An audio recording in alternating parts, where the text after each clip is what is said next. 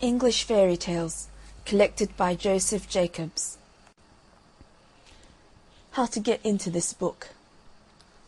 Knock at the knocker on the door, pull the bell at the side. Then, if you are very quiet, you'll hear a teeny tiny voice say through the grating, "Take down the key." This you will find at the back. You cannot mistake it, for it has JJ in the wards. Put the key in the keyhole, which it fits exactly. Unlock the door and walk in. To my dear little May. Preface. Who says that English folk have no fairy tales of their own? The present volume contains only a selection out of some 140, of which I have found traces in this country. It is probable that many more exist. A quarter of the tales in this volume have been collected during the last 10 years or so, and some of them have not been hitherto published. Up to 1870, it was equally said of France and of Italy that they possessed no folk tales. Yet within 15 years from that date, over 1,000 tales had been collected in each country.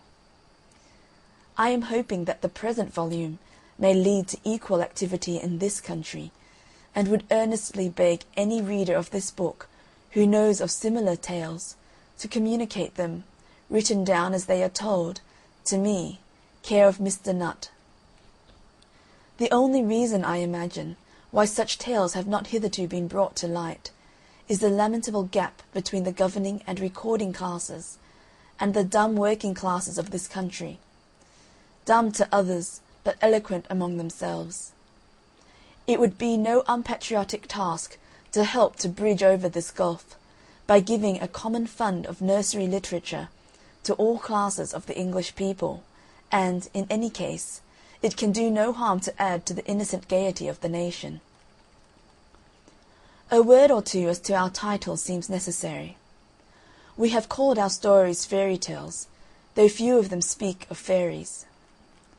The same remark applies to the collection of the Brothers Grimm, and to all the other European collections, which contain exactly the same classes of tales as ours. Yet our stories are what the little ones mean when they clamour for fairy tales, and this is the only name which they give to them. One cannot imagine a child saying, "Tell us a folk tale, nurse," or "Another nursery tale, please, grandma." As our book is intended for the little ones, we have indicated its contents by the name they use. The words fairy tales must accordingly be taken to include tales in which occurs something fairy, something extraordinary, fairies, giants, dwarfs, speaking animals. It must be taken also to cover tales in which what is extraordinary is the stupidity of some of the actors. Many of the tales in this volume, as in similar collections for other European countries, are what the folklorists call drolls. They serve to justify the title of Merry England, which used to be given to this country of ours, and indicate unsuspected capacity for fun and humour among the unlettered classes. The story of Tom Tit Tot, which opens our collection, is unequalled among all other folk tales I am acquainted with, for its combined sense of humour and dramatic power. The first adjective of our title also needs a similar extension of its meaning. I have acted on Moliere's principle, and have taken what was good wherever I could find it. Thus, a couple of these stories have been found among descendants of English immigrants in America. A couple of others I tell as I heard them myself in my youth in Australia. One of the best was taken down from the mouth of an English gypsy. I have also included some stories that have only been found in Lowland Scotch.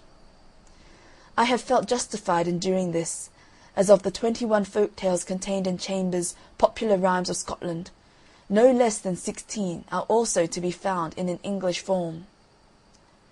With the folk tale, as with the ballad, Lowland Scotch may be regarded as simply a dialect of English, and it is a mere chance whether a tale is extant in one or other, or both. I have also rescued and retold a few fairy tales that only exist nowadays in the form of ballads. There are certain indications that the common form of the English fairy tale was the cante fable, a mixture of narrative and verse, of which the most illustrious example in literature is Aucassin and Nicolette. In one case I have endeavoured to retain this form, as the tale in which it occurs, Childe Rowland, is mentioned by Shakespeare in King Lear, and is probably, as I have shown, the source of Milton's Comus. Late, as they have been collected, some dozen of the tales can be traced back to the 16th century, 2 of them being quoted by Shakespeare himself. In the majority of instances, I have had largely to rewrite these fairy tales, especially those in dialect, including the Lowland Scotch. Children, and sometimes those of larger growth, will not read dialect. I have also had to reduce the flatulent phraseology of the 18th century chapbooks, and to rewrite in simpler style the stories only extant in literary English. I have, however, left a few vulgarisms in the mouths of vulgar people. Children appreciate the dramatic propriety of this as much as their elders. Generally speaking, it has been my ambition to write as a good old nurse will speak when she tells fairy tales. I am doubtful as to my success in catching the colloquial romantic tone appropriate for such narratives, but the thing had to be done, or else my main object, to give a book of English fairy tales, which English children will listen to, would have been unachieved. This book is meant to be read aloud, and not merely taken in by the eye. In a few instances I have introduced or changed an incident. I have never done so, however, without mentioning the fact in the notes.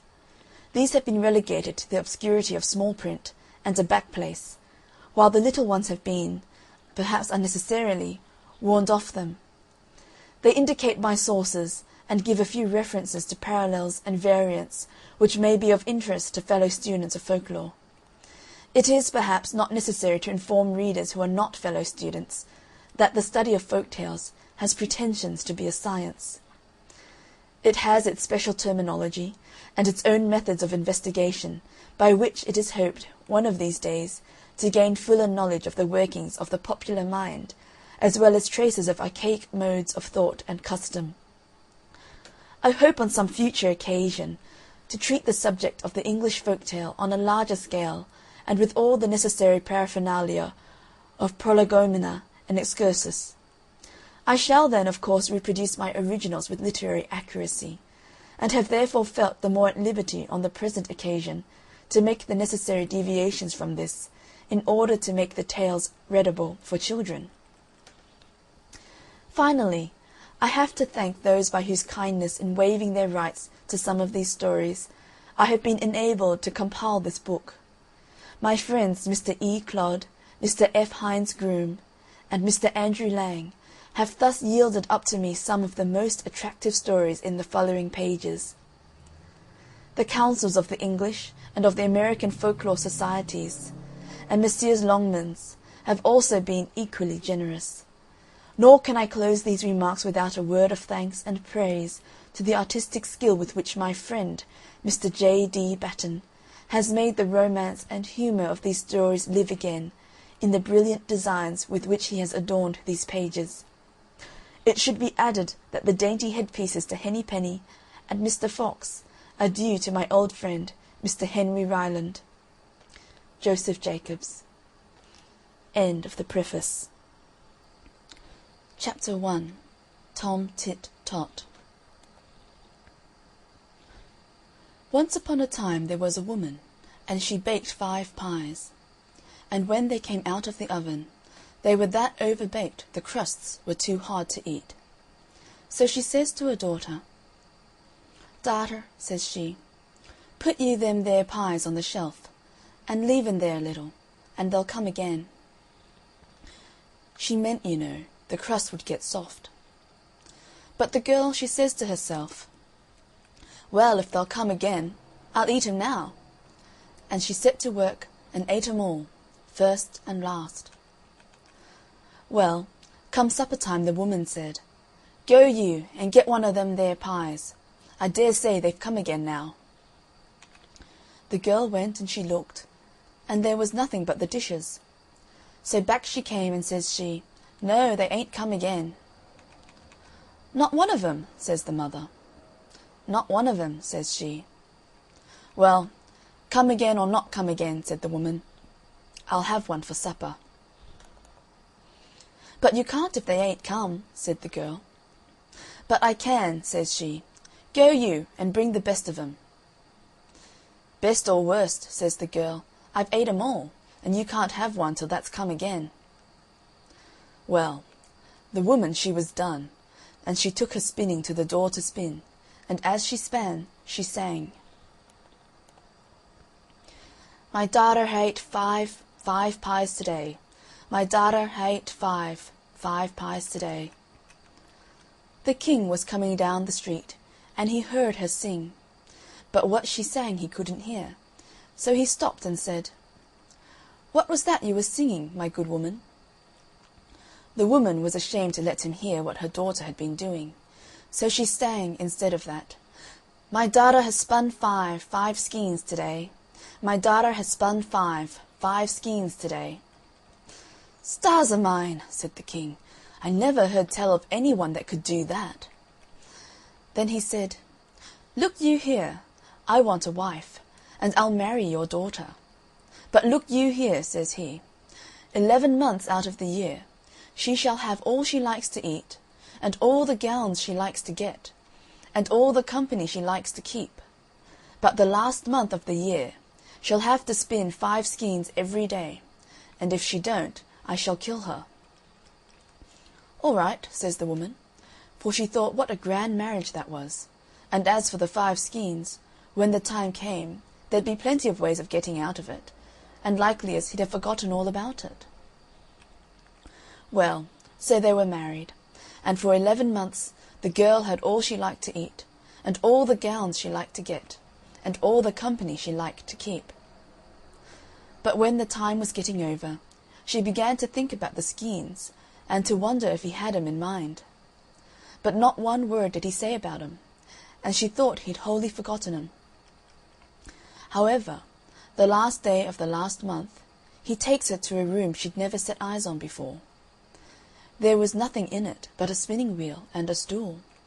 And says he, "Now, my dear, here you'll be shut in to-morrow with some victuals and some flax, and if you haven't spun 5 skeins by the night, your head'll go off." And away he went about his business. Well, she was that frightened. She'd always been such a gatless girl that she didn't so much as know how to spin, and what was she to do to-morrow with no one to come nigh her to help her? She sat down on a stool in the kitchen, and lor, how she did cry.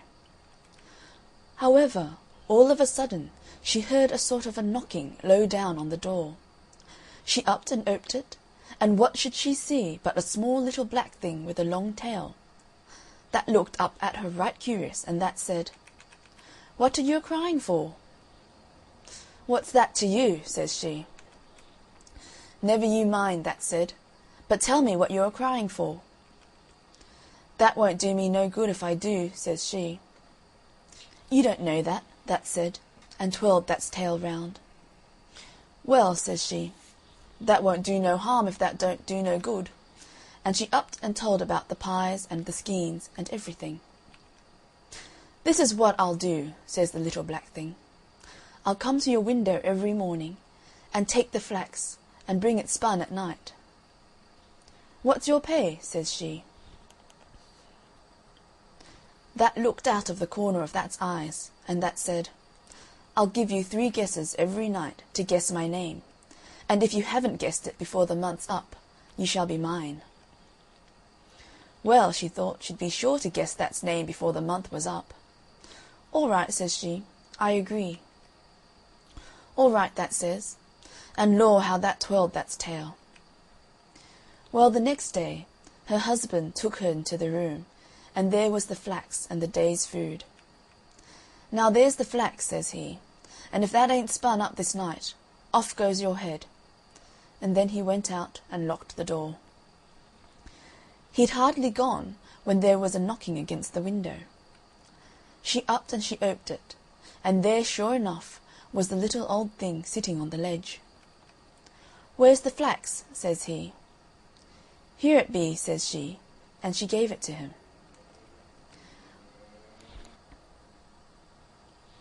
Well, come the evening, a knocking came again to the window. She upped and she oped it, and there was the little old thing with 5 skeins of flax on his arm. "Here it be," says he, and he gave it to her. "Now what's my name?" says he. "What, is that Bill?" says she.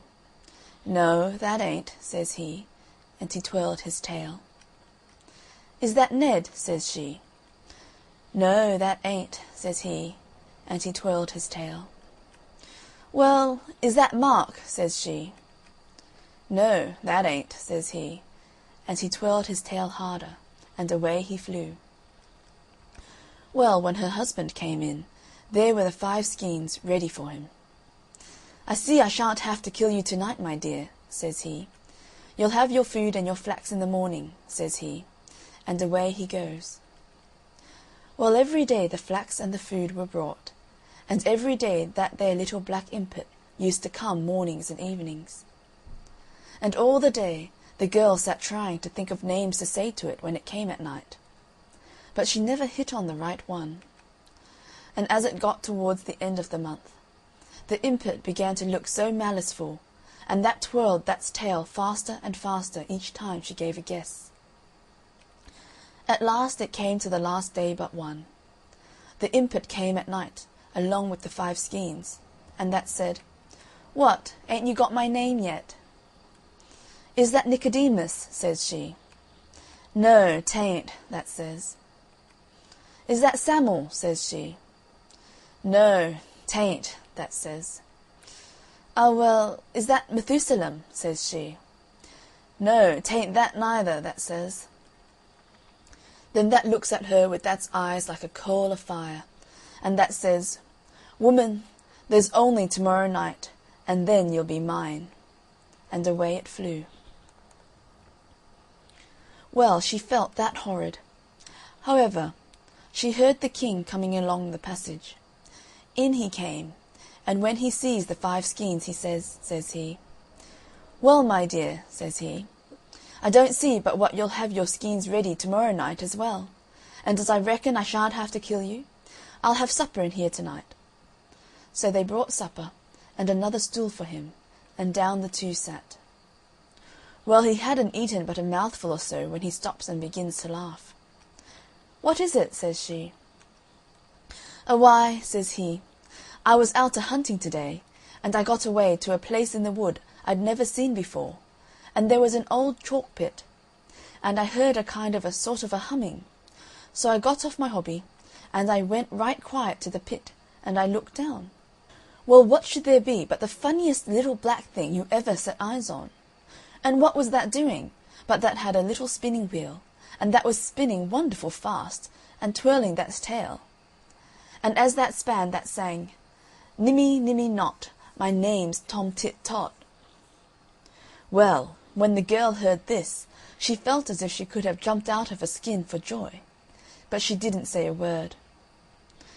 Next day, that there little thing looked so maliceful when he came for the flax. And when night came, she heard that knocking against the window panes. She oped the window, and that come right in on the ledge. That was grinning from ear to ear, and that's tail was twirling round so fast. "What's my name?" that says, as that gave her the skeins. "Is that Solomon?" she says, pretending to be afeard. "No, 'tain't," that says, and that came further into the room.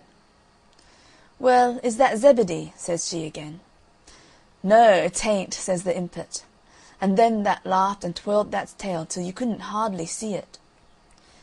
"Take time, woman," that says, "next guess, and you're mine." And that stretched out that's black hands at her.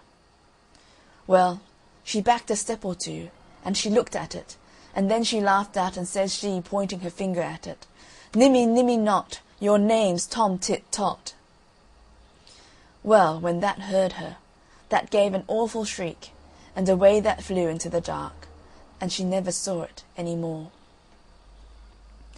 End Chapter 1. Tom Tit Tot. Chapter 2. The Three Sillies.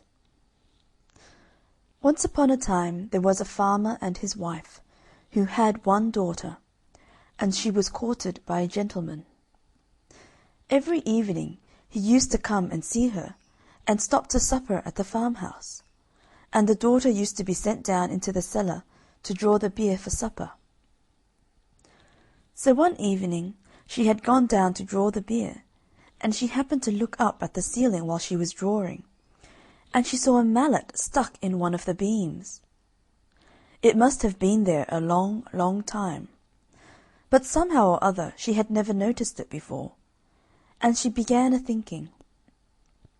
And she thought it was very dangerous to have that mallet there, for she said to herself, "Suppose him and me was to be married, and we was to have a son, and he was to grow up to be a man, and come down into the cellar to draw the beer, like as I'm doing now, and the mallet was to fall on his head and kill him. What a dreadful thing it would be!" And she put down the candle and the jug, and sat herself down and began a-crying. Well, they began to wonder upstairs how it was that she was so long drawing the beer, and her mother went down to see after her, and she found her sitting on the settle crying, and the beer running over the floor. "Why, whatever is the matter?" said her mother. "Oh, mother," says she, "look at that horrid mallet. Suppose we was to be married, and was to have a son, and he was to grow up, and was to come down to the cellar to draw the beer, and the mallet was to fall on his head and kill him. What a dreadful thing it would be!" "Dear, dear, what a dreadful thing it would be!" said the mother, and she sat her down aside of the daughter, and started a-crying too. Then after a bit the father began to wonder that they didn't come back, and he went down into the cellar to look after them himself, and there they two sat a-crying, and the beer running all over the floor. "Whatever is the matter?" says he. "Why," says the mother, "look at that horrid mallet. Just suppose if our daughter and her sweetheart was to be married, and was to have a son, and he was to grow up, and was to come down into the cellar to draw the beer, and the mallet was to fall on his head and kill him. What a dreadful thing it would be!"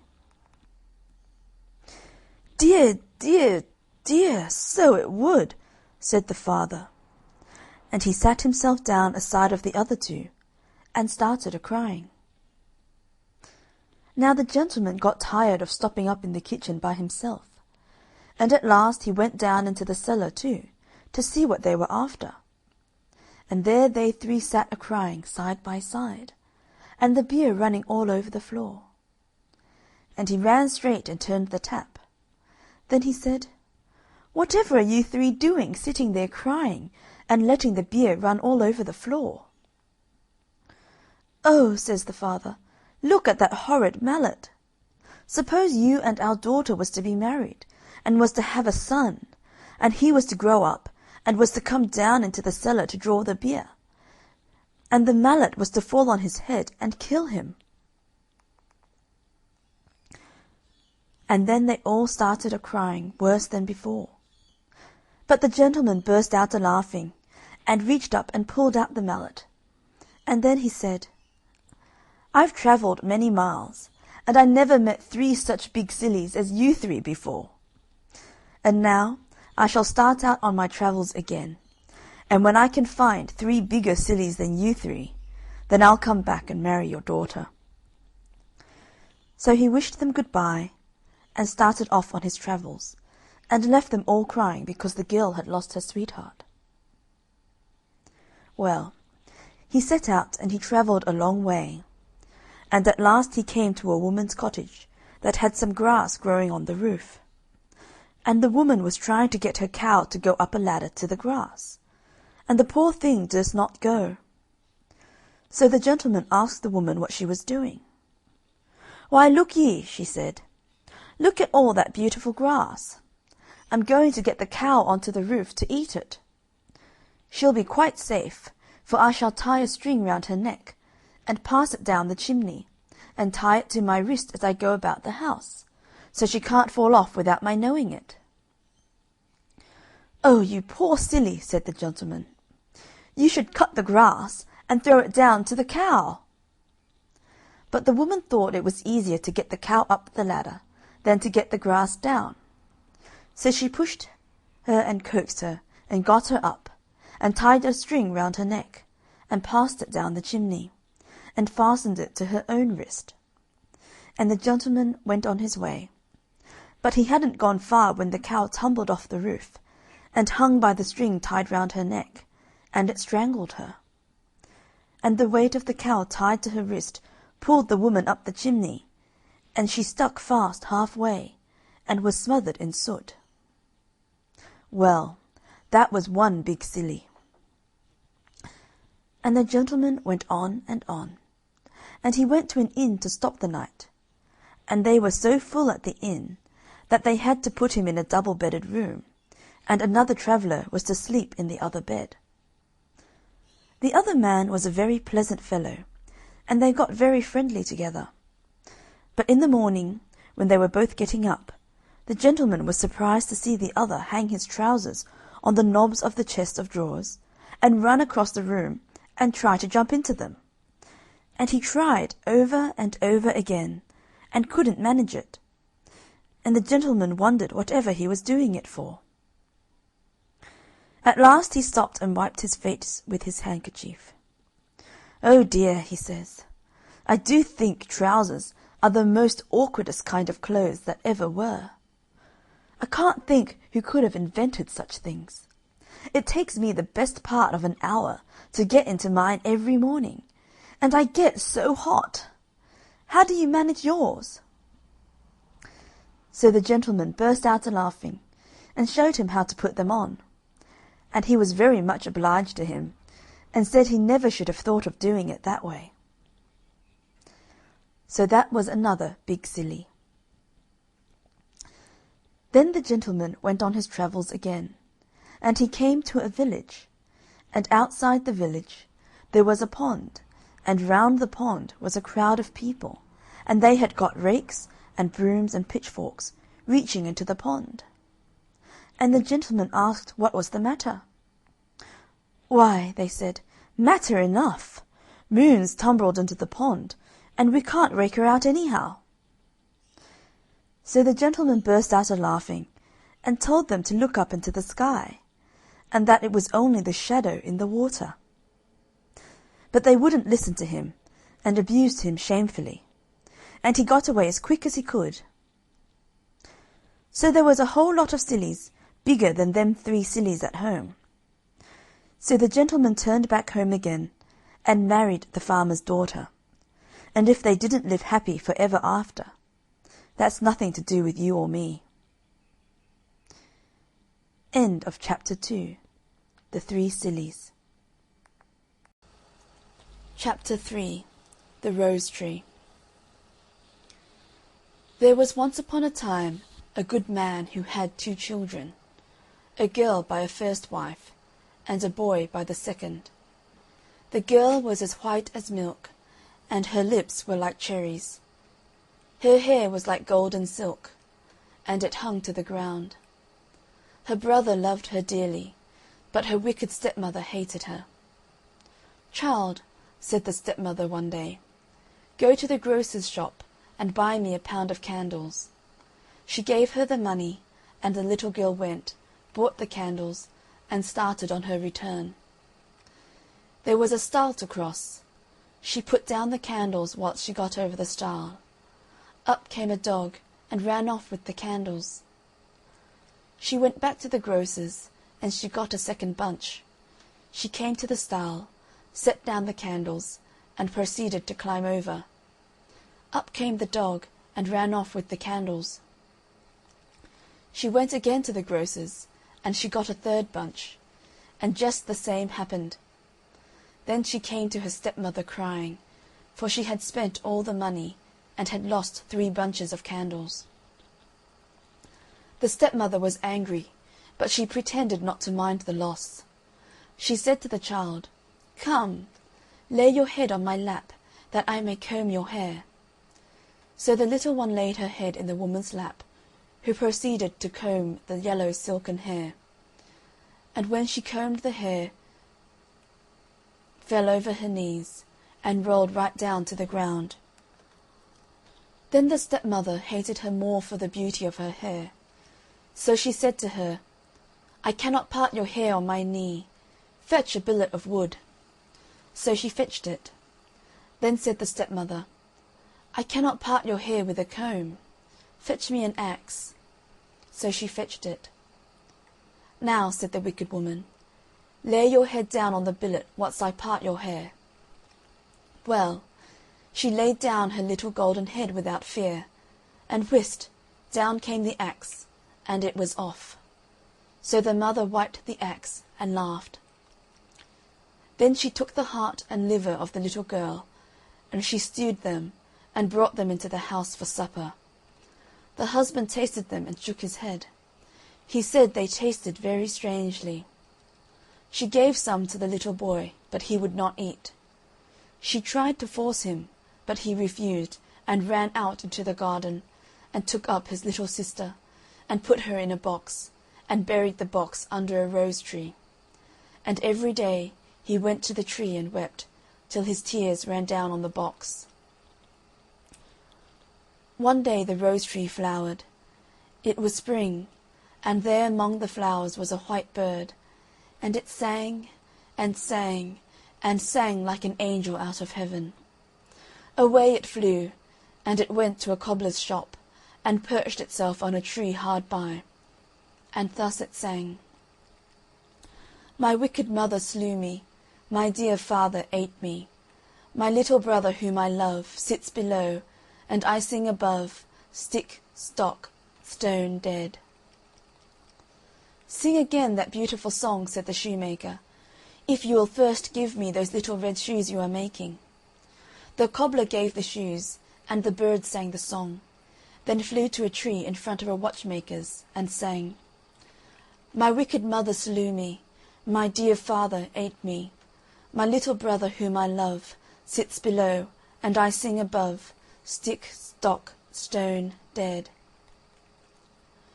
"Oh, the beautiful song! Sing it again, sweet bird," asked the watchmaker. "If you will give me first that gold watch and chain in your hand." The jeweller gave the watch and chain. The bird took it in one foot, the shoes in the other, and, after having repeated the song, flew away to where 3 millers were picking a millstone. The bird perched on a tree and sang: "My wicked mother slew me, my dear father ate me, my little brother whom I love sits below, and I sing above, stick." Then one of the men put down his tool and looked up from his work. "Stock."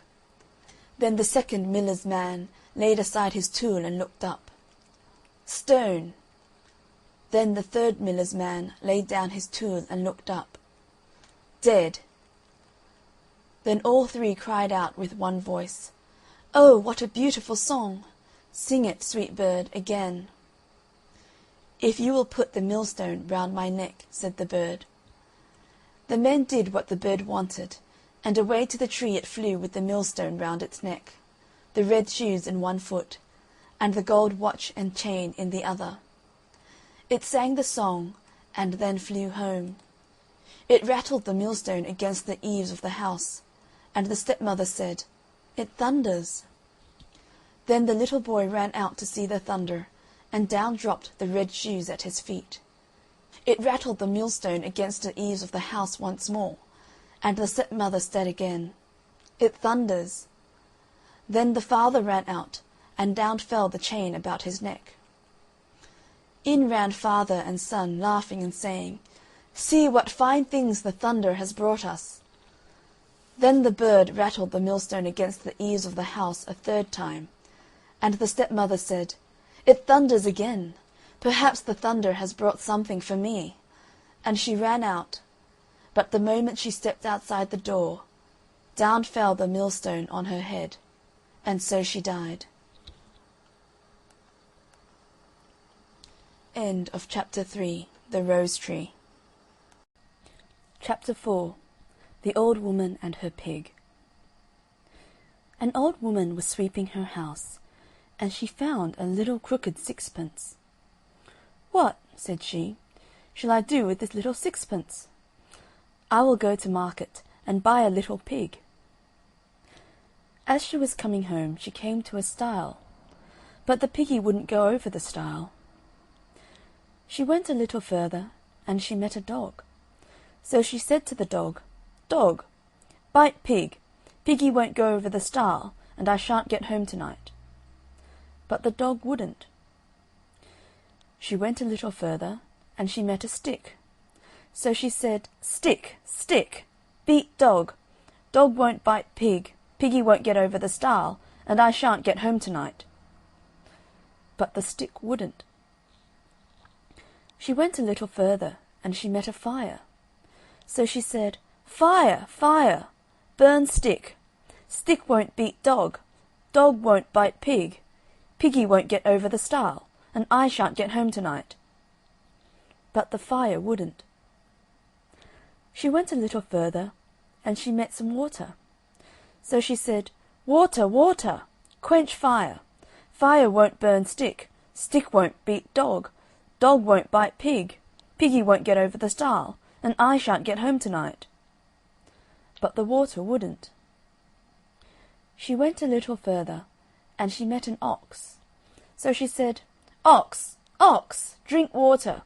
Water won't quench fire. Fire won't burn stick. Stick won't beat dog. Dog won't bite pig. Piggy won't get over the stile, and I shan't get home tonight."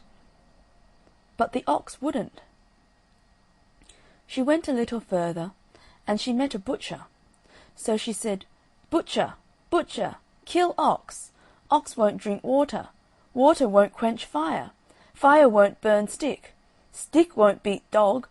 Dog won't bite pig. Piggy won't get over the stile, and I shan't get home tonight." But the butcher wouldn't. She went a little further, and she met a rope. So she said, "Rope, rope, hang butcher. Butcher won't kill ox. Ox won't drink water. Water won't quench fire. Fire won't burn stick. Stick won't beat dog. Dog won't bite pig. Piggy won't get over the stile, and I shan't get home tonight." But the rope wouldn't. She went a little further, and she met a rat. So she said, "Rat, rat, gnaw rope. Rope won't hang butcher. Butcher won't kill ox. Ox won't drink water. Water won't quench fire. Fire won't burn stick. Stick won't beat dog. Dog won't bite pig. Piggy won't get over the stile, and I shan't get home tonight."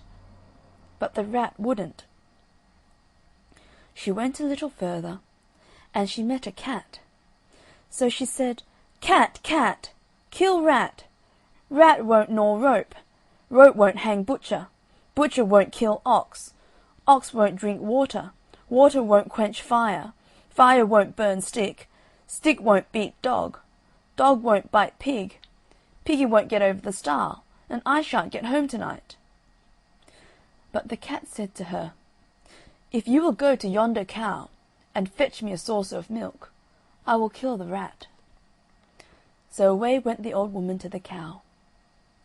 But the cow said to her, "If you will go to yonder haystack, and fetch me a handful of hay, I'll give you the milk." So away went the old woman to the haystack, and she brought the hay to the cow. As soon as the cow had eaten the hay, she gave the old woman the milk, and away she went with it in a saucer to the cat. As soon as the cat had lapped up the milk, the cat began to kill the rat. The rat began to gnaw the rope. The rope began to hang the butcher. The butcher began to kill the ox. The ox began to drink the water. The water began to quench the fire. The fire began to burn the stick. The stick began to beat the dog. The dog began to bite the pig. The little pig in a fright jumped over the stile, and so the old woman got home that night. End of Chapter 4. The Old Woman and Her Pig. Chapter 5. How Jack went to seek his fortune. Once on a time there was a boy named Jack, and one morning he started to go and seek his fortune. He hadn't gone very far before he met a cat. "Where are you going, Jack?" said the cat. "I am going to seek my fortune." "May I go with you?" "Yes," said Jack. "The more the merrier." So on they went, jiggelty-jolt, jiggelty-jolt. They went a little further, and they met a dog. "Where are you going, Jack?" said the dog. "I am going to seek my fortune." "May I go with you?" "Yes," said Jack, "the more the merrier." So on they went, jiggelty-jolt, jiggelty-jolt. They went a little further, and they met a goat.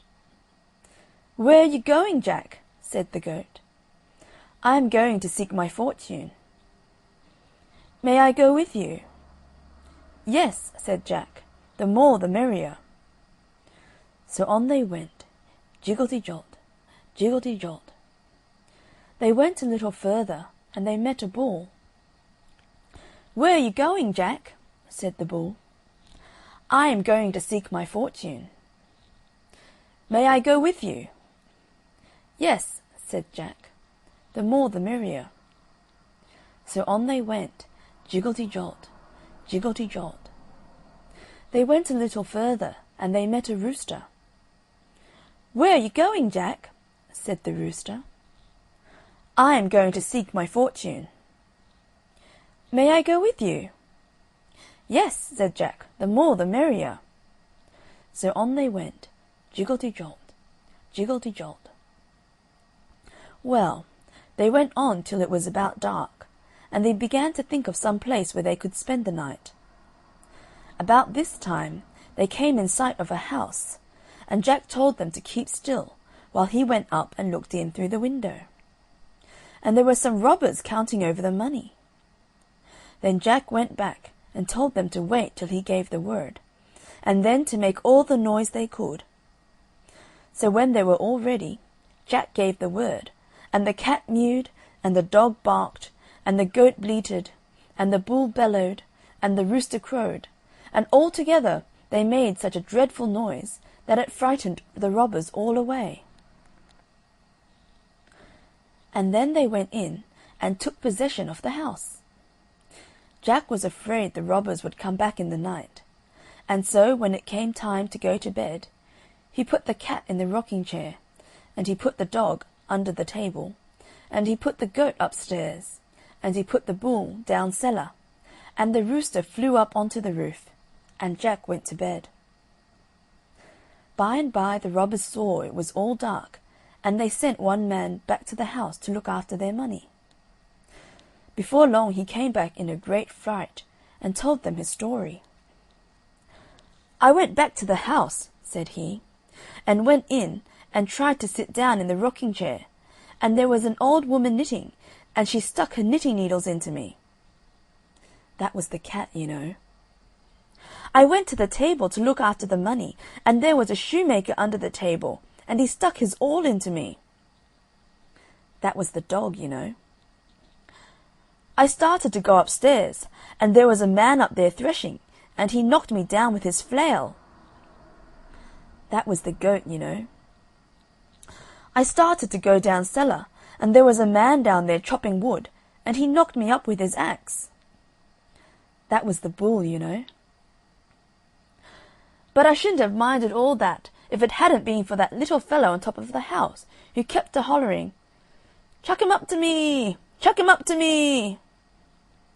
Of course, that was the cock-a-doodle-doo. End of Chapter 5. How Jack went to seek his fortune. Chapter 6. Mr. Vinegar. Mr. and Mrs. Vinegar lived in a vinegar bottle.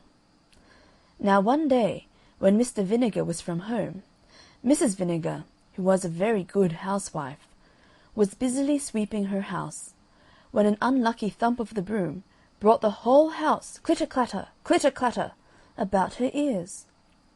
In an agony of grief, she rushed forth to meet her husband. On seeing him she exclaimed, "Oh, Mr. Vinegar, Mr. Vinegar, we are ruined! I have knocked the house down, and it is all to pieces." Mr. Vinegar then said, "My dear, let us see what can be done. Here is the door. I will take it on my back, and we will go forth to seek our fortune." They walked all that day, and at nightfall entered a thick forest. They were both very, very tired, and Mr. Vinegar said, "My love, I will climb up into a tree, drag up the door, and you shall follow." He accordingly did so, and they both stretched their weary limbs on the door, and fell fast asleep. In the middle of the night, Mr. Vinegar was disturbed by the sound of voices underneath, and to his horror and dismay found that it was a band of thieves met to divide their booty. "Here, Jack," said one, "here's £5 for you. Here, Bill, here's £10 for you. Here, Bob, here's £3 for you." Mr. Vinegar could listen no longer. His terror was so great that he trembled and shook down the door on their heads. Away scampered the thieves, but Mr. Vinegar dared not quit his retreat till broad daylight. He then scrambled out of the tree, and went to lift up the door. What did he see but a number of golden guineas? "Come down, Mrs. Vinegar," he cried. "Come down, I say!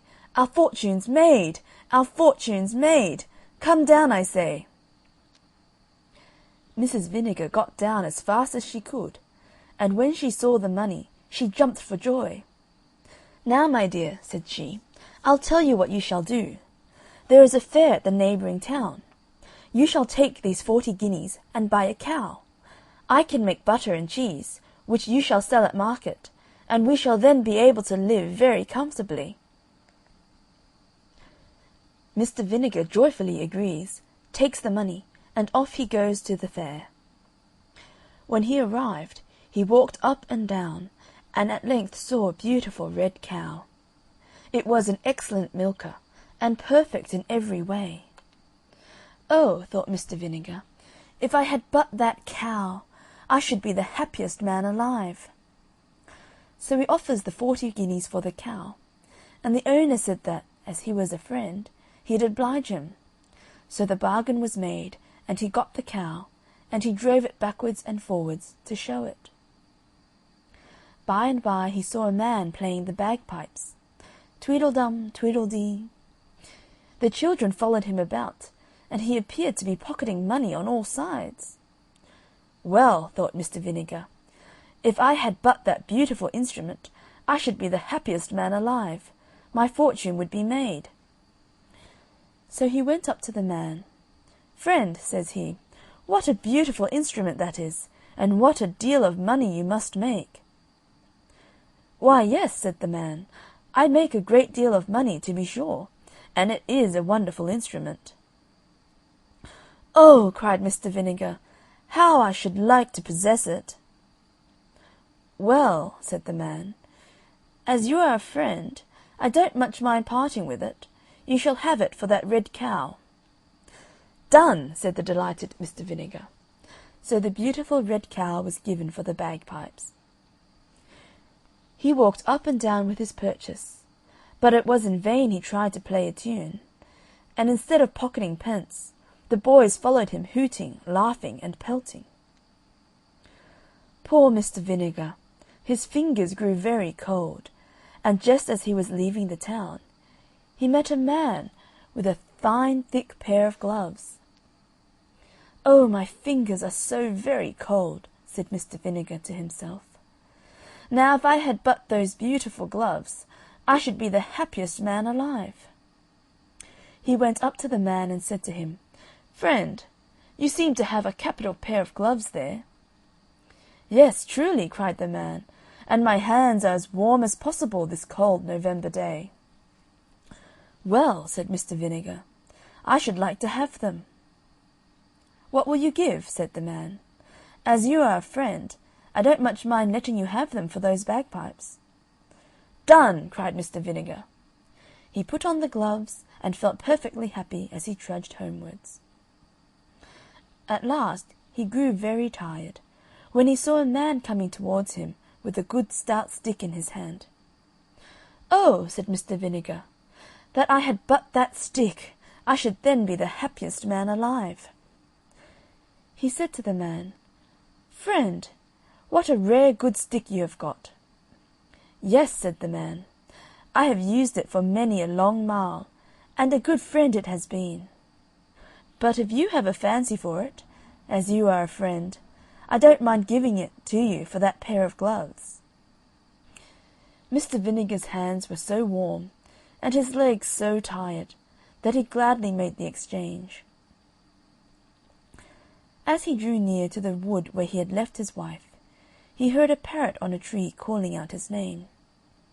"Mr. Vinegar, you foolish man, you blockhead, you simpleton, you went to the fair, and laid out all your money in buying a cow. Not content with that, you changed it for bagpipes on which you could not play, and which were not worth 1/10 of the money.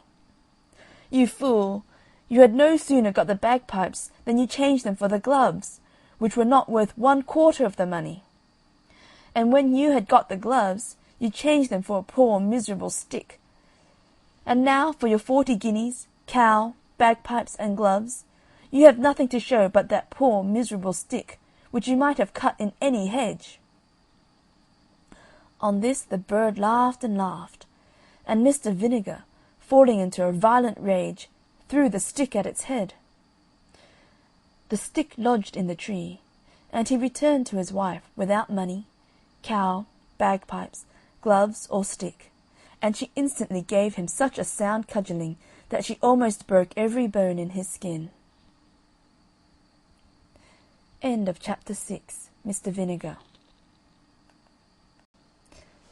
Chapter 7. Nix, Nought, Nothing. There once lived a king and a queen, as many a one has been. They were long married and had no children.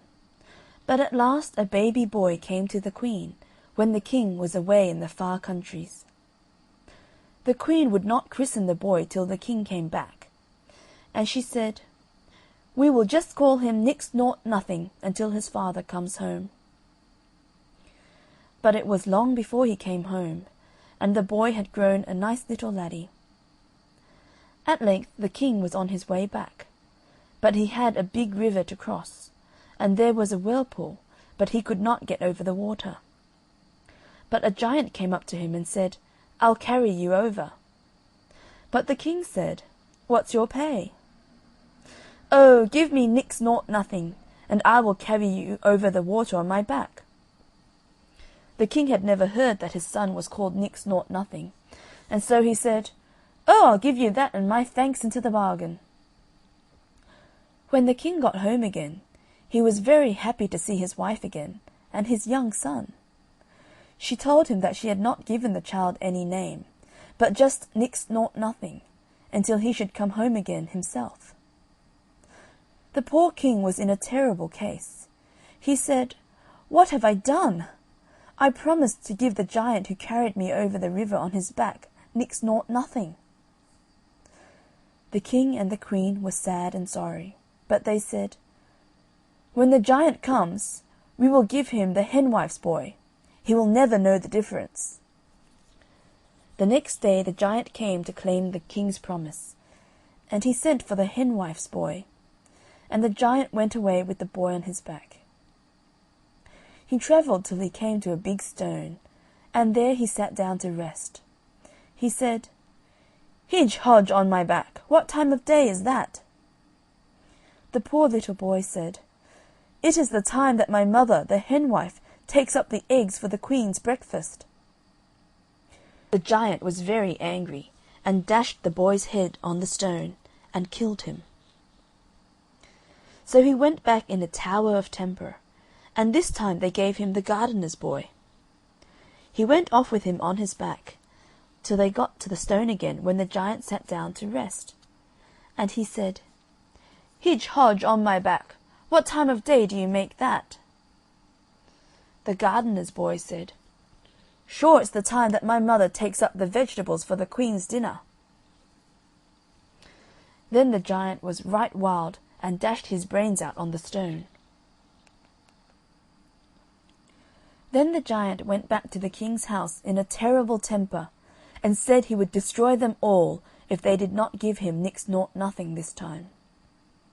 They had to do it, and when he came to the big stone the giant said, "What time of day is that?" Nix Nought Nothing said, "It is the time that my father the king will be sitting down to supper." The giant said, "I've got the right one now," and took Nix Nought Nothing to his own house, and brought him up till he was a man. The giant had a bonny daughter, and she and the lad grew very fond of each other. The giant said one day to Nix Nought Nothing, "I've work for you tomorrow.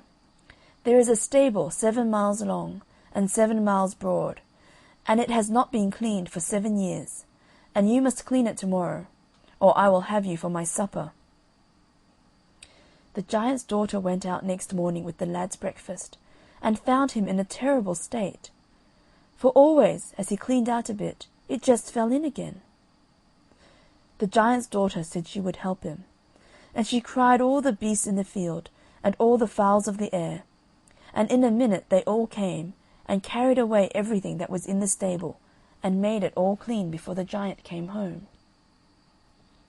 He said, "Shame on the wit that helped you, but I have a worse job for you tomorrow." Then he said to Nix Nought Nothing, "There's a lake 7 miles long, and 7 miles deep, and 7 miles broad, and you must drain it tomorrow by nightfall, or else I'll have you for my supper." Nix Nought Nothing began early next morning, and tried to lave the water with his pail, but the lake was never getting any less, and he didn't know what to do. But the giant's daughter called on all the fish in the sea to come and drink the water, and very soon they drank it dry. When the giant saw the work done, he was in a rage, and said, "I've a worse job for you tomorrow. There is a tree 7 miles high, and no branch on it, till you get to the top, and there is a nest with 7 eggs in it, and you must bring down all the eggs without breaking one, or else I'll have you for my supper." At first the giant's daughter did not know how to help Nix Nought Nothing. She cut off first her fingers and then her toes, and made steps of them, and he clomb the tree, and got all the eggs safe till he came just to the bottom, and then one was broken. So they determined to run away together, and after the giant's daughter had tidied up her hair a bit, and got her magic flask, they set out together as fast as they could run. And they hadn't got but 3 fields away when they looked back and saw the giant walking along at top speed after them. "Quick, quick!" called out the giant's daughter. "Take my comb from my hair and throw it down." Nix Nought Nothing took her comb from her hair and threw it down, and out of every one of its prongs there sprung up a fine thick briar in the way of the giant. You may be sure it took him a long time to work his way through the briar bush, and by the time he was well through, Nix Nought Nothing and his sweetheart had run on a tidy step away from him. But he soon came along after them, and was just like to catch him up when the giant's daughter called out to Nix Nought Nothing, "Take my hair dagger and throw it down, quick, quick!" So Nix Nought Nothing threw down the hair dagger, and out of it grew as quick as lightning a thick hedge of sharp razors placed criss-cross. The giant had to tread very cautiously to get through all this, and meanwhile the young lovers ran on and on and on, till they were nearly out of sight. But at last the giant was through, and it wasn't long before he was like to catch them up. But just as he was stretching out his hand to catch Nix Nought Nothing, his daughter took out her magic flask and dashed it on the ground. And as it broke, out of it welled a big, big wave that grew and that grew, till it reached the giant's waist, and then his neck, and when it got to his head, he was drowned dead, and dead, and dead indeed. So he goes out of the story. But Nix Nought Nothing fled on till where do you think they came to? Why, to near the castle of Nix-Nought-Nothing's father and mother. But the giant's daughter was so weary that she couldn't move a step further. So Nix-Nought-Nothing told her to wait there while he went and found out a lodging for the night. And he went on towards the lights of the castle, and on the way he came to the cottage of the henwife, whose boy had had his brains dashed out by the giant. Now she knew Nix-Nought-Nothing in a moment, and hated him because he was the cause of her son's death. So when he asked his way to the castle, she put a spell upon him. And when he got to the castle, no sooner was he let in than he fell down dead asleep upon a bench in the hall.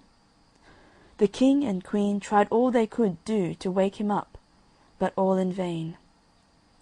So the king promised that if any lady could wake him up, she should marry him. Meanwhile, the giant's daughter was waiting and waiting for him to come back, and she went up into a tree to watch for him. The gardener's daughter, going to draw water in the well, saw the shadow of the lady in the water, and thought it was herself, and said, "If I'm so bonny, if I'm so brave, why do you send me to draw water?" So she threw down her pail, and went to see if she could wed the sleeping stranger. And she went to the henwife, who taught her an unspelling catch, which would keep Nix-Nought-Nothing awake as long as the gardener's daughter liked. So she went up to the castle and sang her catch, and Nix-Nought-Nothing was wakened for a bit, and they promised to wed him to the gardener's daughter.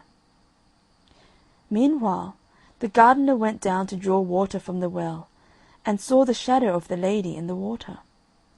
So he looks up and finds her, and he brought the lady from the tree, and led her into his house.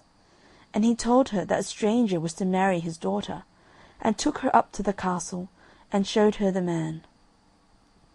And it was Nix-Nought-Nothing asleep in a chair. And she saw him, and cried to him, "Waken, waken, and speak to me."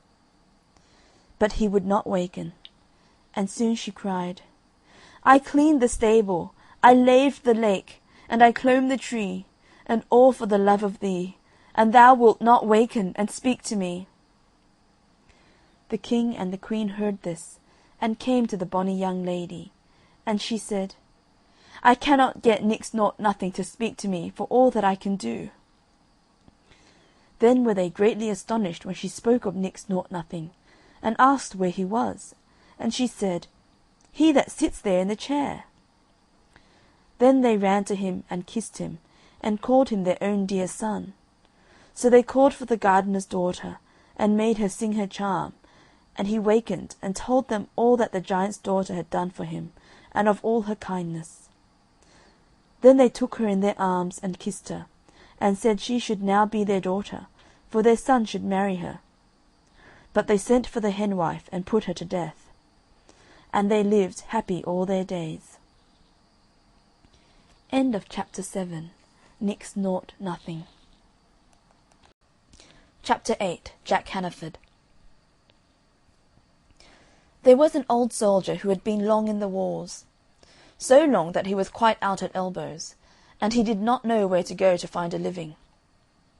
So he walked up moors, down glens, till at last he came to a farm, from which the good man had gone away to market. The wife of the farmer was a very foolish woman, who had been a widow when he married her. The farmer was foolish enough too, and it is hard to say which of the two was the more foolish. When you've heard my tale, you may decide. Now before the farmer goes to market, says he to his wife, "Here is 10 pounds all in gold. Take care of it till I come home." If the man had not been a fool, he would never have given the money to his wife to keep. Well, off he went in his cart to market, and the wife said to herself, "I will keep the 10 pounds quite safe from thieves." So she tied it up in a rag, and she put the rag up the parlour chimney. "There," said she, "no thieves will ever find it now, that is quite sure." Jack Hannaford, the old soldier, came and rapped at the door. "Who is there?" asked the wife. "Jack Hannaford." "Where do you come from?" "Paradise." Lord a mercy, and maybe you've seen my old man there," alluding to her former husband. "Yes, I have." "And how was he a-doing?" asked the goody. "But middling. He cobbles old shoes, and he has nothing but cabbage for victuals." "Deary me!" exclaimed the woman. "Didn't he send a message to me?" "Yes, he did," replied Jack Hannaford. "He said that he was out of leather, and his pockets were empty, so you were to send him a few shillings to buy a fresh stock of leather." "He shall have them, bless his poor soul!" And away went the wife to the parlour chimney, and she pulled the rag with the 10 pounds in it from the chimney, and she gave the whole sum to the soldier, telling him that her old man was to use as much as he wanted, and to send back the rest. It was not long that Jack waited after receiving the money. He went off as fast as he could. Presently the farmer came home and asked his wife for his money. The wife told him that she had sent it by a soldier to her former husband in Paradise, to buy him leather for cobbling the shoes of the saints and angels of heaven. The farmer was very angry, and he saw that he had never met with such a fool as his wife. But the wife said that her husband was a greater fool for letting her have the money. There was no time to waste words, so the farmer mounted his horse and rode off after Jack Hannaford. The old soldier heard the horse's hoofs clattering on the road behind him, so he knew it must be the farmer pursuing him. He lay down on the ground, and shading his eyes with one hand, looked up into the sky, and pointed heavenwards with the other hand. "What are you about there?" asked the farmer, pulling up.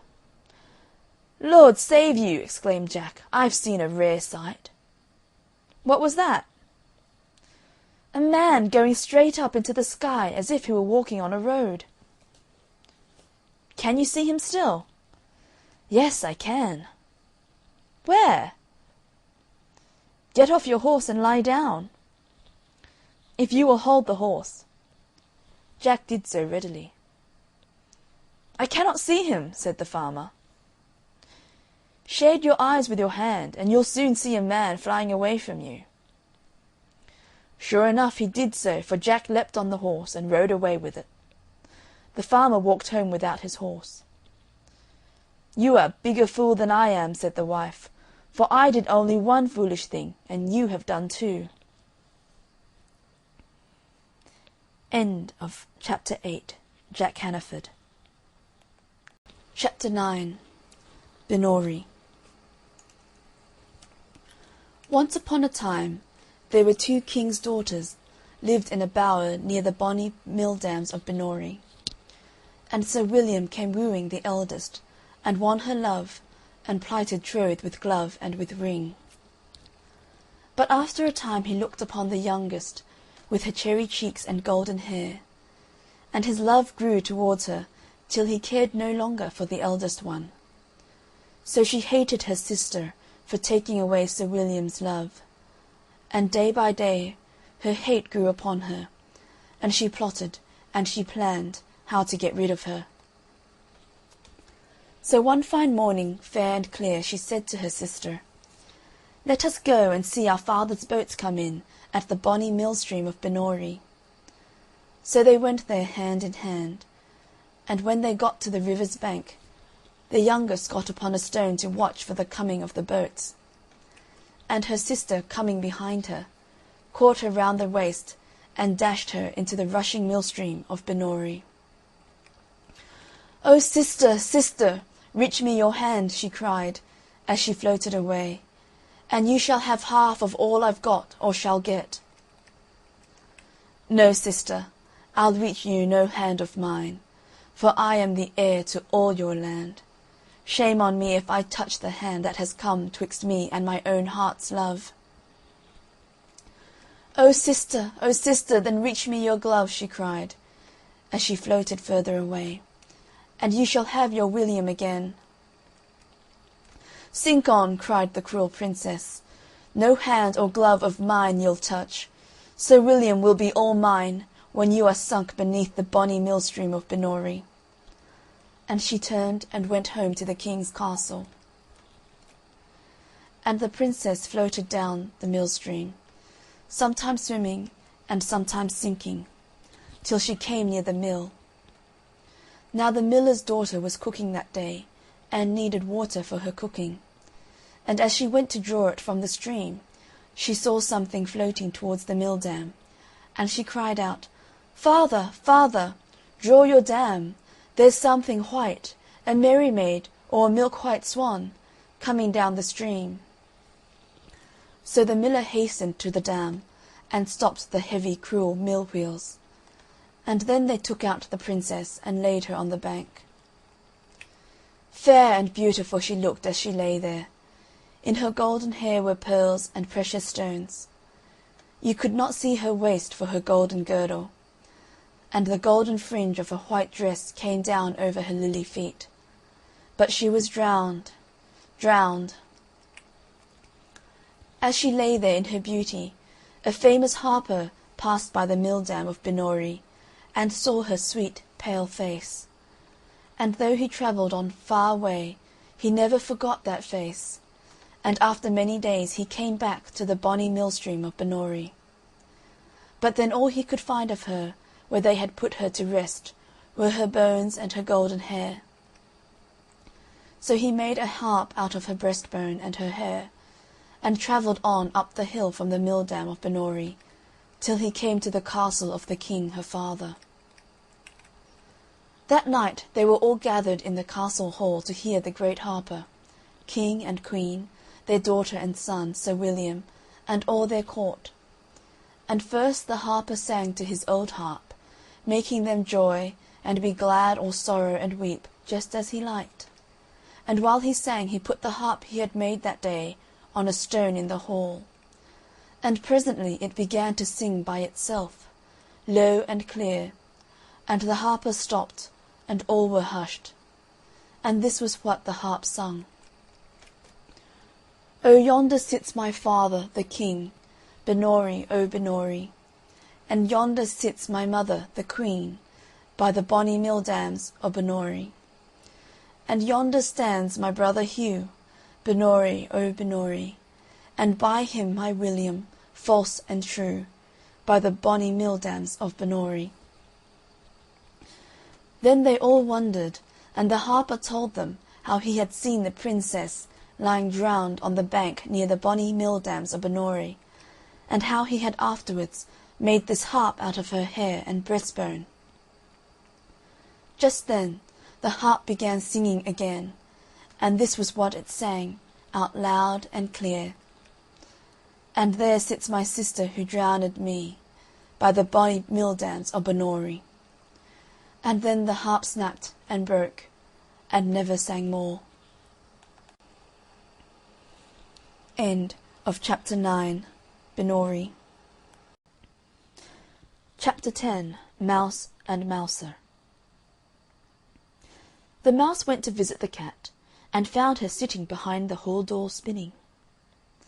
Mouse. "What are you doing, my lady, my lady? What are you doing, my lady?" Cat sharply. "I'm spinning old breeches, good body, good body. I'm spinning old breeches, good body." Mouse. "Long may you wear them, my lady, my lady. Long may you wear them, my lady." Cat gruffly. "I'll wear 'em and tear 'em, good body, good body. I'll wear 'em and tear 'em, good body." Mouse. "I was sweeping my room, my lady, my lady. I was sweeping my room, my lady." Cat. "The cleaner you'd be, good body, good body. The cleaner you'd be, good body." Mouse. "I found a silver sixpence, my lady, my lady. I found a silver sixpence, my lady." Cat. "The richer you were, good body, good body. The richer you were, good body." Mouse. "I went to the market, my lady, my lady. I went to the market, my lady." Cat. "The further you went, good body, good body. The further you went, good body." Mouse.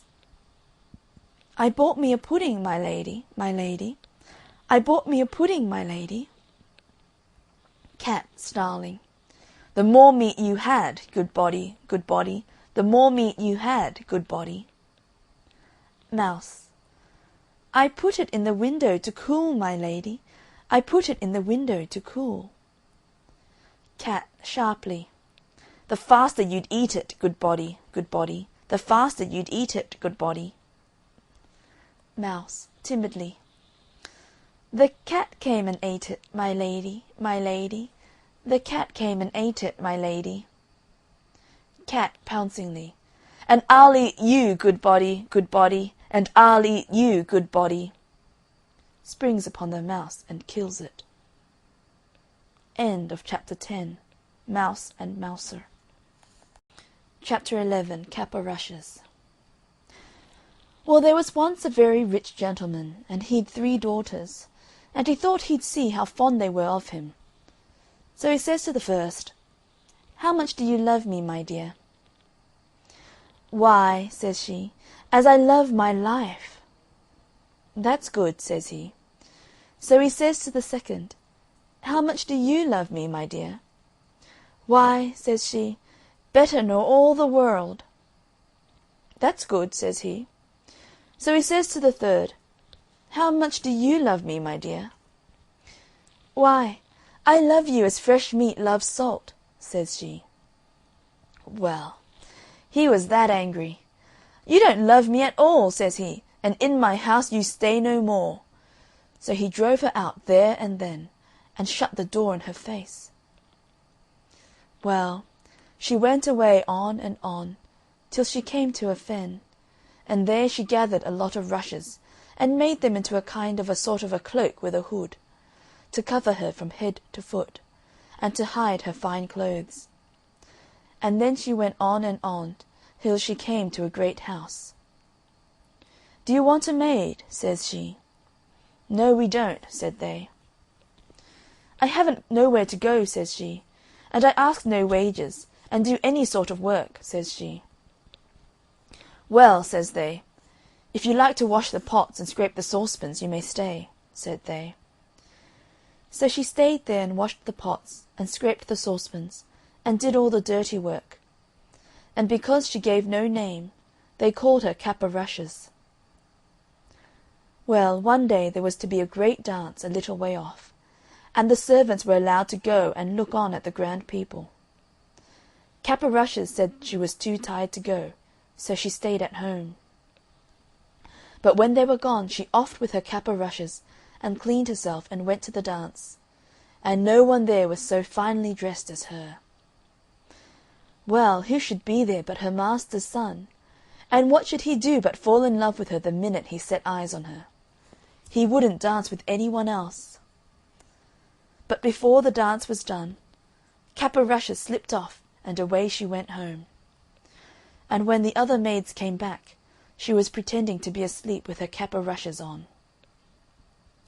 Well, next morning they said to her, "You did miss a sight, Cap-o'-Rushes."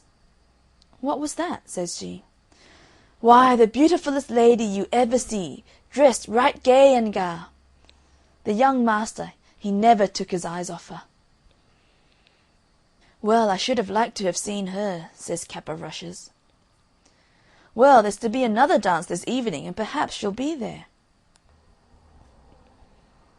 But come the evening, Cap-o'-Rushes said she was too tired to go with them. Howsoever, when they were gone, she offed with her cap-o'-rushes, and cleaned herself, and away she went to the dance. The master's son had been reckoning on seeing her, and he danced with no one else, and never took his eyes off her. But before the dance was over, she slipped off, and home she went, and when the maids came back, she pretended to be asleep with her cap-o'-rushes on. Next day they said to her again, "Well, Cap-o'-Rushes, you should have been there to seen the lady. There she was again, gay and ga, and the young master, he never took his eyes off her."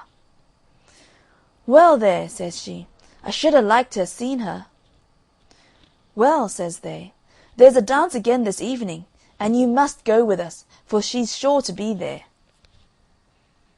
Well, come this evening, Cap-o'-Rushes said she was too tired to go, and do what they would, she stayed at home. But when they were gone, she offed with her cap-o'-rushes, and cleaned herself, and away she went to the dance. The master's son was really glad when he saw her. He danced with none but her, and never took his eyes off her. When she wouldn't tell him her name, nor where she came from, he gave her a ring, and told her if he didn't see her again he should die. Well, before the dance was over, off she slipped, and home she went, and when the maids came home she was pretending to sleep with her cap-o'-rushes on. Well, next day they says to her, "There, cap-o'-rushes, you didn't come last night, and now you won't see the lady, for there's no more dances." "Well, I should have really liked to have seen her," says she. The master's son, he tried every way to find out where the lady was gone, but go where he might, and ask whom he might, he never heard anything about her, and he got worse and worse for the love of her, till he had to keep his bed. "Make some gruel for the young master," they said to the cook. "He's dying for the love of the lady." The cook she set about making it when Cap-o'-Rushes came in. "What are you a-doing of?" says she. "I'm going to make some gruel for the young master," says the cook, "for he's dying for love of the lady." "Let me make it," says Cap-o'-Rushes. Well, the cook wouldn't at first, but at last she said yes, and Cap-o'-Rushes made the gruel. And when she had made it, she slipped the ring into it on the sly, before the cook took it upstairs. The young man he drank it, and then he saw the ring at the bottom. "Send for the cook," says he. So up she comes. "Who made this gruel here?" says he. "I did," says the cook, for she was frightened. And he looked at her.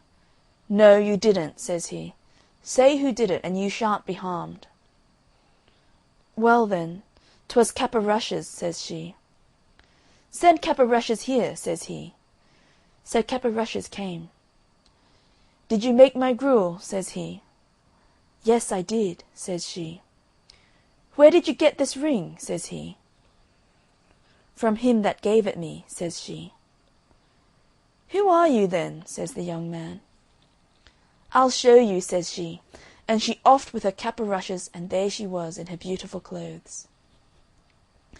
Well, the master's son he got well very soon, and they were to be married in a little time. It was to be a very grand wedding, and every one was asked far and near, and Cap-o'-Rushes' father was asked, but she never told anybody who she was. But before the wedding she went to the cook, and says she, "I want you to dress every dish without a mite o' salt." "That'll be rare nasty," says the cook. "That doesn't signify," says she. "Very well," says the cook.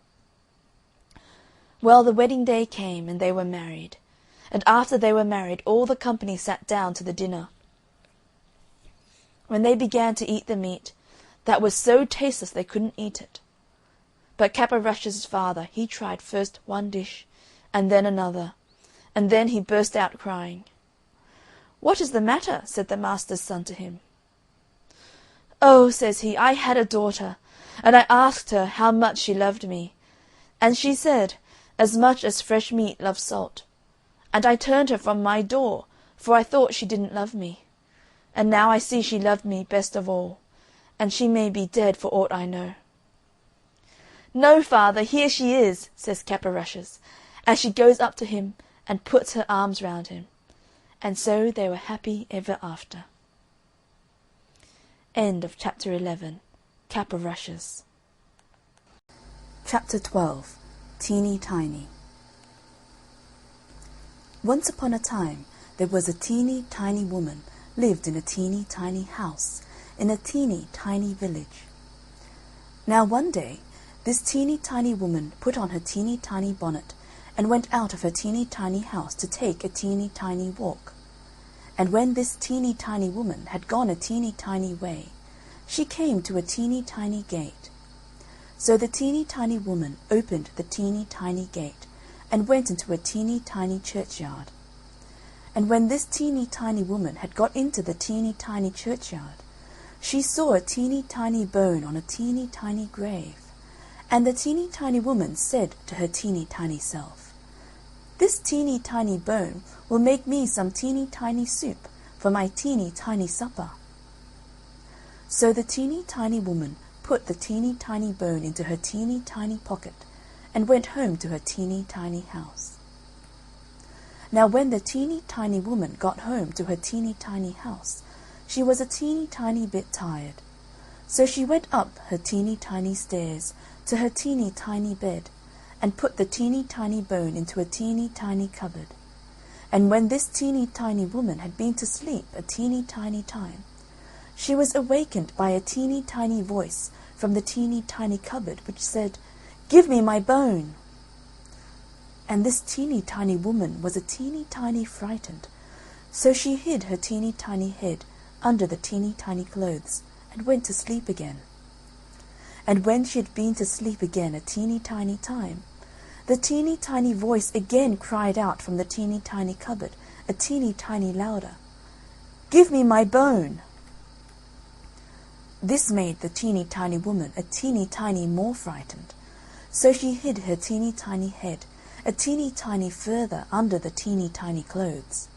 And when the teeny tiny woman had been to sleep again a teeny tiny time, the teeny tiny voice from the teeny tiny cupboard said again a teeny tiny louder, "Give me my bone."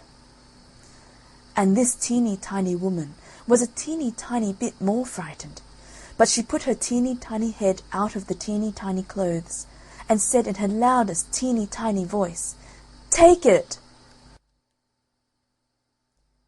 End of chapter 12. Teeny Tiny. Chapter 13. Jack and the Beanstalk.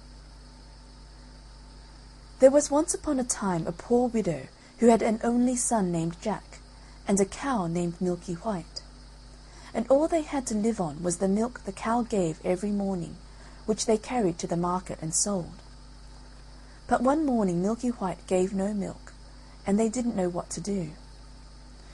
"What shall we do? What shall we do?" said the widow, wringing her hands.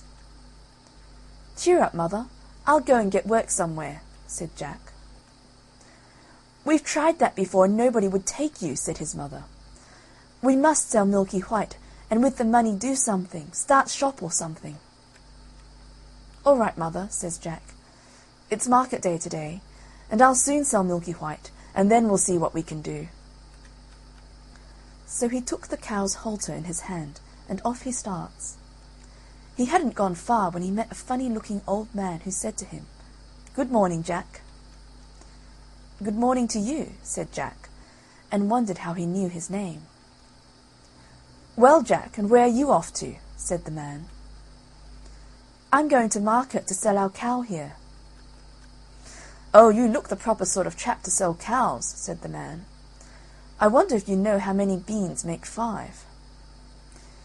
"2 in each hand and 1 in your mouth," says Jack, as sharp as a needle. "Right you are," said the man.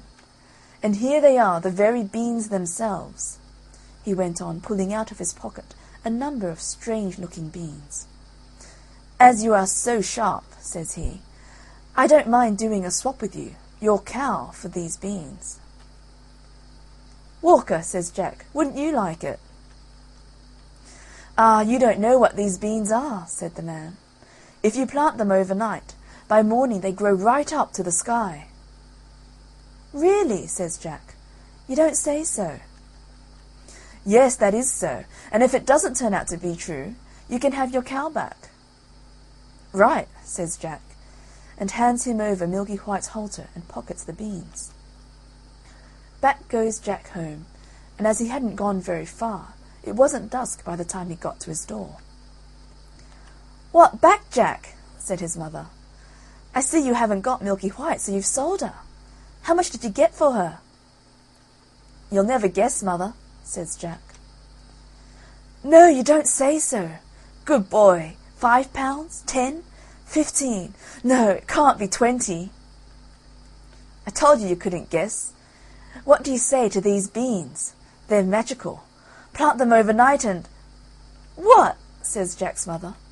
"Have you been such a fool, such a dolt, such an idiot, as to give away my Milky White, the best milker in the parish, and prime beef to boot, for a set of paltry beans?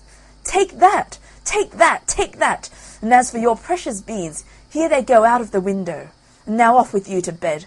Not a sup shall you drink, and not a bit shall you swallow this very night." So Jack went upstairs to his little room in the attic, and sad and sorry he was, to be sure, as much for his mother's sake as for the loss of his supper. At last he dropped off to sleep. When he woke up, the room looked so funny. The sun was shining into part of it, and yet all the rest was quite dark and shady. So Jack jumped up and dressed himself and went to the window. And what do you think he saw? Why, the beans his mother had thrown out of the window into the garden had sprung up into a big beanstalk, which went up and up and up till it reached the sky. So the man spoke truth after all.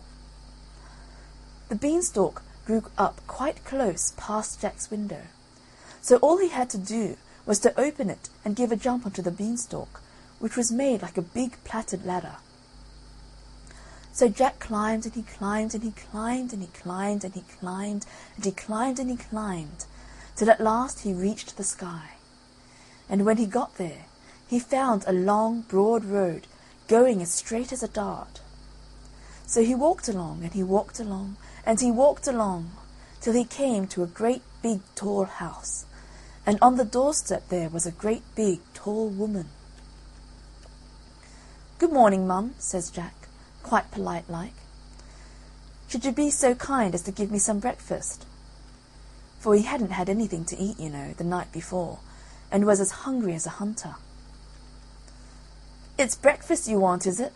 says the great big tall woman. "It's breakfast you'll be if you don't move off from here. My man is an ogre, and there's nothing he likes better than boys broiled on toast. You'd better be moving on, or he'll soon be coming." "Oh, please, Mum, do give me something to eat, Mum. I've had nothing to eat since yesterday morning, really and truly, Mum," says Jack. "I may as well be broiled as die of hunger." Well, the ogre's wife wasn't such a bad sort after all, so she took Jack into the kitchen and gave him a junk of bread and cheese and a jug of milk. But Jack hadn't half finished these when, thump, thump, thump, the whole house began to tremble with the noise of someone coming. "Goodness gracious me, it's my old man," said the ogre's wife. "What on earth shall I do? Here, come quick and jump in here." And she bundled Jack into the oven just as the ogre came in. He was a big one, to be sure. At his belt he had 3 calves strung up by the heels, and he unhooked them and threw them down on the table and said, "Here, wife, broil me a couple of these for breakfast."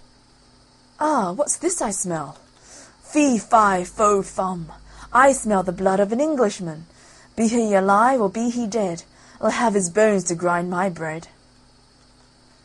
"Nonsense, dear," said his wife, "you're dreaming. Or perhaps you smell the scraps of that little boy you liked so much for yesterday's dinner. Here, go you and have a wash and tidy up, and by the time you come back your breakfast will be ready for you." So the ogre went off, and Jack was just going to jump out of the oven and run off when the woman told him not. "Wait till he's asleep," says she. "He always has a snooze after breakfast." Well, the ogre had his breakfast, and after that he goes to a big chest and takes out of it a couple of bags of gold, and sits down counting them, till at last his head began to nod, and he began to snore till the whole house shook again.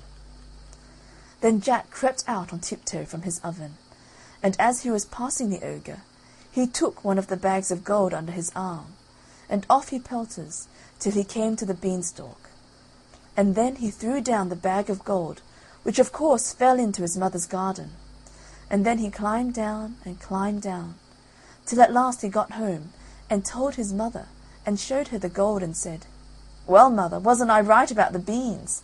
They are really magical, you see." So they lived on the bag of gold for some time, but at last they came to the end of that, so Jack made up his mind to try his luck once more up at the top of the beanstalk. So one fine morning he got up early, and got on to the beanstalk, and he climbed and he climbed, and he climbed and he climbed, and he climbed and he climbed, till at last he had got on the road again, and came to the great big tall house he had been to before. There, sure enough, was the great big tall woman a-standing on the doorstep. "Good morning, mum," says Jack, as bold as brass. "Could you be so good as to give me something to eat?" "Go away, my boy," said the big tall woman, "or else my man will eat you up for breakfast. But aren't you the youngster who came here once before? Do you know, that very day my man missed one of his bags of gold?" "That's strange, mum," says Jack. "I dare say I could tell you something about that, but I'm so hungry I can't speak till I've had something to eat." Well, the big tall woman was that curious that she took him in and gave him something to eat. But he had scarcely began munching it, as slowly as he could, when thump, thump, thump, they heard the giant's footstep, and his wife hid Jack away in the oven. All happened as it did before.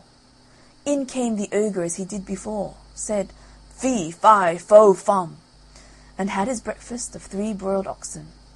Then he said, "Wife, bring me the hen that lays the golden eggs." So she brought it, and the ogre said, "Lay," and it laid an egg all of gold. And then the ogre began to nod his head, and to snore till the house shook. Then Jack crept out of the oven on tiptoe, and caught hold of the golden hen, and was off before you could say Jack Robinson. But this time the hen gave a cackle which woke the ogre, and just as Jack got out of the house he heard him calling, "Wife, wife, what have you done with my golden hen?"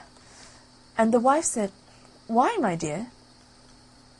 But that was all Jack heard, for he rushed off to the beanstalk, and climbed down like a house on fire. And when he got home he showed his mother the wonderful hen, and said, "Lay," to it. And it laid a golden egg every time he said lay. Well, Jack was not content, and it wasn't very long before he determined to have another try at his luck up there at the top of the beanstalk. So one fine morning he got up early, and went on to the beanstalk. And he climbed, and he climbed, and he climbed, and he climbed, till he got to the top. But this time he knew better than to go straight to the ogre's house. And when he got near it, he waited behind a bush, till he saw the ogre's wife come out with a pail to get some water. And then he crept into the house, and got into the copper. He hadn't been there long when he heard thump, thump, thump, as before, and in come the ogre and his wife. "Fee, fi, fo, fum, I smell the blood of an Englishman," cried out the ogre. "I smell him, wife, I smell him." "Do you, my dearie?" says the ogre's wife. "Then if it's that little rogue that stole your gold, and the hen that laid the golden eggs, he's sure to have got into the oven." And they both rushed to the oven, but Jack wasn't there, luckily. And the ogre's wife said, "There you are again with your fee, fi, fo, fum. Why, of course it's the laddie you caught last night that I've broiled for your breakfast. How forgetful I am, and how careless you are not to tell the difference between a live un and a dead un." So the ogre sat down to the breakfast and ate it. But every now and then he would mutter, "Well, I could have sworn," and he'd get up and search the larder and the cupboards and everything, only luckily he didn't think of the copper. After breakfast was over, the ogre called out, "Wife, wife, bring me my golden harp." So she brought it and put it on the table before him. Then he said, "Sing," and the golden harp sang most beautifully, and it went on singing till the ogre fell asleep, and commenced to snore like thunder. Then Jack lifted up the copper lid very quietly, and got down like a mouse, and crept on hands and knees, till he got to the table, when he got up, and caught hold of the golden harp, and dashed with it towards the door. But the harp called out quite loud, "Master, master!" and the ogre woke up just in time to see Jack running off with his harp. Jack ran as fast as he could, and the ogre came rushing after, and would soon have caught him, only Jack had a start, and dodged him a bit, and knew where he was going.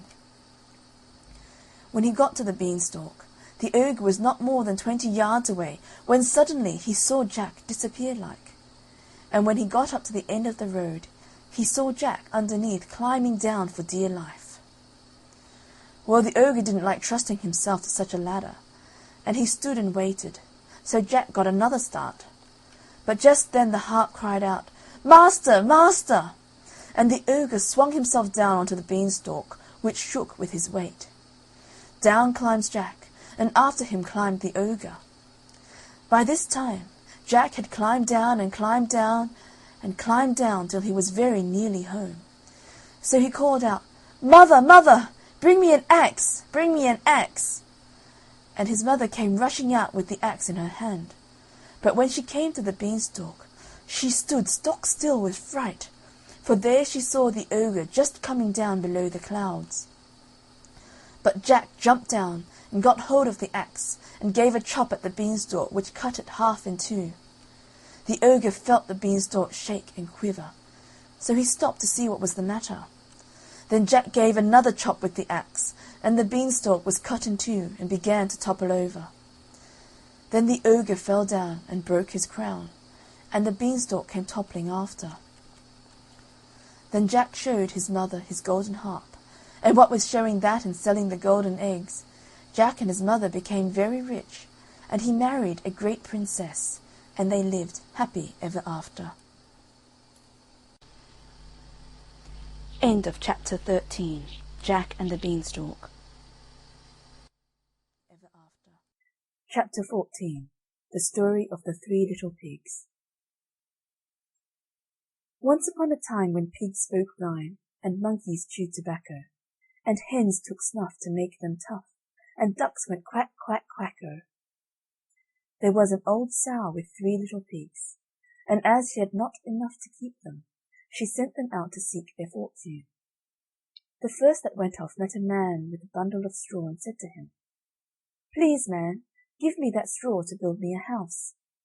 Which the man did, and the little pig built a house with it. Presently came along a wolf, and knocked at the door, and said, little pig, let me come in." To which the pig answered, "No, no, by the hair of my chinny chin chin." The wolf then answered to that, "Then I'll huff and I'll puff, and I'll blow your house in." So he huffed, and he puffed, and he blew his house in, and ate up the little pig. The second little pig met a man with a bundle of furs, and said, "Please, man, give me that furs to build a house." Which the man did, and the pig built his house. Then along came the wolf, and said, little pig, let me come in." "No, no, by the hair of my chinny chin chin." "Then I'll puff and I'll huff, and I'll blow your house in." So he huffed, and he puffed, and he puffed, and he huffed, and at last he blew the house down, and he ate up the little pig. The third little pig met a man with a load of bricks, and said, "Please, man, give me those bricks to build a house with." So the man gave him the bricks, and he built his house with them. So the wolf came, as he did to the other little pigs, and said, little pig, let me come in." "No, no, by the hair of my chinny chin chin." "Then I'll huff and I'll puff, and I'll blow your house in." Well, he huffed, and he puffed, and he huffed, and he puffed, and he puffed, and he huffed, but he could not get the house down. When he found that he could not, with all his huffing and puffing, blow the house down, he said, little pig, I know where there is a nice field of turnips." "Where?" said the little pig. "Oh, in Mr. Smith's home field, and if you will be ready tomorrow morning, I will call for you, and we will go together and get some for dinner." "Very well," said the little pig. "I will be ready. What time do you mean to go?" "Oh, at 6 o'clock." Well, the little pig got up at 5, and got the turnips before the wolf came, which he did about 6, and he said, "Little pig, are you ready?" The little pig said, "Ready! I have been and come back again, and got a nice potful for dinner." The wolf felt very angry at this, but thought that he would be up to the little pig somehow or other, so he said, "Little pig, I know where there is a nice apple tree." "Where?" said the pig. "Down at Merry Garden," replied the wolf, and if you will not deceive me, I will come for you at 5 o'clock tomorrow, and get some apples." Well, the little pig bustled up the next morning at 4 o'clock, and went off for the apples, and to get back before the wolf came. But he had further to go, and had to climb the tree, so that just as he was coming down from it, he saw the wolf coming, which, as you may suppose, frightened him very much. When the wolf came up, he said, "Little pig, what? Are you here before me? Are they nice apples?" "Yes, very," said the little pig. "I will throw you down one." And he threw it so far that, while the wolf was gone to pick it up, the little pig jumped down and ran home. The next day the wolf came again and said to the little pig, "Little pig, there is a fair at Shanklin this afternoon. Will you go?" "Oh, yes," said the pig, "I will go. What time shall you be ready?" "At 3, said the wolf.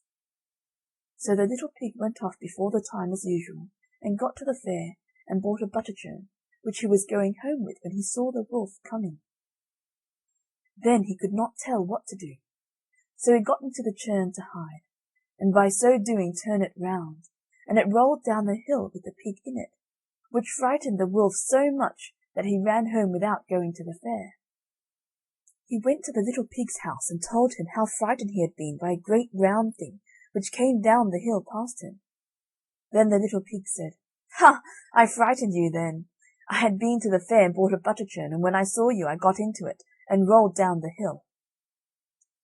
Then the wolf was very angry indeed, and declared he would eat up the little pig, and that he would get down the chimney after him.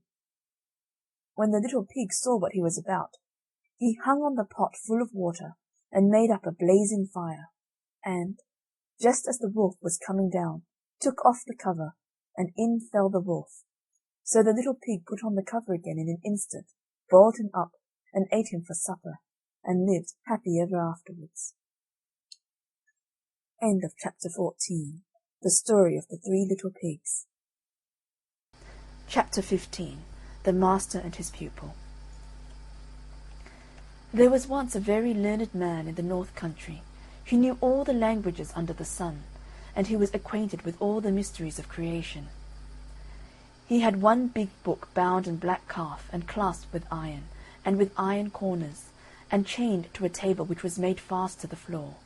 And when he read out of this book, he unlocked it with an iron key, and none but he read from it, for it contained all the secrets of the spiritual world.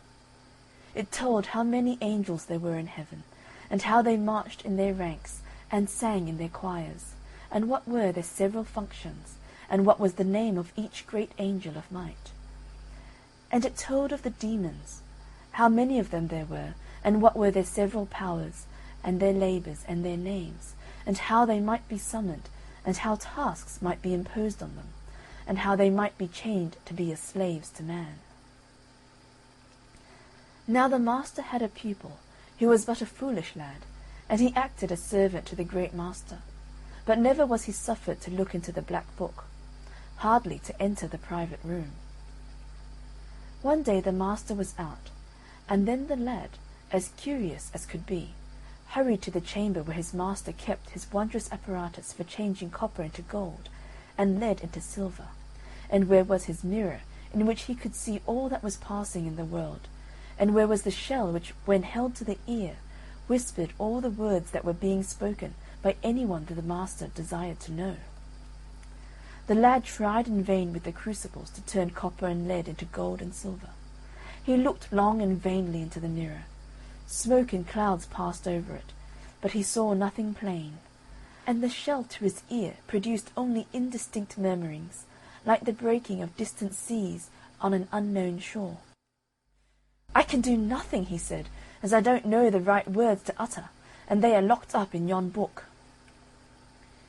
He looked round, and see, the book was unfastened. The master had forgotten to lock it before he went out. The boy rushed to it, and unclosed the volume. It was written with red and black ink, and much of it he could not understand, but he put his finger on a line and spelled it through. At once the room was darkened, and the house trembled. A clap of thunder rolled through the passage and the old room. and there stood before him a horrible, horrible form, breathing fire, and with eyes like burning lamps. It was the demon Beelzebub, whom he had called up to serve him. "Set me a task," said he, with a voice like the roaring of an iron furnace. The boy only trembled, and his hair stood up. "Set me a task, or I shall strangle thee!" But the lad could not speak. Then the evil spirit stepped towards him, and putting forth his hand touched his throat. The fingers burned his flesh. "Set me a task!" "Water yon flower!" cried the boy in despair, pointing to a geranium which stood in a pot on the floor. Instantly the spirit left the room, but in another instant he returned with a barrel on his back, and poured its contents over the flower. And again he went and came, and poured more and more water, till the floor of the room was ankle deep. "Enough, enough!" gasped the lad. But the demon heeded him not. The lad didn't know the words by which to send him away, and still he fetched water. It rose to the boy's knees, and still more water was poured. It mounted to his waist, and Beelzebub still kept on bringing barrels full. It rose to his armpits, and he scrambled to the table-top. And now the water in the room stood up to the window and washed against the glass, and swirled around his feet on the table. It still rose. It reached his breast. In vain he cried. The evil spirit would not be dismissed, and to this day he would have been pouring water, and would have drowned all Yorkshire. But the master remembered on his journey that he had not locked his book, and therefore returned, and at the moment when the water was bubbling about the pupil's chin, rushed into the room and spoke the words which cast Beelzebub back into his fiery home. End of chapter 15. The Master and his Pupil. Chapter 16. Titty Mouse and Tatty Mouse. Titty Mouse and Tatty Mouse both lived in a house. Titty Mouse went a-leasing, and Tatty Mouse went a-leasing. So they both went a-leasing. Titty Mouse leased an ear of corn, and Tatty Mouse leased an ear of corn. So they both leased an ear of corn. Titty Mouse made a pudding, and Tatty Mouse made a pudding. So they both made a pudding. And Tatty Mouse put her pudding into the pot to boil. But when Titty went to put hers in, the pot tumbled over, and scalded her to death. Then Tatty sat down and wept. Then a three-legged stool said, "Tatty, why do you weep?" "Titty's dead," said Tatty, "and so I weep." "Then," said the stool, "I'll hop." So the stool hopped. Then a broom in the corner of the room said, "Stool, why do you hop?" "Oh," said the stool, "Titty's dead, and Tatty weeps, and so I hop." "Then," said the broom, "I'll sweep." So the broom began to sweep. "Then," said the door, "Broom, why do you sweep?" "Oh," said the broom, "Titty's dead, and Tatty weeps, and the stool hops, and so I sweep." "Then," said the door, "I'll jar." So the door jarred. "Then," said the window, "Door, why do you jar?" "Oh," said the door, "Titty's dead, and Tatty weeps, and the stool hops, and the broom sweeps, and so I jar." "Then," said the window, "I'll creak." So the window creaked. Now there was an old form outside the house, and when the window creaked, the form said, "Window, why do you creak?" "Oh," said the window, "Titty's dead, and Tatty weeps, and the stool hops, and the broom sweeps, the door jars, and so I creak." "Then," said the old form, "I'll run round the house." Then the old form ran round the house. Now there was a fine large walnut tree growing by the cottage, and the tree said to the form, "Form, why do you run round the house?" "Oh," said the form, "Titty's dead, and Tatty weeps, and the stool hops, and the broom sweeps, the door jars, and the window creaks, and so I run round the house." "Then," said the walnut tree, "I'll shed my leaves." So the walnut tree shed all its beautiful green leaves. Now there was a little bird perched on one of the boughs of the tree, and when all the leaves fell, it said, "Walnut tree, why do you shed your leaves?" "Oh," said the tree, "Titty's dead and Tatty weeps, the stool hops and the broom sweeps, the door jars and the window creaks, the old form runs round the house, and so I shed my leaves." "Then," said the little bird, "I'll moult all my feathers." So he moulted all his pretty feathers. Now there was a little girl walking below, carrying a jug of milk for her brothers' and sisters' supper, and when she saw the poor little bird moult all its feathers, she said, "Little bird, why do you moult all your feathers?" "Oh," said the little bird, "Titty's dead and Tatty weeps, the stool hops and the broom sweeps, the door jars and the window creaks, the old form runs round the house, the walnut tree sheds its leaves, and so I moult all my feathers." "Then," said the little girl, "I'll spill the milk." So she dropped the pitcher and spilt the milk. Now there was an old man just by on the top of a ladder thatching a rick, and when he saw the little girl spill the milk, he said, "Little girl, what do you mean by spilling the milk? Your little brothers and sisters must go without their supper." Then said the little girl, "Titty's dead and Tatty weeps, the stool hops and the broom sweeps, the door jars and the window creaks, the old form runs round the house, the walnut tree sheds all its leaves, the little bird moults all its feathers, and so I spill the milk." "Oh," said the old man, "then I'll tumble off the ladder and break my neck." So he tumbled off the ladder and broke his neck. And when the old man broke his neck, the great walnut tree fell down with a crash, and upset the old form and house, and the house falling knocked the window out, and the window knocked the door down, and the door upset the broom, and the broom upset the stool, and poor little Tatty Mouse was buried beneath the ruins. End of chapter 16. Titty Mouse and Tatty Mouse.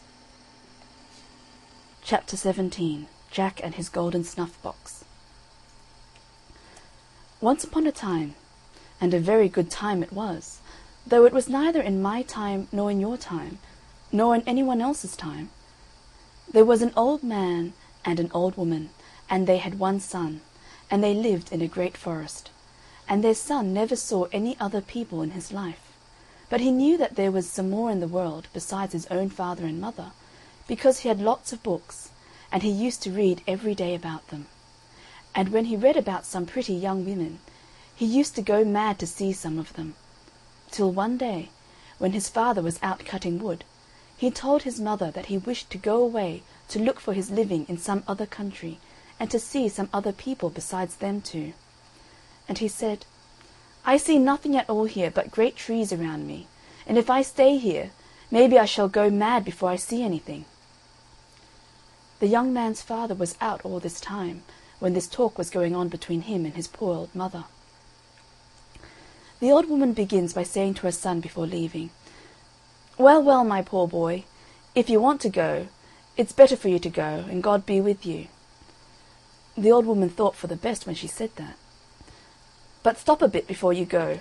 Which would you like best for me to make you, a little cake and bless you, or a big cake and curse you?"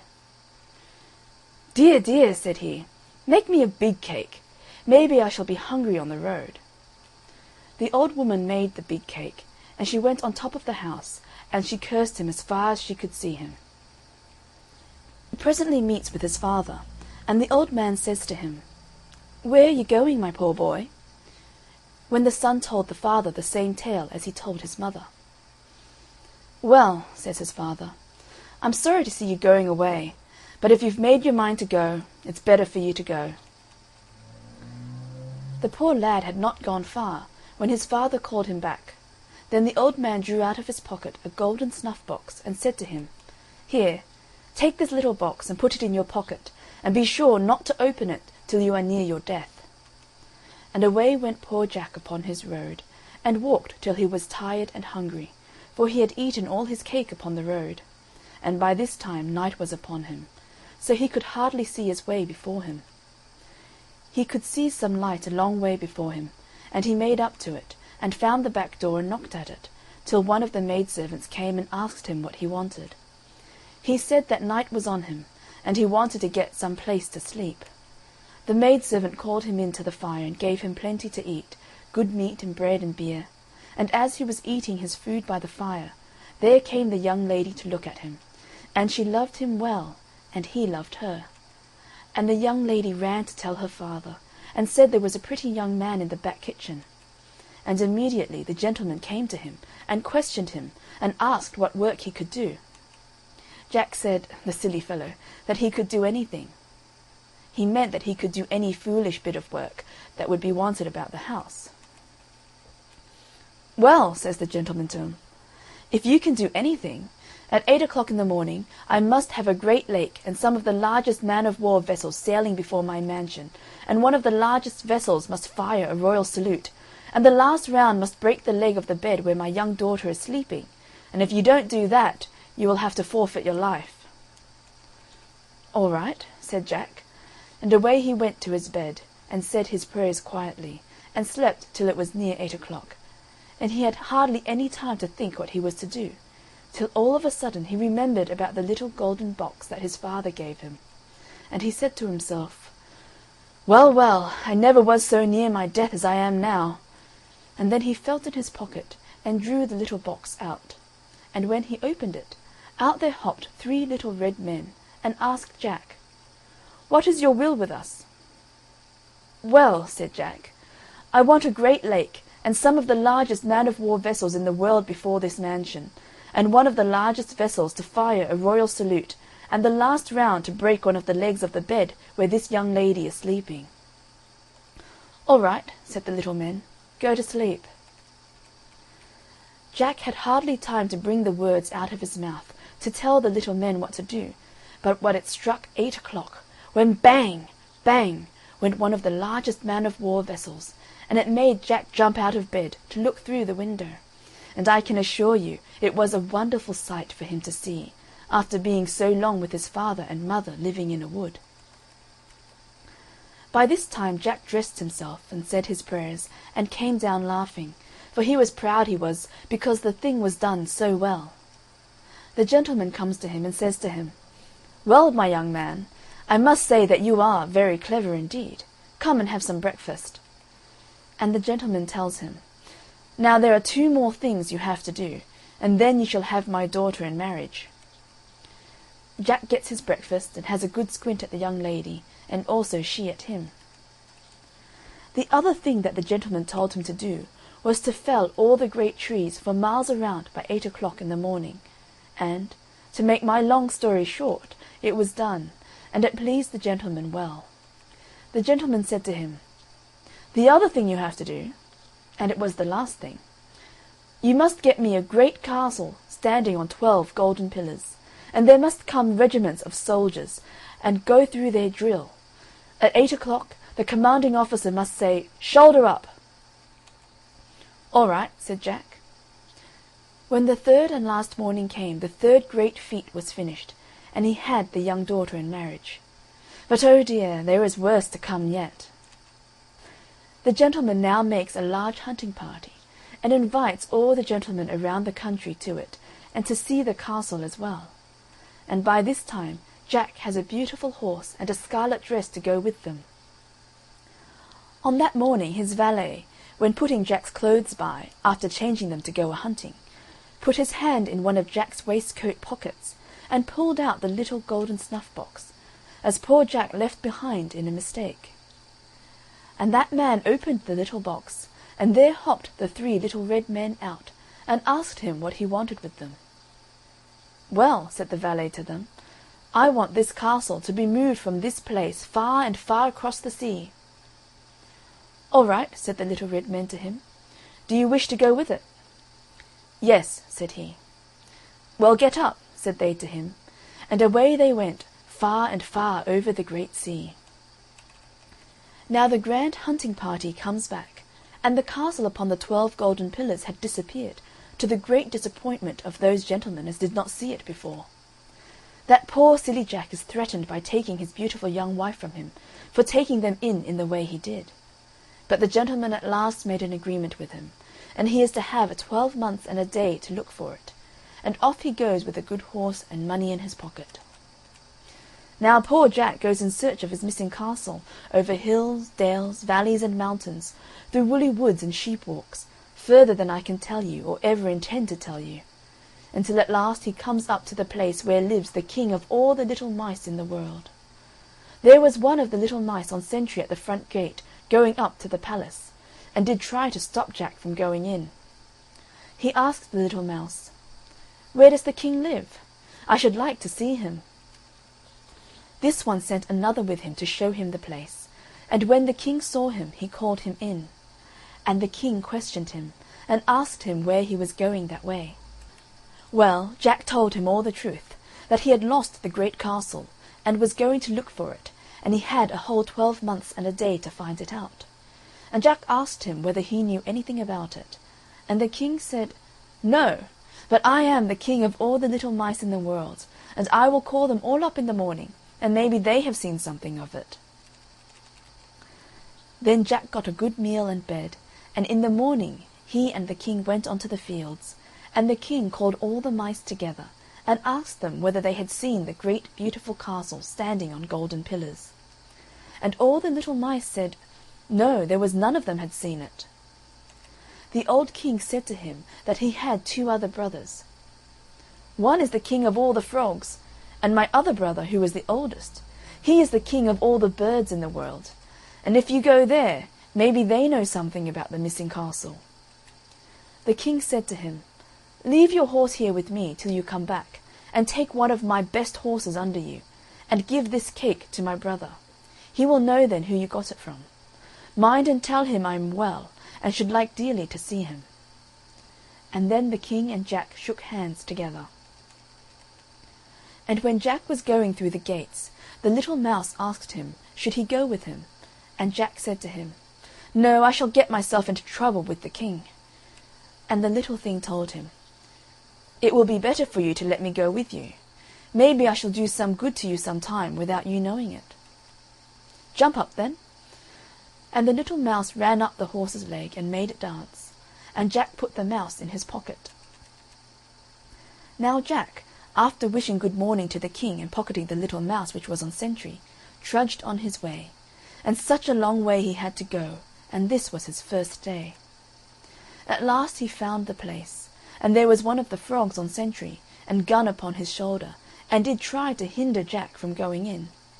But when Jack said to him that he wanted to see the king, he allowed him to pass, and Jack made up to the door. The king came out and asked him his business, and Jack told him all from beginning to end. "Well, well, come in." He gets good entertainment that night, and in the morning the king made such a funny sound, and collected all the frogs in the world, and he asked them, did they know or see anything of a castle that stood upon 12 golden pillars? And they all made a curious sound, crow, crow, crow, crow, and said, no. Jack had to take another horse, and a cake to this king's brother, who was the king of all the fowls of the air. And as Jack was going through the gates, the little frog that was on sentry asked John should he go with him. Jack refused him for a bit, but at last he told him to jump up, and Jack put him in his other waistcoat pocket, and away he went again on his great long journey. It was 3 times as long this time as it was the first day. However, he found the place, and there was a fine bird on sentry, and Jack passed him, and he never said a word to him, and he talked with the king and told him everything, all about the castle. "Well," said the king to him, "you shall know in the morning from my birds whether they know anything or not." Jack put up his horse in the stable, and then went to bed, after having something to eat. And when he got up in the morning, the king and he went on to some field, and there the king made some funny noise, and there came all the fowls that were in all the world. And the king asked them, did they see the fine castle? And all the birds answered, no. "Well," said the king, "where is the great bird?" They had to wait then for a long time for the eagle to make his appearance, when at last he came all in a perspiration, after sending 2 little birds high up in the sky to whistle on him to make all the haste he possibly could. The King asked the great bird, did he see the great castle? And the bird said, yes, I came from there where it now is. Well, says the King to him, this young gentleman has lost it, and you must go with him back to it, but stop till you get a bit of something to eat first. They killed a thief, and sent the best part of it to feed the eagle on his journey over the seas, and had to carry Jack on his back. Now when they came in sight of the castle, they did not know what to do to get the little golden box. Well, the little mouse said to them, leave me down, and I will get the little box for you. So the mouse stole into the castle, and got hold of the box, and when he was coming down the stairs it fell down, and he was very near being caught. He came running out with it, laughing his best. "Have you got it?" Jack said to him. He said, "Yes," and off they went back again, and left the castle behind. As they were all of them, Jack, Mouse, Frog, and Eagle, passing over the great sea, they fell to quarrelling about which it was that got the little box, till down it slipped into the water. It was by them looking at it and handing it from one hand to the other that they dropped the little box to the bottom of the sea. "Well, well," said the frog, "I knew that I would have to do something, so you had better let me go down in the water." And they let him go, and he was down for 3 days and 3 nights, and up he comes and shows his nose and little mouth out of the water, and all of them asked him, did he get it? And he told them, no. "Well, what are you doing there, then?" "Nothing at all," he said, "only I want my full breath." And the poor little frog went down the second time, and he was down for a day and a night, and up he brings it. And away they did go after being there 4 days and nights, and after a long tug over seas and mountains, arrive at the palace of the old King, who is the master of all the birds in the world, and the King is very proud to see them, and has a hearty welcome and a long conversation. Jack opens the little box, and told the little men to go back and to bring the castle here to them, "and all of you make as much haste back again as you possibly can." The 3 little men went off, and when they came near the castle they were afraid to go to it till the gentleman and lady and all the servants were gone out to some dance. And there was no one left behind there, only the cook and another maid with her. And the little red men asked them which would they rather, go or stop behind? And they both said, "I will go with you." And the little men told them to run upstairs quick. They were no sooner up and in one of the drawing rooms than here comes, just in sight, the gentleman and lady and all the servants. But it was too late. Off the castle went at full speed, with the women laughing at them through the window, while they made motions for them to stop, but all to no purpose. They were 9 days on their journey, in which they did try to keep the Sunday holy, when one of the little men turned to be the priest, the other the clerk, and third presided at the organ, and the women were the singers, for they had a grand chapel in the castle already. Very remarkable, there was a discord made in the music, and one of the little men ran up one of the organ pipes to see where the bad sound came from, when he found out it only happened to be that the 2 women were laughing at the little red man stretching his little legs full length on the bass pipes, also his 2 arms the same time, with his little red nightcap, which he never forgot to wear, and what they never witnessed before, could not help calling forth some good merriment while on the face of the deep. And poor thing, through them not going on with what they begun with, they very near came to danger, as the castle was once very near sinking in the middle of the sea. At length, after a merry journey, they come again to Jack and the King. The King was quite struck with the sight of the castle, and going up the golden stairs, went to see the inside. The King was very much pleased with the castle, but poor Jack's time of a 12 months and a day was drawing to a close, and he, wishing to go home to his young wife, gives orders to the 3 little men to get ready by the next morning at 8 o'clock to be off to the next brother, and to stop there for 1 night, also to proceed from there to the last or the youngest brother, the master of all the mice in the world, in such place where the castle shall be left unto his care until it's sent for. Jack takes a farewell of the king, and thanks him very much for his hospitality. Away went Jack in his castle again, and stopped one night in that place. And away they went again to the third place, and there left the castle under his care. As Jack had to leave the castle behind, he had to take to his own horse, which he had left there when he first started. Now poor Jack leaves his castle behind, and faces towards home. And after having so much merriment with the three brothers every night, Jack became sleepy on horseback, and would have lost the road if it was not for the little men a-guiding him. At last he arrived weary and tired, and they did not seem to receive him with any kindness whatever, because he had not found the stolen castle. And to make it worse, he was disappointed in not seeing his young and beautiful wife to come and meet him, through being hindered by her parents. But that did not stop long.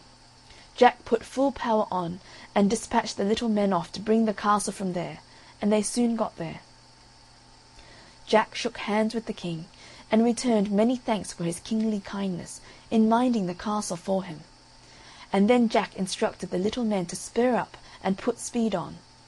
And off they went, and were not long before they reached their journey's end, when out comes the young wife to meet him with a fine lump of a young son, and they all lived happily ever afterwards. End of chapter 17. Jack and his golden snuff-box. Chapter 18. The Story of the Three Bears. Once upon a time there were 3 bears who lived together in a house of their own in a wood. One of them was a little, small, wee bear, and one was a middle-sized bear, and the other was a great, huge bear. They had each a pot for their porridge, a little pot for the little, small, wee bear, and a middle-sized pot for the middle bear, and a great pot for the great, huge bear. And they had each a chair to sit in, a little chair for the little, small, wee bear, and a middle-sized chair for the middle bear, and a great chair for the great, huge bear. And they had each a bed to sleep in, a little bed for the little, small, wee bear, and a middle-sized bed for the middle bear, and a great bed for the great, huge bear. One day, after they had made the porridge for their breakfast and poured it into their porridge pots, they walked out into the wood while the porridge was cooling, that they might not burn their mouths by beginning too soon to eat it. And while they were walking, a little old woman came to the house. She could not have been a good, honest old woman, for first she looked in at the window, and then she peeped in at the keyhole, and seeing nobody in the house, she lifted the latch. The door was not fastened, because the bears were good bears, who did nobody any harm, and never suspected that anybody would harm them. So the little old woman opened the door and went in, and well pleased she was when she saw the porridge on the table. If she had been a good little old woman, she would have waited till the bears came home, and then, perhaps, they would have asked her to breakfast. For they were good bears, a little rough or so, as the manner of bears is, but for all that very good-natured and hospitable. But she was an impudent, bad old woman, and set about helping herself. So first she tasted the porridge of the great huge bear, and that was too hot for her, and she said a bad word about that. And then she tasted the porridge of the middle bear, and that was too cold for her, and she said a bad word about that too.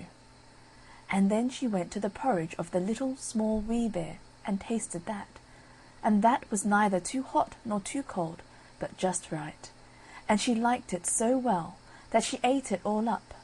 But the naughty old woman said a bad word about the little porridge pot, because it did not hold enough for her.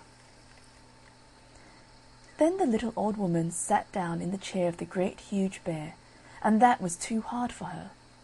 And then she sat down in the chair of the middle bear, and that was too soft for her. And then she sat down in the chair of the little, small, wee bear, and that was neither too hard nor too soft, but just right.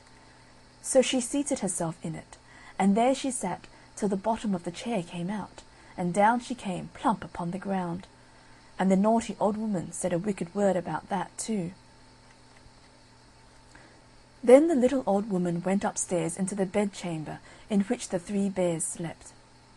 At first she lay down upon the bed of the Great Huge Bear, but that was too high at the head for her. And next she lay down upon the bed of the Middle Bear, and that was too high at the foot for her. And then she lay down upon the bed of the Little, Small, Wee Bear, and that was neither too high at the head nor at the foot, but just right. So she covered herself up comfortably and lay there till she fell fast asleep. By this time the 3 bears thought their porridge would be cool enough, so they came home to breakfast. Now the little old woman had left the spoon of the Great Huge Bear standing in his porridge. "Somebody has been at my porridge," said the Great Huge Bear, in his great, rough, gruff voice. And when the Middle Bear looked at his, he saw that the spoon was standing in it too. They were wooden spoons. If they had been silver ones, the naughty old woman would have put them in her pocket. "Somebody has been at my porridge," said the Middle Bear in his middle voice. Then the Little, Small, Wee Bear looked at his, and there was the spoon in the porridge pot, but the porridge was all gone. "Somebody has been at my porridge, and has eaten it all up," said the Little, Small, Wee Bear in his little, small, wee voice. Upon this the 3 bears, seeing that someone had entered their house and had eaten up the Little, Small, Wee Bear's breakfast, began to look about them. Now the little old woman had not put the hard cushion straight when she rose from the chair of the Great Huge Bear. "Somebody has been sitting in my chair," said the Great Huge Bear, in his great, rough, gruff voice. And the little old woman had squatted down the soft cushion of the Middle Bear. "Somebody has been sitting in my chair," said the Middle Bear, in his middle voice. And you know what the little old woman had done to the 3rd chair. "Somebody has been sitting in my chair, and has set the bottom out of it," said the Little, Small, Wee Bear, in his little, small, wee voice. Then the 3 bears thought it necessary that they should make farther search. So they went upstairs into their bedchamber. Now the little old woman had pulled the pillow of the Great Huge Bear out of its place. "Somebody has been lying in my bed," said the Great Huge Bear, in his great, rough, gruff voice. And the little old woman had pulled the bolster of the Middle Bear out of its place. "Somebody has been lying in my bed," said the Middle Bear, in his middle voice. And when the Little, Small, Wee Bear came to look at his bed, there was the bolster in its place, and the pillow in its place upon the bolster, and upon the pillow was the little old woman's ugly, dirty head, which was not in its place, for she had no business there. "Somebody has been lying in my bed, and here she is," said the Little, Small, Wee Bear, in his little, small, wee voice. The little old woman had heard in her sleep the great, rough, gruff voice of the Great Huge Bear, but she was so fast asleep that it was no more to her than the roaring of wind, or the rumbling of thunder. And she had heard the middle voice of the Middle Bear, but it was only as if she had heard someone speaking in a dream. But when she heard the little, small, wee voice of the Little, Small, Wee Bear, it was so sharp and so shrill that it awakened her at once. Up she started, and when she saw the 3 bears on one side of the bed, she tumbled herself out at the other and ran to the window. Now the window was open, because the bears, like good, tidy bears as they were, always opened their bedchamber window when they got up in the morning. Out the little old woman jumped, and whether she broke her neck in the fall, or ran into the wood and was lost there, or found her way out of the wood, and was taken up by the constable and sent to the house of correction for a vagrant as she was, I cannot tell. But the 3 bears never saw anything more of her. End of chapter 18. The story of the 3 bears. Chapter 19. Jack the Giant Killer. When good King Arthur reigned, there lived near the Land's End of England, in the county of Cornwall, a farmer who had one only son called Jack. He was brisk and of a ready, lively wit, so that nobody or nothing could worst him. In those days the Mount of Cornwall was kept by a huge giant named Cormoran. He was 18 feet in height, and about 3 yards round the waist, of a fierce and grim countenance, the terror of all the neighbouring towns and villages. He lived in a cave in the midst of the mount, and whenever he wanted food he would wade over to the mainland, where he would furnish himself with whatever came in his way. Everybody at his approach ran out of their houses, while he seized on their cattle, making nothing of carrying 6 oxen on his back at a time. And as for their sheep and hogs, he would tie them round his waist like a bunch of tallow dips. He had done this for many years, so that all Cornwall was in despair. One day Jack happened to be at the town hall when the magistrates were sitting in council about the giant. He asked, "What reward will be given to the man who kills Cormoran?" "The giant's treasure," they said, "will be the reward." Quoth Jack, "Then let me undertake it." So he got a horn, shovel, and pickaxe, and went over to the mount in the beginning of a dark winter's evening, when he fell to work, and before morning had dug a pit 22 feet deep, and nearly as broad, covering it over with long sticks and straw. Then he strewed a little mould over it, so that it appeared like plain ground. Jack then placed himself on the opposite side of the pit, farthest from the giant's lodging, and just at the break of day he put the horn to his mouth and blew, "Tantivy, Tantivy." This noise roused the giant, who rushed from his cave, crying, "You incorrigible villain! Are you come here to disturb my rest? You shall pay dearly for this. Satisfaction I will have, and this it shall be. I will take you whole and broil you for breakfast." He had no sooner uttered this than he tumbled into the pit, and made the very foundations of the mount to shake. "O giant," quoth Jack, "where are you now? Oh, faith, you are gotten now to Lob's Pound, where I will surely plague you for threatening words. What do you think now of broiling me for your breakfast? Will no other diet serve you but poor Jack?" Then, having tantalized the giant for a while, he gave him a most weighty knock with his pickaxe on the very crown of his head, and killed him on the spot. Jack then filled up the pit with earth and went to search the cave, which he found contained much treasure. When the magistrates heard of this, they made a declaration he should henceforth be termed Jack the Giant Killer, and presented him with a sword and a belt, on which were written these words embroidered in letters of gold: "He is the right valiant Cornish man, who slew the giant Cormoran." The news of Jack's victory soon spread over all the west of England, so that another giant, named Blunderbore, hearing of it, vowed to be revenged on Jack if ever he should light on him. This giant was the lord of an enchanted castle, situated in the midst of a lonesome wood. Now Jack, about 4 months afterwards, walking near this wood in his journey to Wales, being weary, seated himself near a pleasant fountain, and fell fast asleep.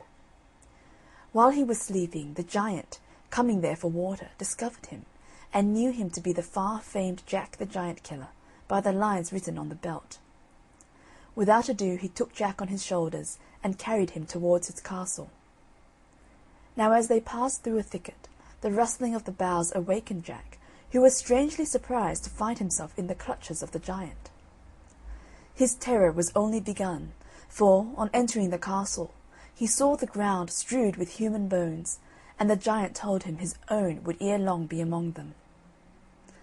After this the giant locked poor Jack in an immense chamber, leaving him there while he went to fetch another giant, his brother, living in the same wood, who might share in the meal on Jack. After waiting some time, Jack, on going to the window, beheld afar off the 2 giants coming towards the castle. "Now," quoth Jack to himself, "my death or my deliverance is at hand." Now there were strong cords in a corner of the room in which Jack was, and 2 of these he took, and made a strong noose at the end. And while the giants were unlocking the iron gate of the castle, he threw the ropes over each of their heads. Then he drew the other ends across a beam, and pulled with all his might, so that he throttled them. Then, when he saw they were black in the face, he slid down the rope, and drawing his sword, slew them both. Then taking the giant's keys, and unlocking the rooms, he found 3 fair ladies tied by the hair of their heads, almost starved to death. "Sweet ladies," quoth Jack, "I have destroyed this monster and his brutish brother, and obtained your liberties." This said, he presented them with the keys, and so proceeded on his journey to Wales. Jack made the best of his way by travelling as fast as he could, but lost his road and was benighted, and could find any habitation until, coming into a narrow valley, he found a large house, and in order to get shelter took courage to knock at the gate. But what was his surprise when there came forth a monstrous giant with 2 heads. Yet he did not appear so fiery as the others were, for he was a Welsh giant, and what he did was by private and secret malice under the false show of friendship. Jack, having told his condition to the giant, was shown into a bedroom where, in the dead of night, he heard his host in another apartment muttering these words: "Though here you lodge with me this night, you shall not see the morning light. My club shall dash your brains outright." "Say'st thou so?" quoth Jack. "That is like one of your Welsh tricks, yet I hope to be cunning enough for you." Then, getting out of bed, he laid a billet in the bed in his stead, and hid himself in a corner of the room. At the dead time of the night, in came the Welsh giant, who struck several heavy blows on the bed with his club, thinking he had broken every bone in Jack's skin. The next morning Jack, laughing in his sleeve, gave him hearty thanks for his night's lodging. "How have you rested?" quoth the giant. "Did you not feel anything in the night?" "No," quoth Jack, "nothing but a rat which gave me 2 or 3 slaps with her tail." With that, greatly wondering, the giant led Jack to breakfast, bringing him a bowl containing 4 gallons of hasty pudding. Being loath to let the giant think it too much for him, Jack put a large leather bag under his loose coat, in such a way that he could convey the pudding into it without its being perceived. Then, telling the giant he would show him a trick, taking a knife Jack ripped open the bag, and out came all the hasty pudding. Whereupon saying, "Odd splutters her nails, her can do that trick herself," the monster took the knife, and ripping open his belly, fell down dead. Now it happened in these days that King Arthur's only son asked his father to give him a large sum of money, in order that he might go and seek his fortune in the Principality of Wales, where lived a beautiful lady possessed with 7 evil spirits. The king did his best to persuade his son from it, but in vain, so at last gave way, and the prince set out with 2 horses, one loaded with money, the other for himself to ride upon. Now after several days' travel, he came to a market town in Wales, where he beheld a vast crowd of people gathered together. The prince asked the reason of it, and was told that they had arrested a corpse for several large sums of money which the deceased owed when he died. The prince replied that it was a pity creditors should be so cruel, and said, "Go bury the dead, and let his creditors come to my lodging, and there their debts shall be paid." They came in such great numbers that before night he had only 2 pence left for himself. Now Jack the Giant Killer, coming that way, was so taken with the generosity of the prince that he desired to be his servant. This being agreed upon, the next morning they set forward on their journey together, when, as they were riding out of the town, an old woman called after the prince, saying, "He has owed me 2 pence these 7 years. Pray pay me as well as the rest." Putting his hand to his pocket, the prince gave the woman all he had left, so that after their day's food, which cost what small spell Jack had by him, they were without a penny between them. When the sun got low, the king's son said, "Jack, since we have no money, where can we lodge this night?" But Jack replied, "Master, we'll do well enough, for I have an uncle lives within 2 miles of this place. He is a huge and monstrous giant with 3 heads. He'll fight 500 men in armour, and make them to fly before him." "Alas," quoth the prince, "what shall we do there? He'll certainly chop us up at a mouthful. Nay, we are scarce enough to fill one of his hollow teeth." "It is no matter for that," quoth Jack. "I myself will go before and prepare the way for you. Therefore stop here and wait till I return." Jack then rode away at full speed, and coming to the gate of the castle, he knocked so loud that he made the neighbouring hills resound. The giant roared out at this like thunder, "Who's there?" Jack answered, "None but your poor cousin Jack." Quoth he, "What news with my poor cousin Jack?" He replied, "Dear uncle, heavy news, good what?" "Prithee," quoth the giant, "what heavy news can come to me? I am a giant with 3 heads, and besides, thou knowest I can fight 500 men in armour, and make them fly like chaff before the wind." "Oh, but," quoth Jack, "here's the king's son a coming with 1,000 men in armour to kill you and destroy all that you have." "Oh, cousin Jack," said the giant, "this is heavy news indeed. I will immediately run and hide myself, and thou shalt lock, bolt, and bar me in, and keep the keys until the prince is gone." Having secured the giant, Jack fetched his master, when they made themselves heartily merry, whilst the poor giant lay trembling in a vault under the ground. Early in the morning Jack furnished his master with a fresh supply of gold and silver, and then sent him 3 miles forward on his journey, at which time the prince was pretty well out of the smell of the giant. Jack then returned and let the giant out of the vault, who asked what he should give him for keeping the castle from destruction.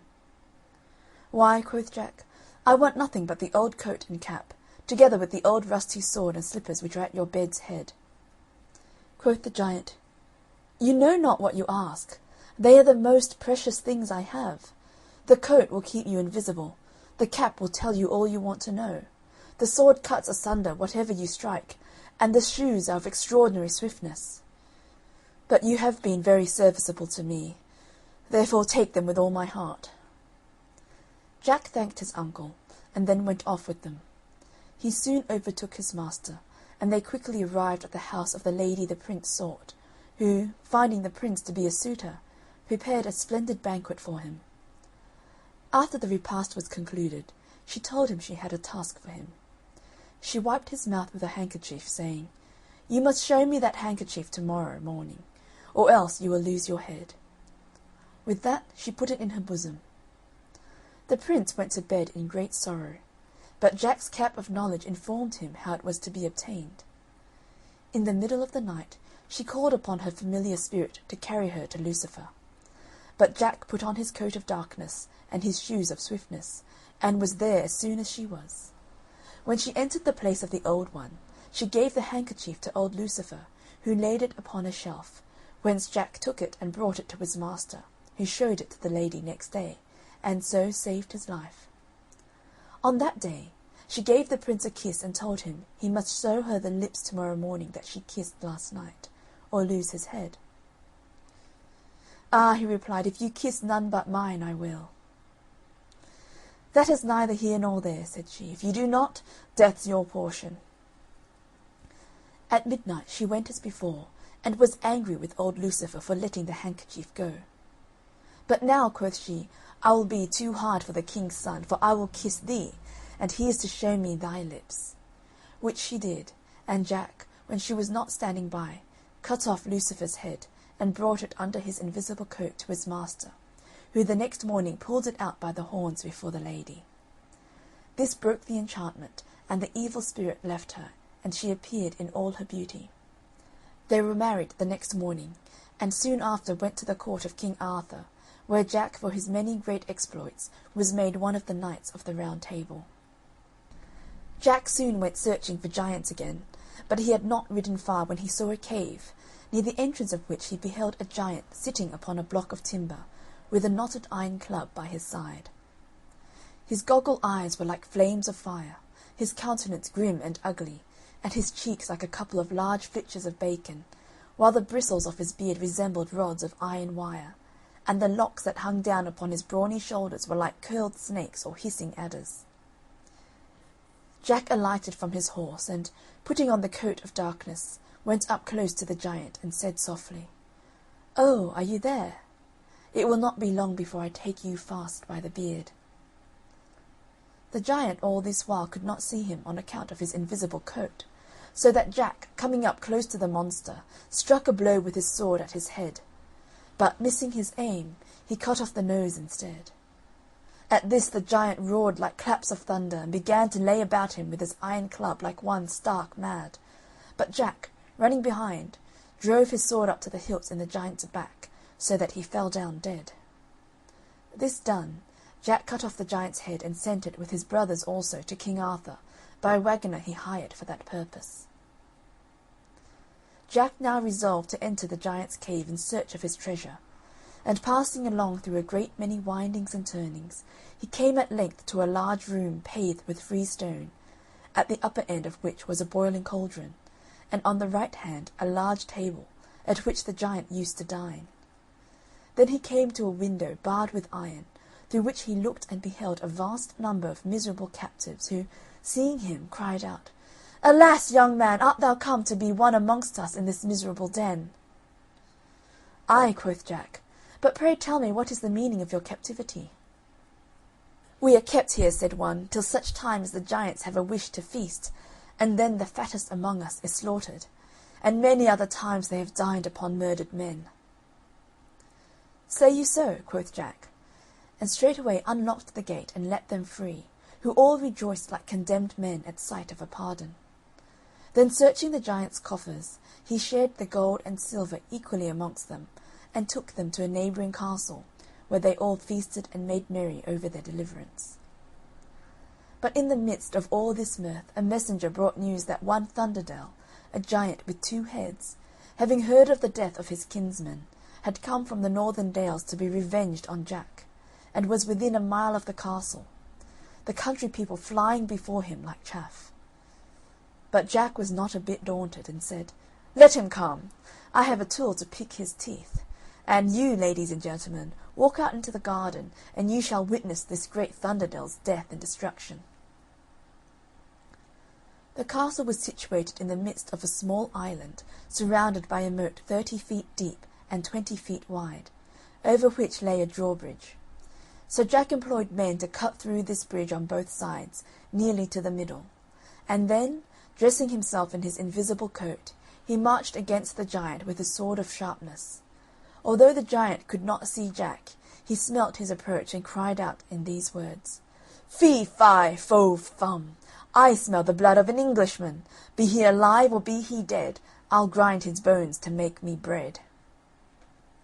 "Say'st thou so?" said Jack. "Then thou art a monstrous miller indeed." The giant cried out again, "Art thou that villain who killed my kinsman? Then I will tear thee with my teeth, suck thy blood, and grind thy bones to powder." "You'll have to catch me first," quoth Jack, and throwing off his invisible coat so that the giant might see him, and putting on his shoes of swiftness, he ran from the giant, who followed like a walking castle, so that the very foundations of the earth seemed to shake at every step.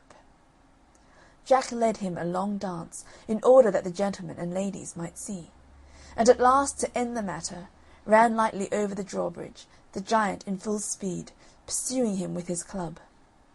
Then, coming to the middle of the bridge, the giant's great weight broke it down, and he tumbled headlong into the water, where he rolled and wallowed like a whale.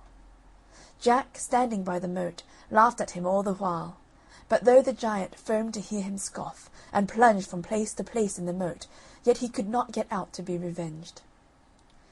Jack at length got a cart rope and cast it over the 2 heads of the giant, and drew him ashore by a team of horses, and then cut off both his heads with his sword of sharpness, and sent them to King Arthur.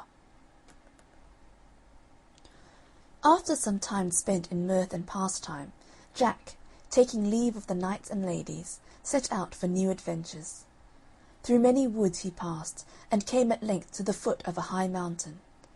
Here, late at night, he found a lonesome house, and knocked at the door, which was opened by an aged man with a head as white as snow. "Father," said Jack, "can you lodge a benighted traveller that has lost his way?" "Yes," said the old man, "you are right welcome to my poor cottage." Whereupon Jack entered, and down they sat together, and the old man began to speak as follows. "Son, I see by your belt you are the great conqueror of giants. And behold, my son, on the top of this mountain is an enchanted castle. This is kept by a giant named Gilligantua, and he, by the help of an old conjurer, betrays many knights and ladies into his castle, where by magic art they are transformed into sundry shapes and forms. But above all I grieve for a duke's daughter, whom they fetched from her father's garden, carrying her through the air in a burning chariot drawn by fiery dragons, when they secured her within the castle, and transformed her into a white hind. And though many knights have tried to break the enchantment and work her deliverance, yet no one could accomplish it, on account of 2 dreadful griffins which are placed at the castle gate, and which destroy every one who comes near. But you, my son, may pass by them undiscovered, where on the gates of the castle you will find engraven in large letters how the spell may be broken." Jack gave the old man his hand, and promised that in the morning he would venture his life to free the lady. In the morning Jack arose and put on his invisible coat and magic cap and shoes, and prepared himself for the fray. Now when he had reached the top of the mountain he soon discovered the 2 fiery griffins, but passed them without fear, because of his invisible coat. When he had got beyond them he found upon the gates of the castle a golden trumpet hung by a silver chain, under which these lines were engraved: "Whoever shall this trumpet blow shall soon the giant overthrow, and break the black enchantment straight, so all shall be in happy state." Jack had no sooner read this but he blew the trumpet, at which the castle trembled to its vast foundations, and the giant and conjurer were in horrid confusion, biting their thumbs and tearing their hair, knowing their wicked reign was at an end. Then the giant, stooping to take up his club, Jack at one blow cut off his head, whereupon the conjurer, mounting up into the air, was carried away in a whirlwind.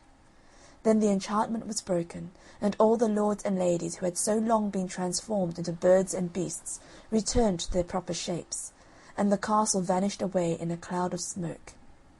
This being done, the head of Gilligantua was likewise, in the usual manner, conveyed to the court of King Arthur, where the very next day Jack followed, with the knights and ladies who had been delivered.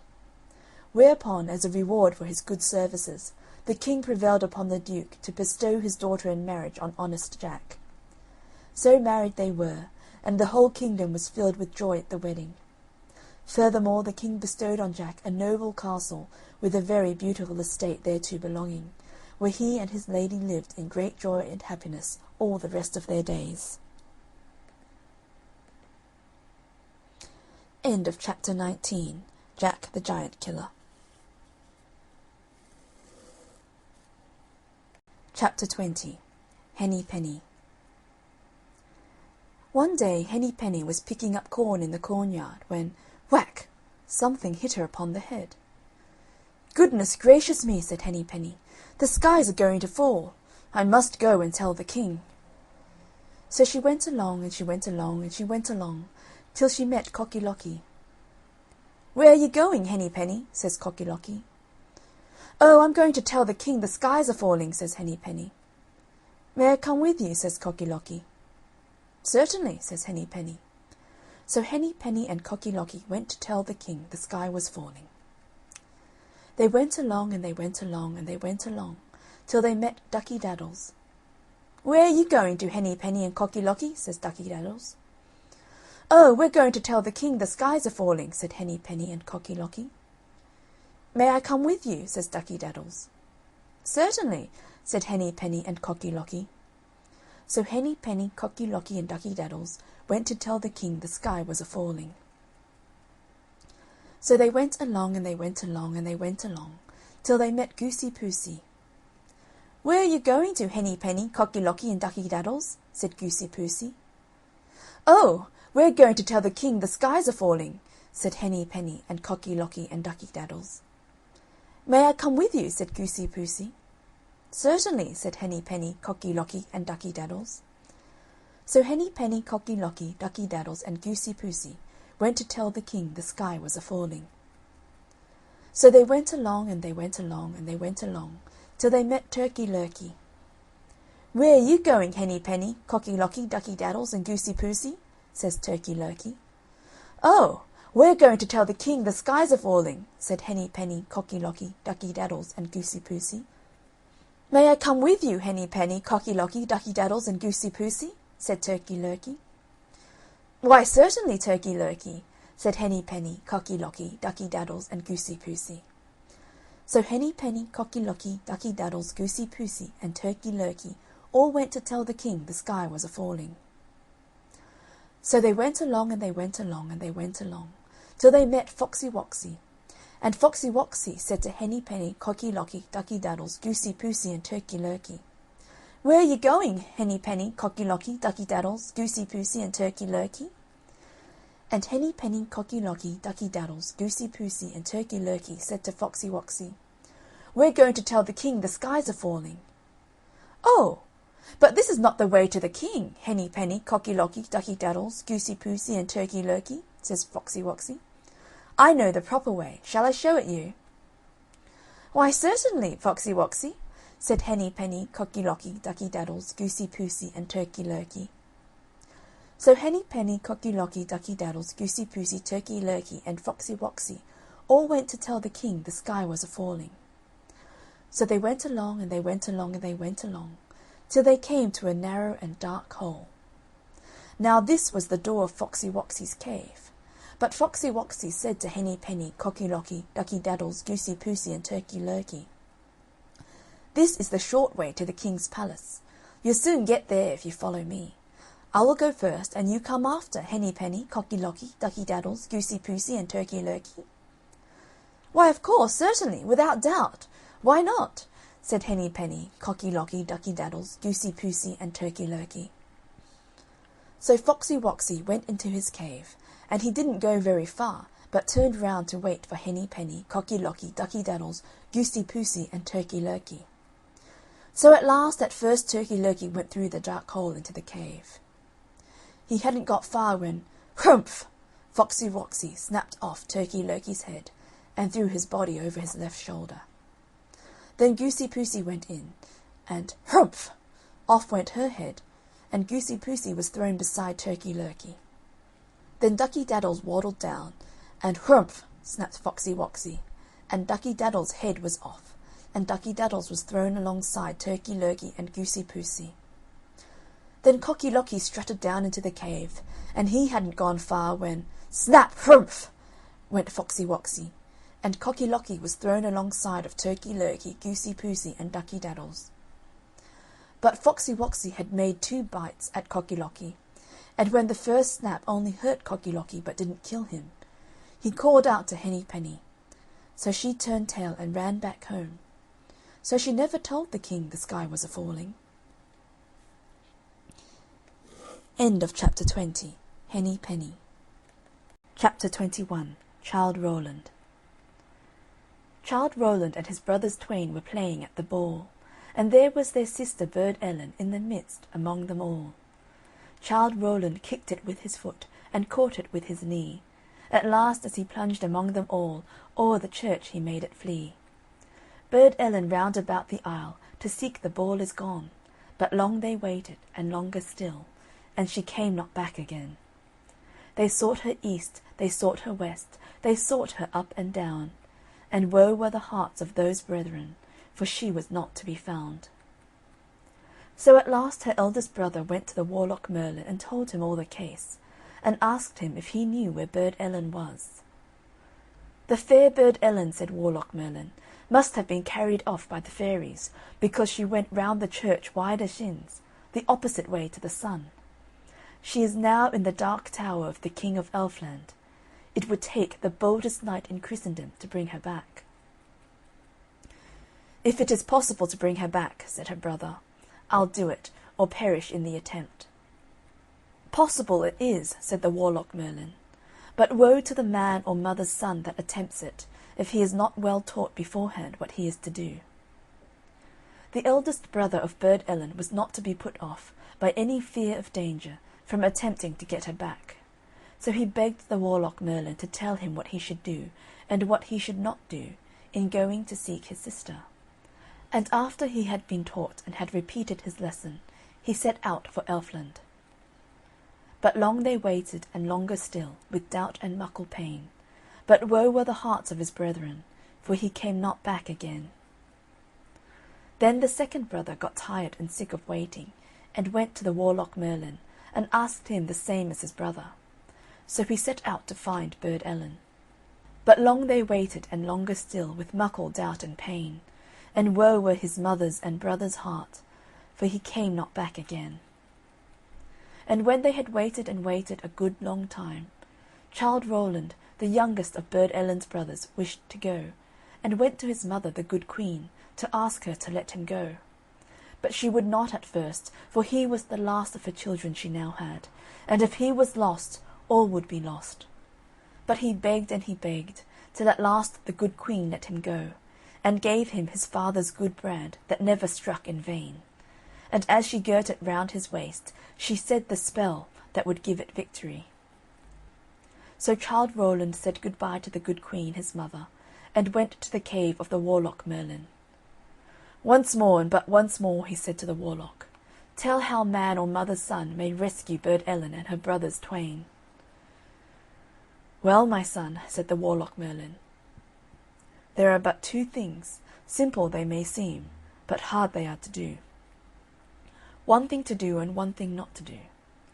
And the thing to do is this: after you have entered the land of Faery, whoever speaks to you, till you meet the Burd Ellen, you must out with your father's brand, and off with their head. And what you've not to do is this: bite no bit, and drink no drop, however hungry or thirsty you be. Drink a drop or bite a bit, while in Elfland you be, and never will you see Middle Earth again." So Childe Rowland said the two things over and over again, till he knew them by heart, and he thanked the warlock Merlin, and went on his way. And he went along, and along, and along, and still further along, till he came to the horseherd of the King of Elfland, feeding his horses. These he knew by their fiery eyes, and knew that he was at last in the land of Faery. "Canst thou tell me," said Childe Rowland to the horseherd, "where the King of Elfland's dark tower is?" "I cannot tell thee," said the horseherd, "but go on a little further, and thou wilt come to the cowherd, and he, maybe, can tell thee." Then without a word more, Childe Rowland drew the good brand that never struck in vain, and off went the horseherd's head.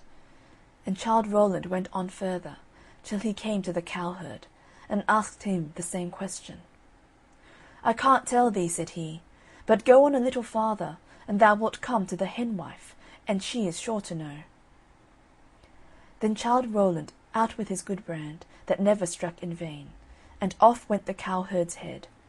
And he went on a little further, till he came to an old woman in a grey cloak, and he asked her if she knew where the dark tower of the King of Elfland was. "Go on a little further," said the henwife, "till you come to a round green hill, surrounded with terrace rings, from the bottom to the top. Go round it 3 times wideshins, and each time say, 'Open door, and let me come in.' And the 3rd time the door will open, and you may go in." And Childe Rowland was just going on, when he remembered what he had to do. So he out with the good brand that never struck in vain, and off went the henwife's head. Then he went on and on and on, till he came to the round green hill with the terrace rings from top to bottom, and he went round it 3 times wideshins, saying each time, open door, and let me come in." And the 3rd time the door did open, and he went in, and it closed with a click, and Childe Rowland was left in the dark. It was not exactly dark, but a kind of twilight or gloaming. There were neither windows nor candles, and he could not make out where the twilight came from, if not through the walls and roof. These were rough arches made of a transparent rock, encrusted with sheep silver and rock-spar and other bright stones. But though it was rock, the air was quite warm, as it always is in Elfland. So he went through this passage till at last he came to 2 wide and high folding doors which stood ajar. And when he opened them, there he saw a most wonderful and glorious sight. A large and spacious hall, so large that it seemed to be as long and as broad as the green hill itself. The roof was supported by fine pillars, so large and lofty that the pillars of a cathedral were as nothing to them. They were all of gold and silver, with fretted work, and between them and around them wreaths of flowers, composed of, what do you think? Why, of diamonds and emeralds, and all manner of precious stones. And the very keystones of the arches had for ornaments clusters of diamonds and rubies and pearls and other precious stones. And all these arches met in the middle of the roof, and just there, hung by a golden chain, an immense lamp made out of one big pearl hollowed out and quite transparent. And in the middle of this was a big, huge carbuncle, which kept spinning round and round, and this was what gave light by its rays to the whole hall, which seemed as if the setting sun was shining on it.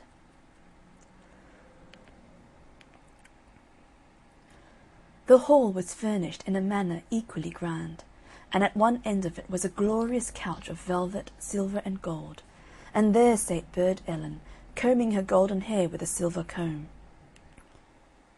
And when she saw Childe Rowland, she stood up and said, God pity ye, poor luckless fool, what have ye here to do? Hear ye this, my youngest brother, why didn't ye bide at home? Had you 100,000 lives, ye couldn't spare any a one. But sit ye down, but woe, oh woe, that ever ye were born, for come the King of Elfland in, your fortune is forlorn. Then they sate down together, and Childe Rowland told her all that he had done, and she told him how their two brothers had reached the Dark Tower, but had been enchanted by the King of Elfland, and lay there entombed as if dead. And then after they had talked a little longer, Childe Rowland began to feel hungry from his long travels, and told his sister Burd Ellen how hungry he was, and asked for some food, forgetting all about the warlock Merlin's warning. Burd Ellen looked at Childe Rowland sadly and shook her head, but she was under a spell and could not warn him. So she rose up and went out, and soon brought back a golden basin full of bread and milk. Childe Rowland was just going to raise it to his lips, when he looked at his sister and remembered why he had come all that way. So he dashed the bowl to the ground and said, Not a sup will I swallow, nor a bit will I bite, till Burd Ellen is set free.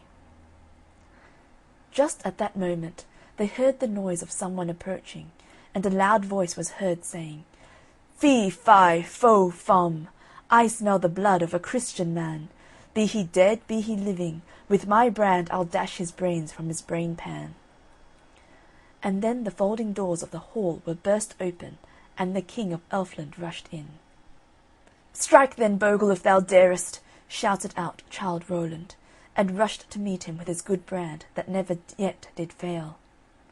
They fought, and they fought, and they fought, till Childe Rowland beat the King of Elfland down onto his knees, and caused him to yield and beg for mercy.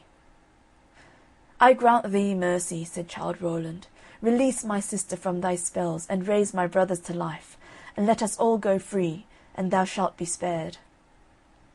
I agree, said the Elfin King, and rising up he went to a chest, from which he took a phial filled with a blood-red liquor. With this he anointed the ears, eyelids, nostrils, lips, and finger-tips of the two brothers, and they sprang at once into life, and declared that their souls had been away, but had now returned. The Elfin King then said some words to Burd Ellen, and she was disenchanted, and they all four passed out of the hall through the long passage, and turned their back on the Dark Tower, never to return again. And they returned home, and the good Queen their mother, and Burd Ellen never went round a church wider shins again. End of chapter 21. Childe Rowland.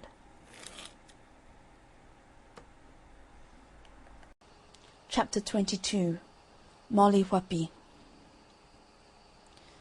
Once upon a time there was a man and a wife had too many children, and they could not get meat for them.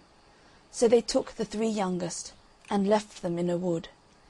They travelled, and could see never a house. It began to be dark, and they were hungry. At last they saw a light, and made for it. It turned out to be a house. They knocked at the door, and a woman came to it, who said, "What do you want?"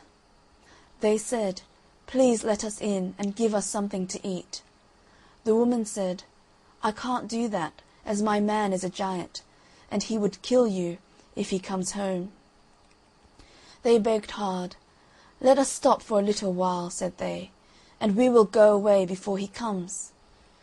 So she took them in, and set them down before the fire, and gave them milk and bread. But just as they had begun to eat, a great knock came to the door, and a dreadful voice said, "Fee, fi, fo, fum, I smell the blood of some earthly one." "Who have you there, wife?" "Eh," said the wife, "it's three poor lassies, cold and hungry, and they will go away. You won't touch them, man." He said nothing, but ate up a big supper, and ordered them to stay all night. Now he had three lassies of his own, and they were to sleep in the same bed with the three strangers. The youngest of the three strange lassies was called Molly Whuppie, and she was very clever. She noticed that before they went to bed, The giant put straw ropes round her neck and her sister's, and round his own lassies' necks he put gold chains. So Molly took care, and did not fall asleep, but waited till she was sure every one was sleeping sound. Then she slipped out of the bed, and took the straw ropes off her own and her sisters' necks, and took the gold chains off the giant's lassies. She then put the straw ropes on the giant's lassies, and the gold on herself and her sisters, and lay down. And in the middle of the night up rose the giant, armed with a great club, and he felt for the necks with the straw. It was dark. He took his own lassies out of bed, onto the floor, and battered them until they were dead, and then lay down again, thinking he had managed fine. Molly thought it time she and her sisters were out of that, so she wakened them and told them to be quiet, and they slipped out of the house. They all got out safe, and they ran, and never stopped until morning, when they saw a grand house before them. It turned out to be a king's house, so Molly went in and told her story to the king. He said, "Well, Molly, you are a clever girl, and you have managed well, but if you would manage better, and go back and steal the giant's sword that hangs on the back of his bed, I would give your eldest sister my eldest son to marry." Molly said she would try. So she went back and managed to slip into the giant's house, and crept in below the bed. The giant came home, and ate up a great supper, and went to bed. Molly waited until he was snoring, and she crept out, and she reached over the giant, and got down the sword. But just as she got it out over the bed, it gave a rattle, and up jumped the giant, and Molly ran out at the door, and the sword with her. And she ran, and he ran, till they came to the bridge of one hair, and she got over, but he couldn't. And he says, "Woe worth ye, Molly Whuppie, never ye come again." And she says, "Twice yet, Carl," quoth she, "I'll come to Spain." So Molly took the sword to the king, and her sister was married to his son. "Well," the king he says, "you've managed well, Molly, but if ye would manage better, and steal the purse that lies below the giant's pillow, I would marry your second sister to my second son." And Molly said she would try. So she set out for the giant's house, and slipped in, and hid again below the bed, and waited till the giant had eaten his supper, and was snoring sound asleep. She slipped out, and slipped her hand below the pillow, and got out the purse. But just as she was going out, the giant wakened, and ran after her, and she ran, and he ran, till they came to the bridge of one hair, and she got over, but he couldn't. And he said, "Woe worth ye, Molly Whuppie, never you come again." "Once yet, Carl," quoth she, "I'll come to Spain." So Molly took the purse to the king, and her second sister was married to the king's second son. After that the king says to Molly, "Molly, you are a clever girl, but if you would do better yet, and steal the giant's ring that he wears on his finger, I will give you my youngest son for yourself." Molly said she would try. So back she goes to the giant's house, and hides herself below the bed. The giant wasn't long ere he came home, and after he had eaten a great big supper, he went to his bed, and shortly was snoring loud. Molly crept out, and reached over the bed, and got hold of the giant's hand, and she pulled until she got off the ring. But just as she got it off, the giant got up, and gripped her by the hand, and he says, "Now I have catched you, Molly Whuppie, and if I had done as much ill to you as ye have done to me, what would ye do to me?" Molly says, "I would put you into a sack, and I'd put the cat inside with you, and the dog aside you, and a needle and thread, and a shears, and I'd hang you up upon the wall, and I'd go to the wood, and choose the thickest stick I could get, and I would come home, and take you down, and bang you till you were dead." "Well, Molly," says the giant, "I'll just do that to you."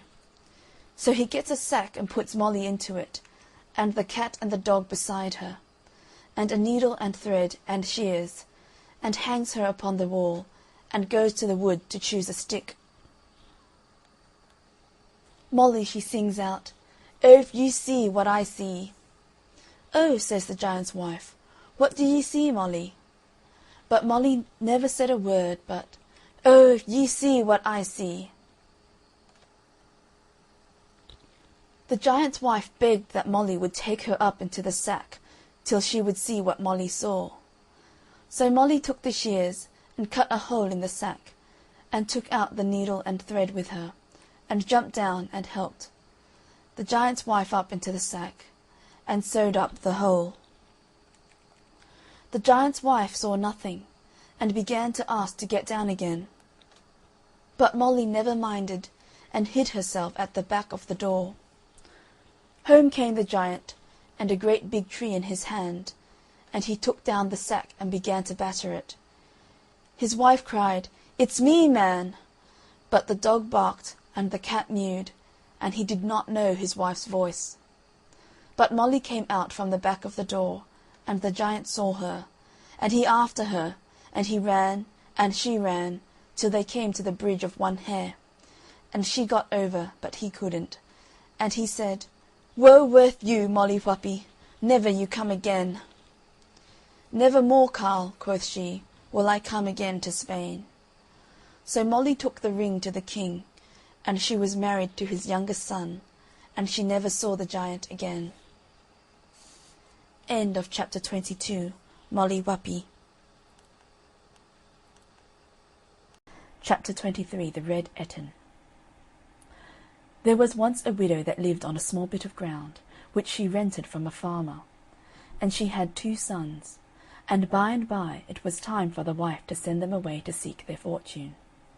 So she told her eldest son one day to take a can and bring her water from the well, that she might bake a cake for him, and however much or however little he might bring, the cake would be great or small accordingly, and that cake was to be all that she could give him when he went on his travels. The lad went away with the can to the well, and filled it with water, and then came away home again. But the can being broken, the most part of the water had run out before he got back. So his cake was very small. Yet small as it was, his mother asked him if he was willing to take the half of it with her blessing, telling him that if he chose rather to take the whole, he would only get it with her curse. The young man, thinking he might have to travel a far way, and not knowing when or how he might get other provisions, said he would like to have the whole cake, come of his mother's malison what like. So she gave him the whole cake and her malison along with it. Then he took his brother aside, and gave him a knife to keep till he should come back, desiring him to look at it every morning, and as long as it continued to be clear, then he might be sure that the owner of it was well, but if it grew dim and rusty, then for certain some ill had befallen him. So the young man went to seek his fortune, and he went all that day, and all the next day, and on the 3rd day in the afternoon he came up to where a shepherd was sitting with a flock of sheep. And he went up to the shepherd, and asked him who the sheep belonged to, and he answered, "The Red Ettin of Ireland once lived in Ballaghan, and stole King Markham's daughter, the king of fair Scotland. He beats her, he binds her, he lays her on a band, and every day he strikes her with a bright silver wand. Like Julian the Roman, he's one that fears no man. It's said there's one predestinate to be his mortal foe, but that man is yet unborn, and long may it be so." This shepherd also told him to beware of the beasts he should next meet, for they were of a very different kind from any he had yet seen. So the young man went on, and by he saw a multitude of very dreadful beasts with 2 heads, and on every head 4 horns. And he was sore frightened, and ran away from them as fast as he could. And glad was he when he came to a castle that stood on a hillock, with the door standing wide open to the wall. And he went into the castle for shelter, and there he saw an old wife sitting beside the kitchen fire. He asked the wife if he might stay for the night, as he was tired with the long journey. And the wife said he might, but it was not a good place for him to be in, as it belonged to the Red Ettin, who was a very terrible beast, with 3 heads, that spared no living man it could get hold of. The young man would have gone away, but he was afraid of the beasts on the outside of the castle. So he beseeched the old woman to hide him as best she could, and not tell the Ettin he was there. He thought, if he could put over the night, he might get away in the morning without meeting with the beasts, and so escape. But he had not been long in his hiding-hole before the awful Ettin came in, and no sooner was he in than he was heard crying, "Snock-but and Snock-ben, I find the smell of an earthly man. Be he living or be he dead, his heart this night shall kitchen my bread." The monster soon found the poor young man, and pulled him from his hole, and when he had got him out, he told him that if he could answer him 3 questions, his life should be spared. So the first head asked, "A thing without an end, what's that?" But the young man knew not. Then the second head said, "The smaller the more dangerous, what's that?" But the young man knew it not. And then the third head asked, "The dead carrying the living, riddle me that." But the young man had to give it up. The lad not being able to answer one of these questions, the Red Ettin took a mallet and knocked him on the head, and turned him into a pillar of stone. On the morning after this happened, the younger brother took out the knife to look at it, and he was grieved to find it all brown with rust. He told his mother that the time was now come for him to go away upon his travels also. So she requested him to take the can to the well for water, that she might make a cake for him. And he went, and as he was bringing home the water, a raven over his head cried to him to look, and he would see that the water was running out. And he was a young man of sense, and seeing the water running out, he took some clay and patched up the holes, so that he brought home enough water to bake a large cake. When his mother put it to him to take the half cake with her blessing, he took it in preference to having the whole with her malison, and yet the half was bigger than what the other lad had got. So he went away on his journey, and after he had travelled a far way, he met with an old woman that asked him if he would give her a bit of his johnny cake.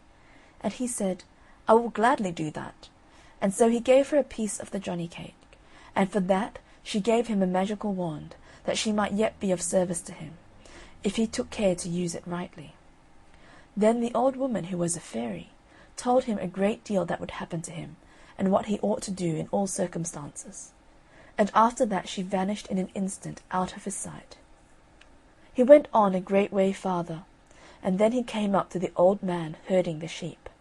And when he asked whose sheep these were, the answer was, "The Red Ettin of Ireland once lived in Ballaghan, and stole King Malcolm's daughter, the King of fair Scotland. He beats her, he binds her, he lays her on a band, and every day he strikes her with a bright silver wand. Like Julian the Roman, he's one that fears no man. But now I fear his end is near, and destiny at hand, and you're to be, I plainly see, the heir of all his land." When he came to the place where the monstrous beasts were standing, he did not stop nor run away, but went boldly through amongst them. One came up roaring with open mouth to devour him, when he struck it with his wand, and laid it in an instant dead at his feet. He soon came to the Ettin's castle, where he knocked, and was admitted. The old woman who sat by the fire warned him of the terrible Ettin, and what had been the fate of his brother. But he was not to be daunted.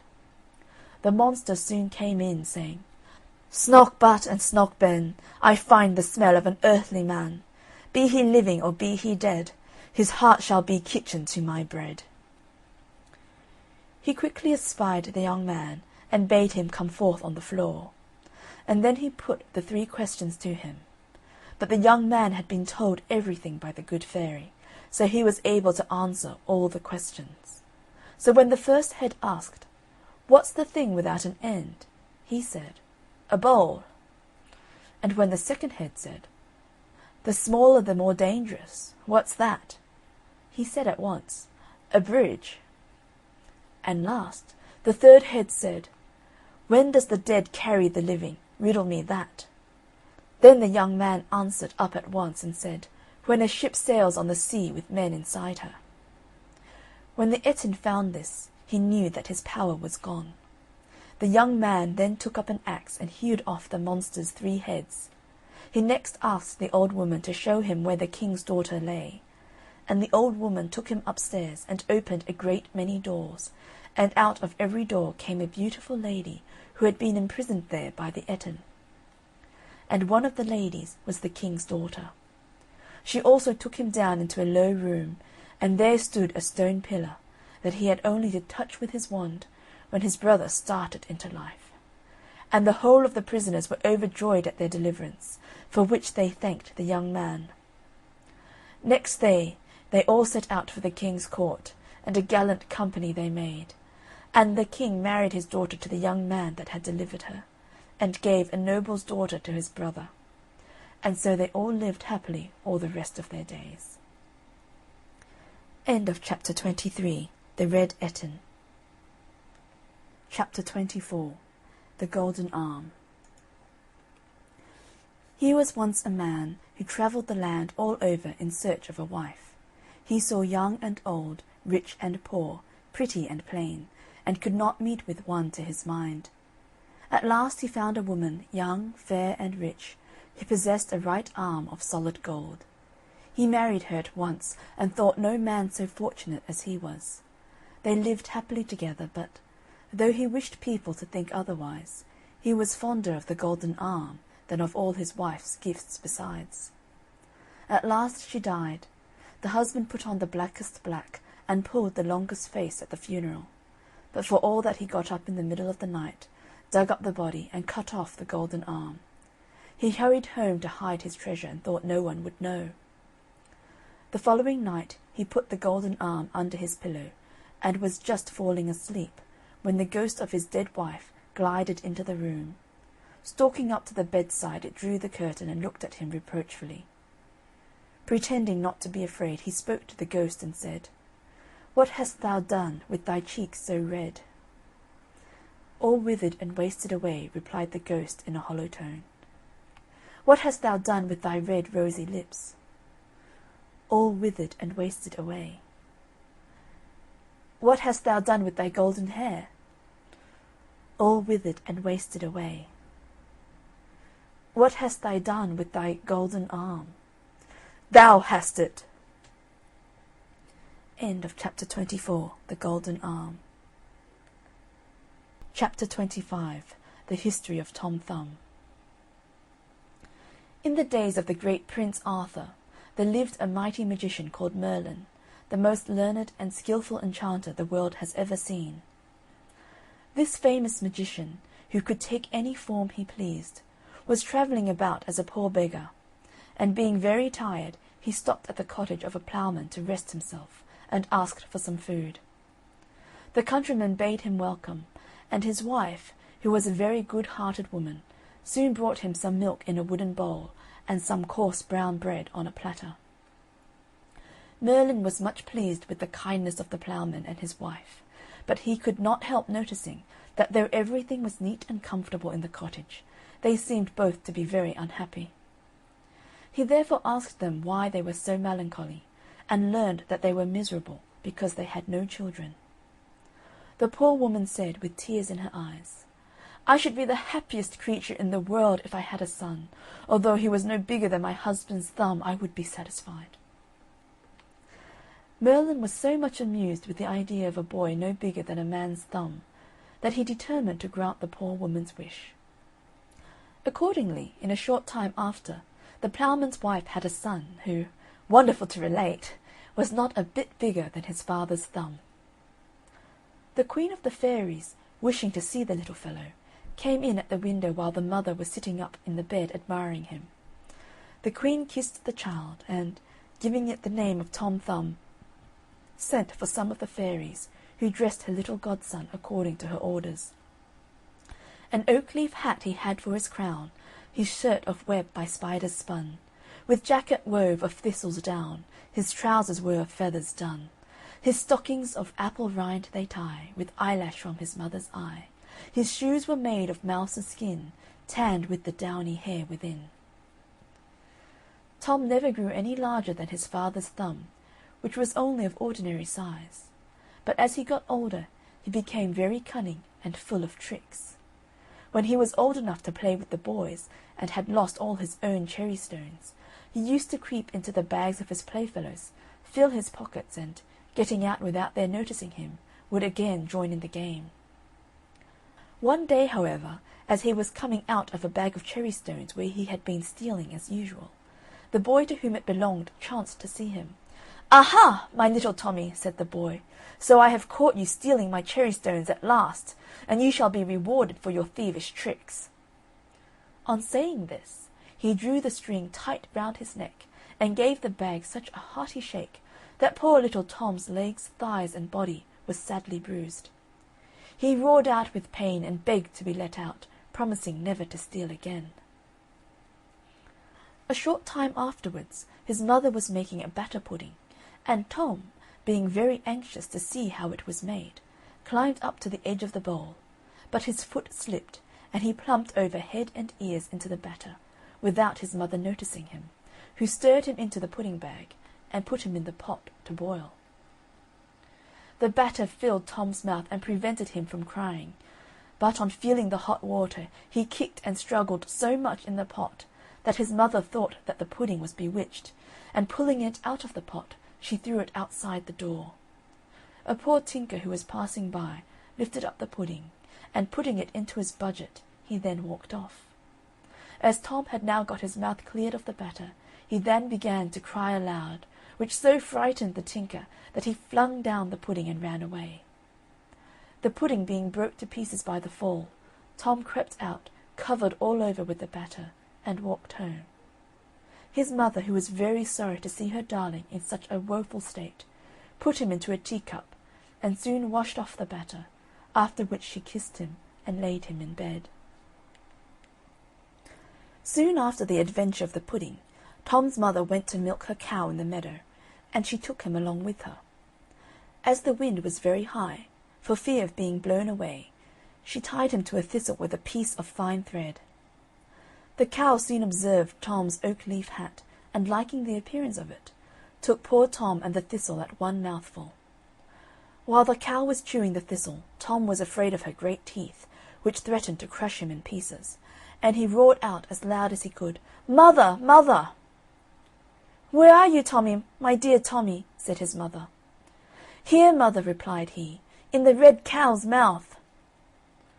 His mother began to cry and wring her hands, but the cow, surprised at the odd noise in her throat, opened her mouth and let Tom drop out.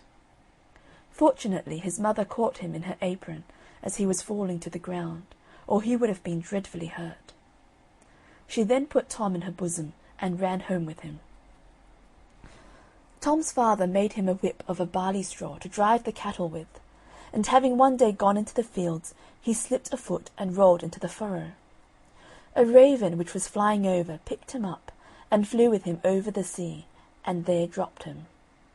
A large fish swallowed Tom the moment he fell into the sea, which was soon after caught and brought for the table of King Arthur. When they opened the fish in order to cook it, every one was astonished at finding such a little boy, and Tom was quite delighted at being free again. They carried him to the king, who made Tom his dwarf, and he soon grew a great favourite at court, for by his tricks and gambols he not only amused the king and queen, but also all the knights of the Round Table. It is said that when the king rode out on horseback, he often took Tom along with him, and if a shower came on, he used to creep into his Majesty's waistcoat pocket, where he slept till the rain was over. King Arthur one day asked Tom about his parents, wishing to know if they were as small as he was, and whether they were well off.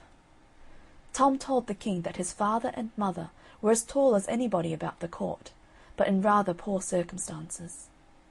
On hearing this, the king carried Tom to his treasury, the place where he kept all his money, and told him to take as much money as he could carry home to his parents, which made the poor little fellow caper with joy. Tom went immediately to procure a purse, which was made of a water bubble, and then returned to the treasury, where he received a silver threepenny piece to put into it. Our little hero had some difficulty in lifting the burden upon his back, but he at last succeeded in getting it placed to his mind, and set forward on his journey. However, without meeting with any accident, and after resting himself more than 100 times by the way, in 2 days and 2 nights he reached his father's house in safety. Tom had travelled 48 hours with a huge silver piece on his back, and was almost tired to death when his mother ran out to meet him, and carried him into the house. But he soon returned to court. As Tom's clothes had suffered much in the batter pudding and the inside of the fish, his Majesty ordered him a new suit of clothes, and to be mounted as a knight on a mouse. Of butterflies' wings his shirt was made, his boots of chickens' hides, and by a nimble fairy blade, well learned in the tailoring trade, his clothing was supplied. A needle dangled by his side, a dapper mouse he used to ride, thus strutted Tom in stately pride. It was certainly very diverting to see Tom in this dress, and mounted on the mouse, as he rode out a-hunting with the king and nobility, who were all ready to expire with laughter at Tom and his fine prancing charger. The king was so charmed with his address that he ordered a little chair to be made, in order that Tom might sit upon his table, and also a palace of gold a span high, with a door an inch wide, to live in. He also gave him a coach drawn by 6 small mice.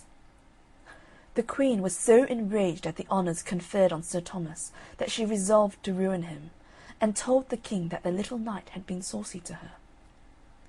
The king sent for Tom in great haste, but being fully aware of the danger of royal anger, he crept into an empty snail-shell, where he lay for a long time, until he was almost starved with hunger. But at last he ventured to peep out, and seeing a fine large butterfly on the ground, near the place of his concealment, he got close to it, and jumping astride on it, was carried up into the air. The butterfly flew with him from tree to tree, and from field to field, and at last returned to the court, where the king and nobility all strove to catch him. But at last poor Tom fell from his seat into a watering pot, in which he was almost drowned. When the queen saw him she was in a rage, and said he should be beheaded, and he was again put into a mousetrap until the time of his execution. However, a cat, observing something alive in the trap, patted it about till the wires broke, and set Thomas at liberty. The king received Tom again into favour, which he did not live to enjoy, for a large spider one day attacked him, and although he drew his sword and fought well, yet the spider's poisonous breath at last overcame him. He fell dead on the ground where he stood, and the spider sucked every drop of his blood. King Arthur and his whole court were so sorry at the loss of their little favourite that they went into mourning and raised a fine white marble monument over his grave with the following epitaph: "Here lies Tom Thumb, King Arthur's knight, who died by a spider's cruel bite. He was well known in Arthur's court, where he afforded gallant sport. He rode at tilt and tournament, and on a mouse a-hunting went. Alive he filled the court with mirth, his death to sorrow soon gave birth. Wipe, wipe your eyes and shake your head, and cry, alas, Tom Thumb is dead." End of chapter 25. The History of Tom Thumb. Chapter 26. Mr. Fox. Lady Mary was young, and Lady Mary was fair.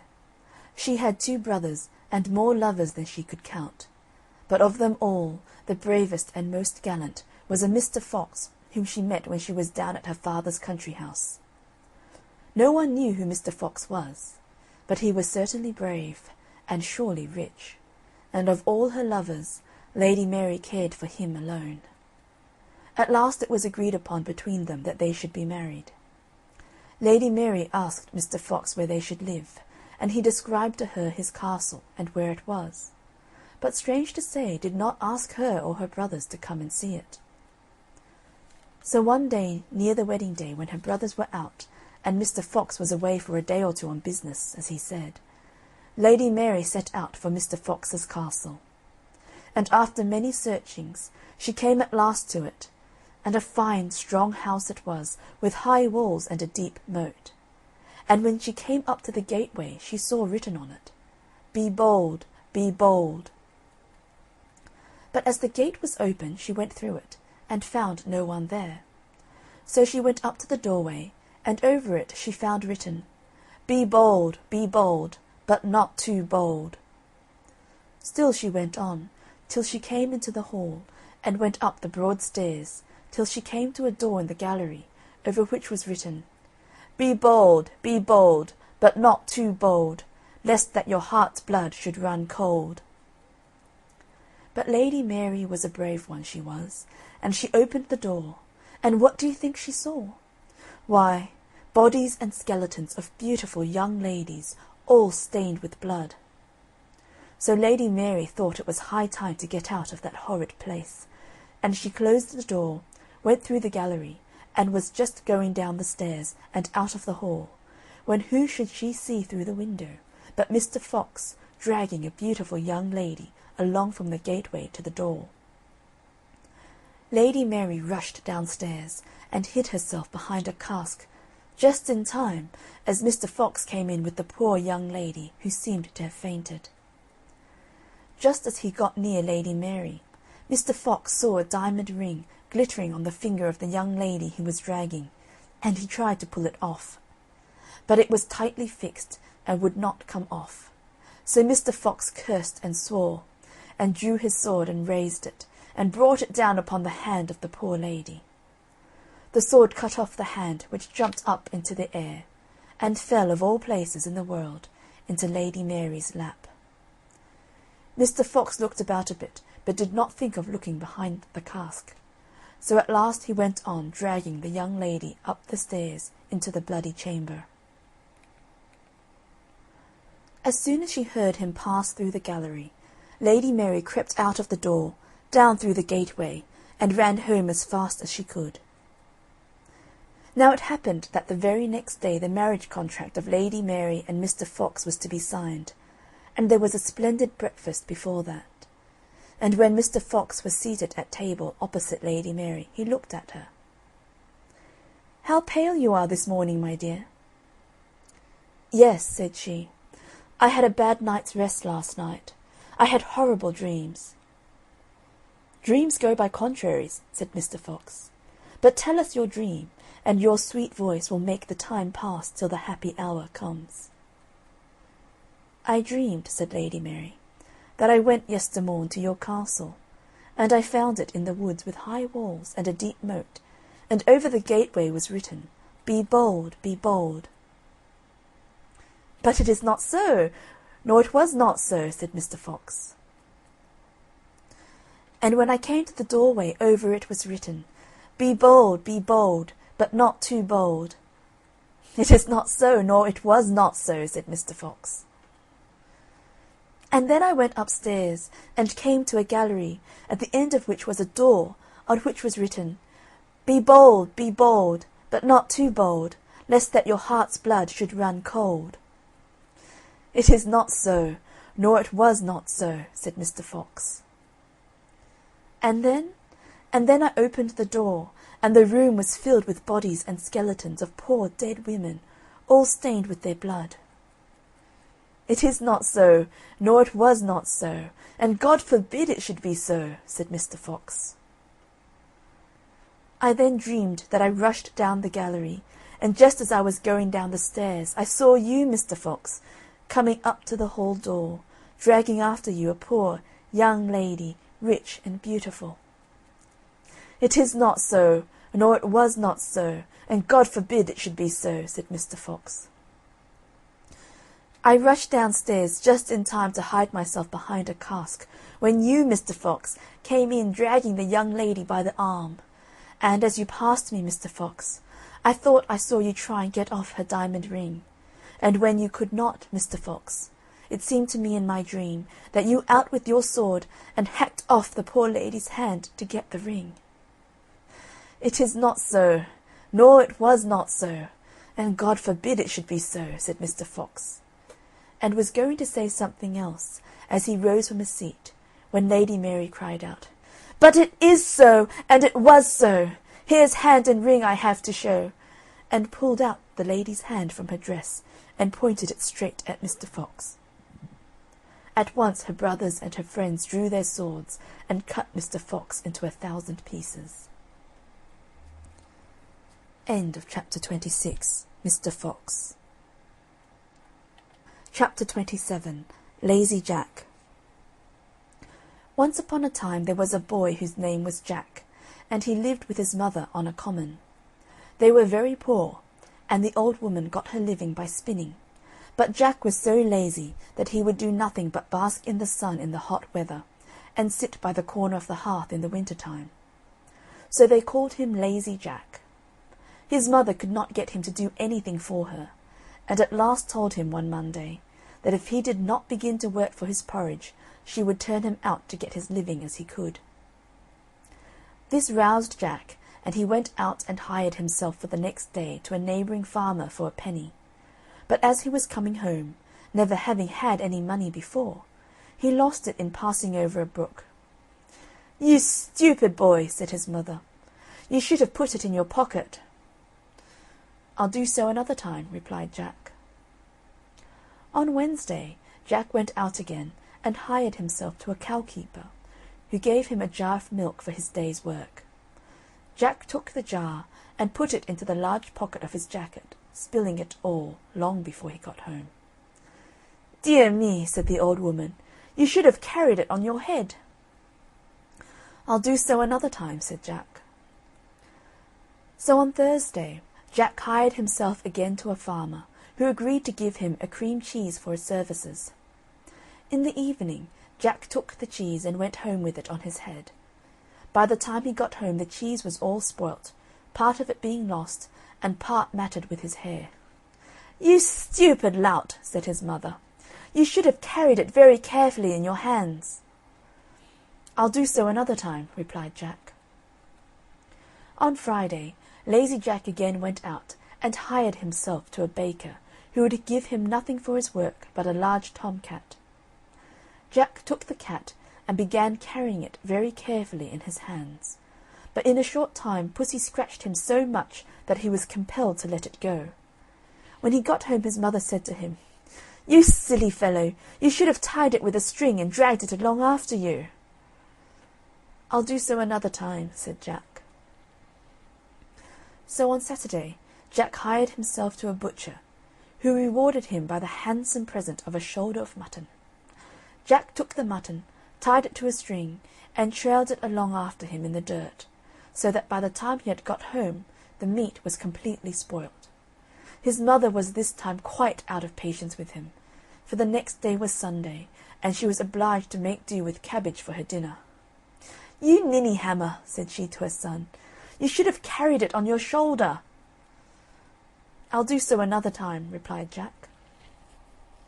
On the next Monday, Lazy Jack went once more and hired himself to a cattle-keeper, who gave him a donkey for his trouble. Jack found it hard to hoist the donkey on his shoulders, but at last he did it, and began walking slowly home with his prize. Now it happened that in the course of his journey there lived a rich man with his only daughter, a beautiful girl, but deaf and dumb. Now she had never laughed in her life, and the doctors said she would never speak till somebody made her laugh. This young lady happened to be looking out of the window when Jack was passing with the donkey on his shoulders, with the legs sticking up in the air, and the sight was so comical and strange that she burst out into a great fit of laughter, and immediately recovered her speech and hearing. Her father was overjoyed, and fulfilled his promise by marrying her to Lazy Jack, who was thus made a rich gentleman. They lived in a large house, and Jack's mother lived with them in great happiness until she died. End of chapter 27. Lazy Jack. Chapter 28. Johnny Cake. Once upon a time there was an old man and an old woman and a little boy. One morning the old woman made a johnny cake and put it in the oven to bake. "You watch the johnny cake while your father and I go out to work in the garden." So the old man and the old woman went out and began to hoe potatoes, and left the little boy to tend the oven. But he didn't watch it all the time, and all of a sudden he heard a noise, and he looked up, and the oven door popped open, and out of the oven jumped Johnny Cake, and went rolling along end over end towards the open door of the house. The little boy ran to shut the door, but Johnny Cake was too quick for him, and rolled through the door, down the steps, and out into the road long before the little boy could catch him. The little boy ran after him as fast as he could clip it, crying out to his father and mother, who heard the uproar, and threw down their hoes and gave chase too. But Johnny Cake outran all three a long way, and was soon out of sight, while they had to sit down, all out of breath, on a bank to rest. On went Johnny Cake, and by he came to two well-diggers who looked up from their work and called out, "Where are you going, Johnny Cake?" He said, "I've outrun an old man and an old woman and a little boy, and I can outrun you too." "You can you? We'll see about that," said they, and they threw down their picks and ran after him, but couldn't catch up with him, and soon they had to sit down by the roadside to rest. On ran Johnny Cake, and by he came to two ditch diggers who were digging a ditch. "Where are you going, Johnny Cake?" said they. He said, "I've outrun an old man and an old woman and a little boy and two well-diggers, and I can outrun you too." "You can you? We'll see about that," said they, and they threw down their spades and ran after him too. But Johnny Cake soon outstripped them also, and seeing they could never catch him, they gave up the chase and sat down to rest. On went Johnny Cake, and by he came to a bear. The bear said, "Where are you going, Johnny Cake?" He said, "I've outrun an old man and an old woman and a little boy and two well-diggers and two ditch-diggers, and I can outrun you too." "You can you?" growled the bear. "We'll see about that," and trotted as fast as his legs could carry him after Johnny Cake, who never stopped to look behind him. Before long the bear was left so far behind that he saw he might as well give up the hunt first as last, so he stretched himself out by the roadside to rest. On went Johnny Cake, and by he came to a wolf. The wolf said, "Where are you going, Johnny Cake?" He said, "I've outrun an old man and an old woman and a little boy and two well-diggers and two ditch-diggers and a bear, and I can outrun you too." "You can you?" snarled the wolf. "We'll see about that." And he set into a gallop after Johnny Cake, who went on and on so fast that the wolf too saw there was no hope of overtaking him, and he too lay down to rest. On went Johnny Cake, and by he came to a fox that lay quietly in a corner of the fence. The fox called out in a sharp voice, but without getting up, "Where are you going, Johnny Cake?" He said, "I've outrun an old man and an old woman and a little boy and two well-diggers and two ditch-diggers, a bear and a wolf, and I can outrun you too." The fox said, "Can't quite hear you, Johnny Cake. Won't you come a little closer?" turning his head a little to one side. Johnny Cake stopped his race for the first time, and went a little closer, and called out in a very loud voice, "I've outrun an old man and an old woman and a little boy and two well-diggers and two ditch-diggers and a bear and a wolf, and I can outrun you too." "Can't quite hear you. Won't you come a little closer?" said the fox in a feeble voice, as he stretched out his neck towards Johnny Cake, and put one paw behind his ear. Johnny Cake came up close, and leaning towards the fox screamed out, "I've outrun an old man and an old woman and a little boy and two well-diggers and two ditch-diggers and a bear and a wolf, and I can outrun you too." "You can you?" yelped the fox, and he snapped up the Johnny Cake in his sharp teeth in the twinkling of an eye. End of chapter 28. Johnny Cake. Chapter 29. Earl Mar's Daughter. One fine summer's day, Earl Mar's daughter went into the castle garden, dancing and tripping along, and as she played and sported, she would stop from time to time to listen to the music of the birds.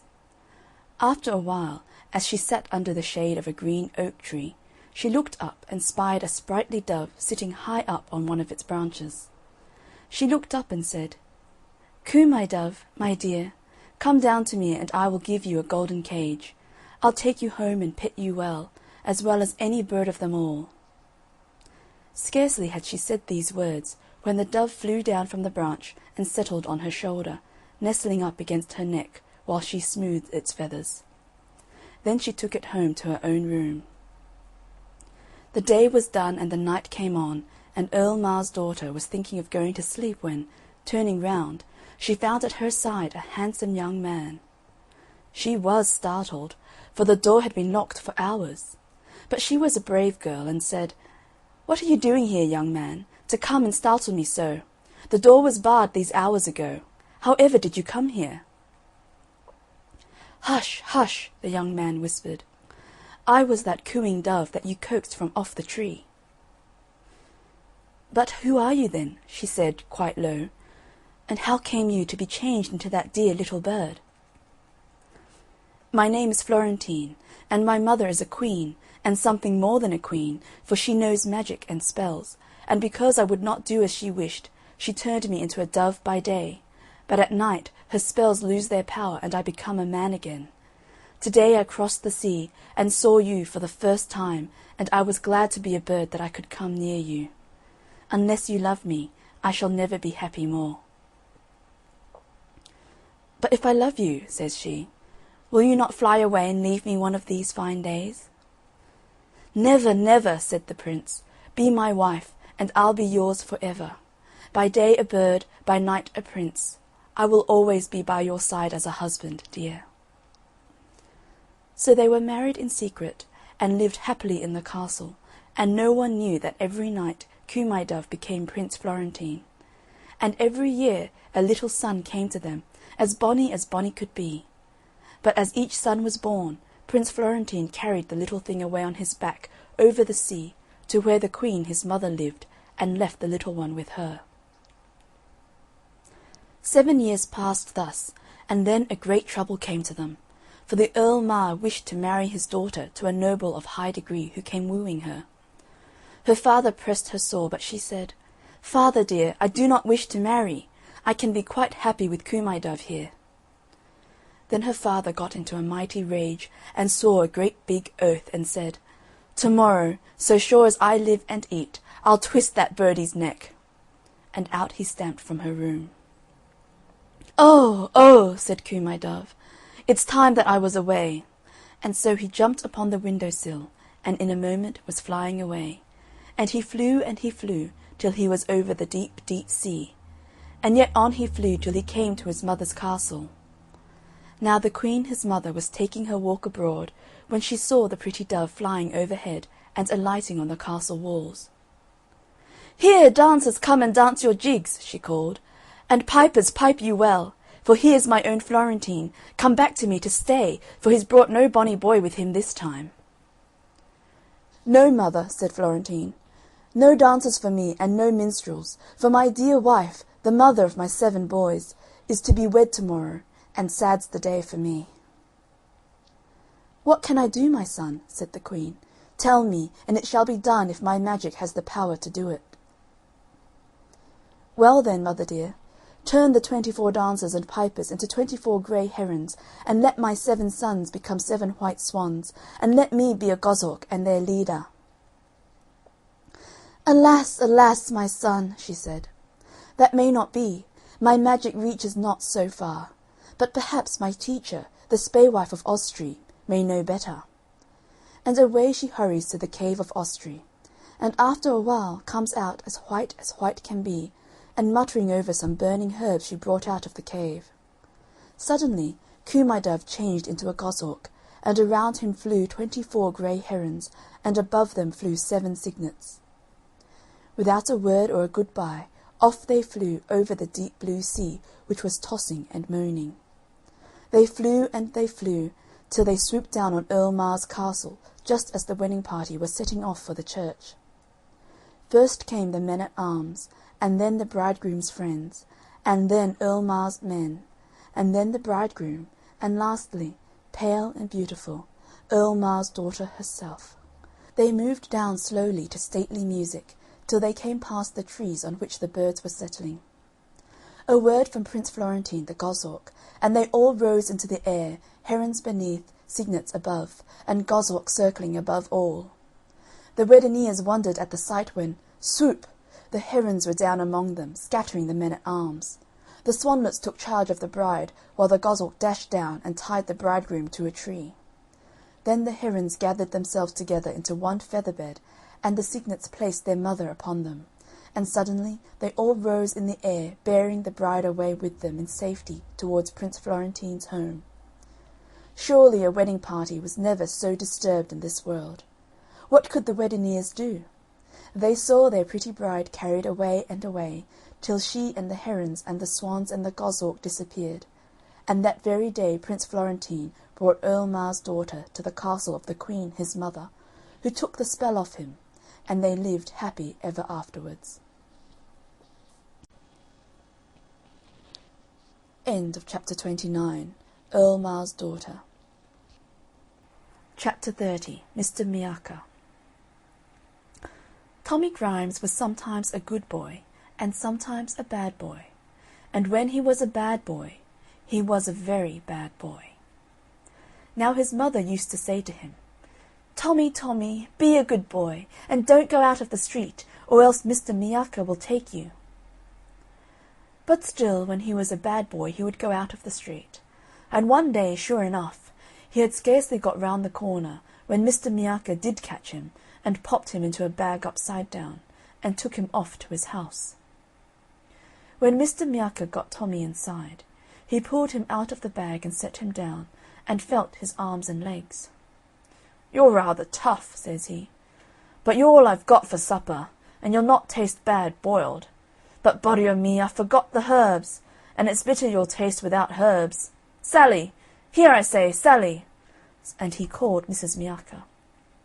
So Mrs. Miacca came out of another room and said, "What do you want, my dear?" "Oh, here's a little boy for supper," said Mr. Miacca, "and I forgot the herbs. Mind him, will ye, while I go for them?" "All right, my love," says Mrs. Miacca, and off he goes. Then Tommy Grimes said to Mrs. Miacca, "Does Mr. Miacca always have little boys for supper?" "Mostly, my dear," said Mrs. Miacca, "if little boys are bad enough and get in his way." "And don't you have anything else but boy meat? No pudding?" asked Tommy. "I loves pudding," says Mrs. Miacca, "but it's not often the likes of me gets pudding."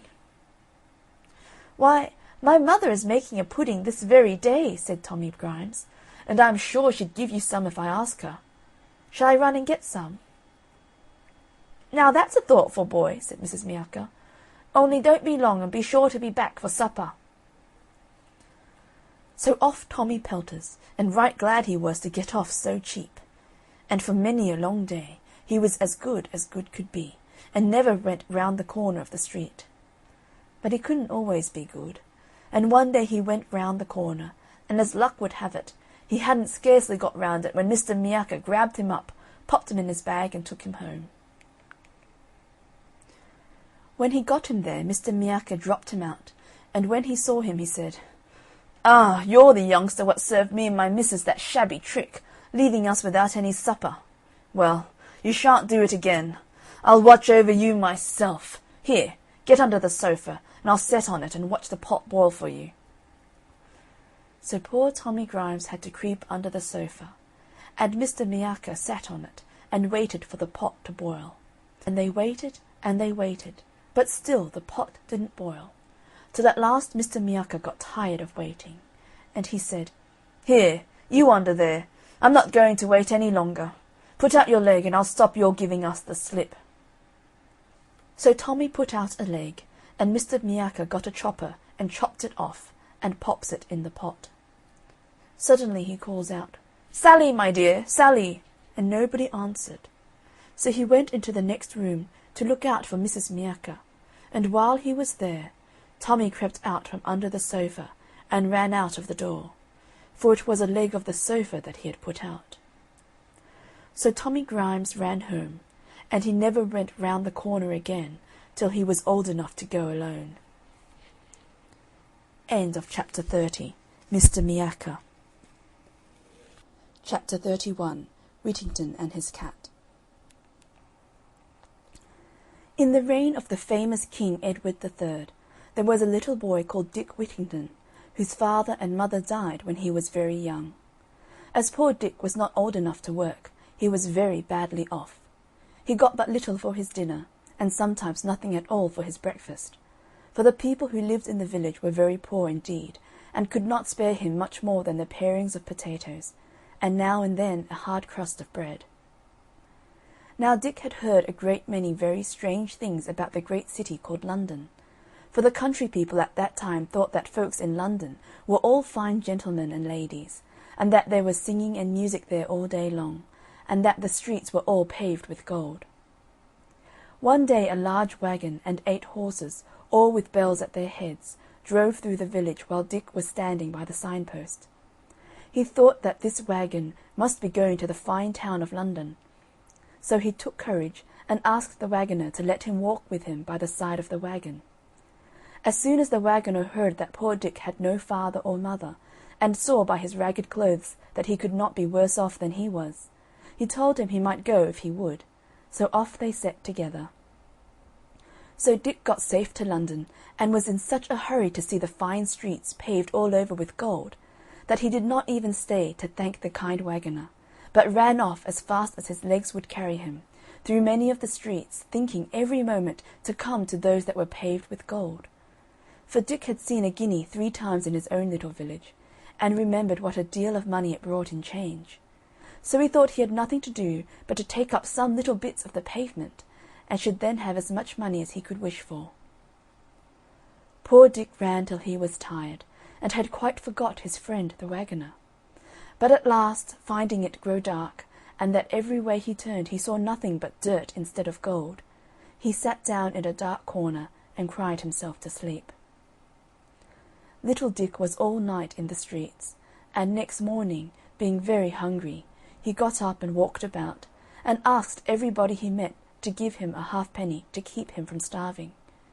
But nobody stayed to answer him, and only 2 or 3 gave him a halfpenny, so that the poor boy was soon quite weak and faint for the want of victuals. In this distress he asked charity of several people, and one of them said crossly, "Go to work for an idle rogue." "That I will," says Dick. "I will to go work for you if you will let me." But the man only cursed at him and went on.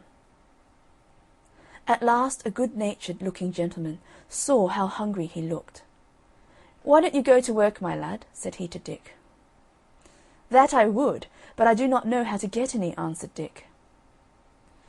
"If you are willing, come along with me," said the gentleman, and took him to a hayfield, where Dick worked briskly and lived merrily till the hay was made.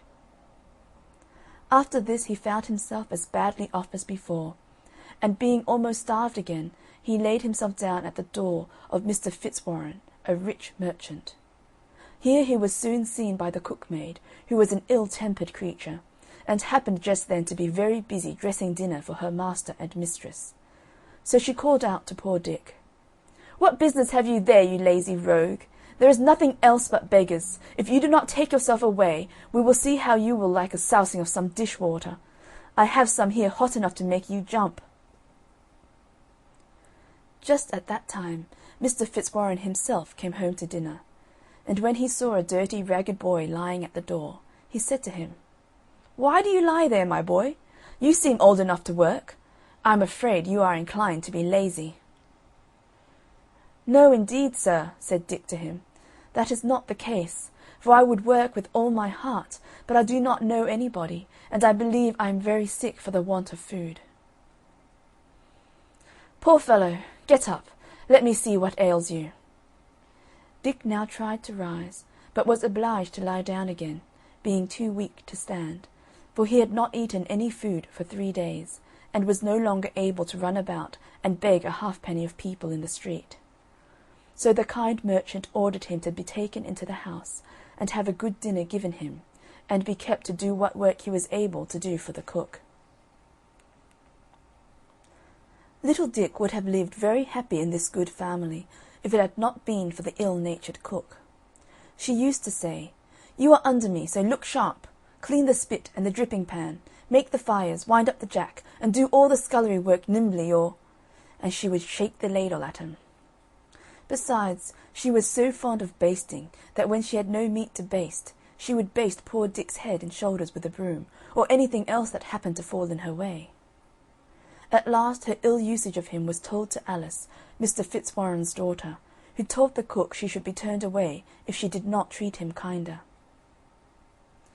The behaviour of the cook was now a little better, but besides this Dick had another hardship to get over. His bed stood in a garret, where there were so many holes in the floor and the walls that every night he was tormented with rats and mice. A gentleman having given Dick a penny for cleaning his shoes, he thought he would buy a cat with it. The next day he saw a girl with a cat and asked her, "Will you let me have that cat for a penny?" The girl said, "Yes, that I will, master, though she is an excellent mouser." Dick hid his cat in the garret, and always took care to carry a part of his dinner to her, and in a short time he had no more trouble with the rats and mice, but slept quite sound every night. Soon after this his master had a ship ready to sail, and as it was the custom that all his servants should have some chance for good fortune as well as himself, he called them all into the parlour, and asked them what they would send out. They all had something that they were willing to venture except poor Dick, who had neither money nor goods, and therefore could send nothing. For this reason he did not come into the parlour with the rest, but Miss Alice guessed what was the matter, and ordered him to be called in. She then said, "I will lay down some money for him from my own purse." But her father told her, "This will not do, for it must be something of his own." When poor Dick heard this, he said, "I have nothing but a cat which I bought for a penny some time since of a little girl." "Fetch your cat, then, my lad," said Mr. Fitzwarren, "and let her go." Dick went upstairs and brought down poor Puss with tears in his eyes, and gave her to the captain. "For," he said, "I shall now be kept awake all night by the rats and mice." All the company laughed at Dick's odd venture, and Miss Alice, who felt pity for him, gave him some money to buy another cat. This and many other marks of kindness shown him by Miss Alice made the ill-tempered cook jealous of poor Dick, and she began to use him more cruelly than ever, and always made game of him for sending his cat to sea. She asked him, "Do you think your cat will sell for as much money as would buy a stick to beat you?" At last poor Dick could not bear this usage any longer, and he thought he would run away from his place. So he packed up his few things and started very early in the morning, on All Hallows Day, the 1st of November. He walked as far as Holloway, and there sat down on a stone, which to this day is called Whittington's stone, and began to think to himself which road he should take. While he was thinking what he should do, the bells of Bow Church, which at that time were only 6, began to ring, and their sound seemed to say to him, "Turn again, Whittington, thrice Lord Mayor of London." "Lord Mayor of London!" said he to himself. "Why, to be sure, I would put up with almost anything now to be Lord Mayor of London, and ride in a fine coach when I grow to be a man. Well, I will go back and think nothing of the cuffing and scolding of the old cook if I am to be Lord Mayor of London at last." Dick went back, and was lucky enough to get into the house and set about his work before the old cook came downstairs. We must now follow Miss Puss to the coast of Africa. The ship with the cat on board was a long time at sea, and was at last driven by the winds on a part of the coast of Barbary, where the only people were the Moors, unknown to the English. The people came in great numbers to see the sailors, because they were of different colour to themselves, and treated them civilly, and, when they became better acquainted, were very eager to buy the fine things that the ship was loaded with. When the captain saw this, he sent patterns of the best things he had to the king of the country, who was so much pleased with them that he sent for the captain to the palace. Here they were placed, as it is the custom of the country, on rich carpets flowered with gold and silver. The king and queen were seated at the upper end of the room, and a number of dishes were brought in for dinner. They had not sat long when a vast number of rats and mice rushed in and devoured all the meat in an instant. The captain wondered at this, and asked if these vermin were not unpleasant. "Oh, yes," said they, "very offensive, and the king would give half his treasure to be freed of them, for they not only destroy his dinner, as you see, but they assault him in his chamber, and even in bed, so that he is obliged to be watched while he is sleeping, for fear of them." The captain jumped for joy. He remembered poor Whittington and his cat, and told the king he had a creature on board the ship that would dispatch all these vermin immediately. The king jumped so high at the joy which the news gave him that his turban dropped off his head. "Bring this creature to me," says he. "Vermin are dreadful in a court, and if she will perform what you say, I will load your ship with gold and jewels in exchange for her." The captain, who knew his business, took this opportunity to set forth the merits of Miss Puss. He told his Majesty, "It is not very convenient to part with her, as, when she is gone, the rats and mice may destroy the goods in the ship. But to oblige your Majesty, I will fetch her." "Run, run," said the Queen.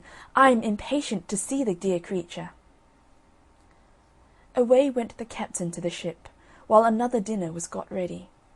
He put Puss under his arm, and arrived at the place just in time to see the table full of rats. When the cat saw them, she did not wait for bidding, but jumped out of the captain's arms, and in a few minutes laid almost all the rats and mice dead at her feet. The rest of them in their fright scampered away to their holes. The king was quite charmed to get rid so easily of such plagues, and the queen desired that the creature who had done them so great a kindness be brought to her that she might look at her. Upon which the captain called, "Pussy, pussy, pussy," and she came to him. He then presented her to the queen, who started back and was afraid to touch a creature who had made such a havoc among the rats and mice. However, when the captain stroked the cat and called, "Pussy, pussy," the queen also touched her and cried, "Puddy, puddy," for she had not learned English. He then put her down on the queen's lap, where she purred and played with her Majesty's hand, and then purred herself to sleep. The king, having seen the exploits of Mrs. Puss, and being informed that her kittens would stock the whole country, and keep it free from rats, bargained with the captain for the whole ship's cargo, and then gave him 10 times as much for the cat as all the rest amounted to. The captain then took leave of the royal party, and set sail with a fair wind for England, and after a happy voyage arrived safe in London. One morning early, Mr. Fitzwarren had just come to his counting-house and seated himself at the desk to count over the cash and settle the business for the day, when somebody came tap tap at the door. "Who's there?" said Mr. Fitzwarren. "A friend," answered the other. "I come to bring you good news of your ship Unicorn." The merchant, bustling up in such a hurry that he forgot his gout, opened the door, and who should he see waiting but the captain and factor, with a cabinet of jewels and a bill of lading. When he looked at this, the merchant lifted up his eyes and thanked heaven for sending him such a prosperous voyage. They then told the story of the cat, and showed the rich present that the king and queen had sent for her to poor Dick.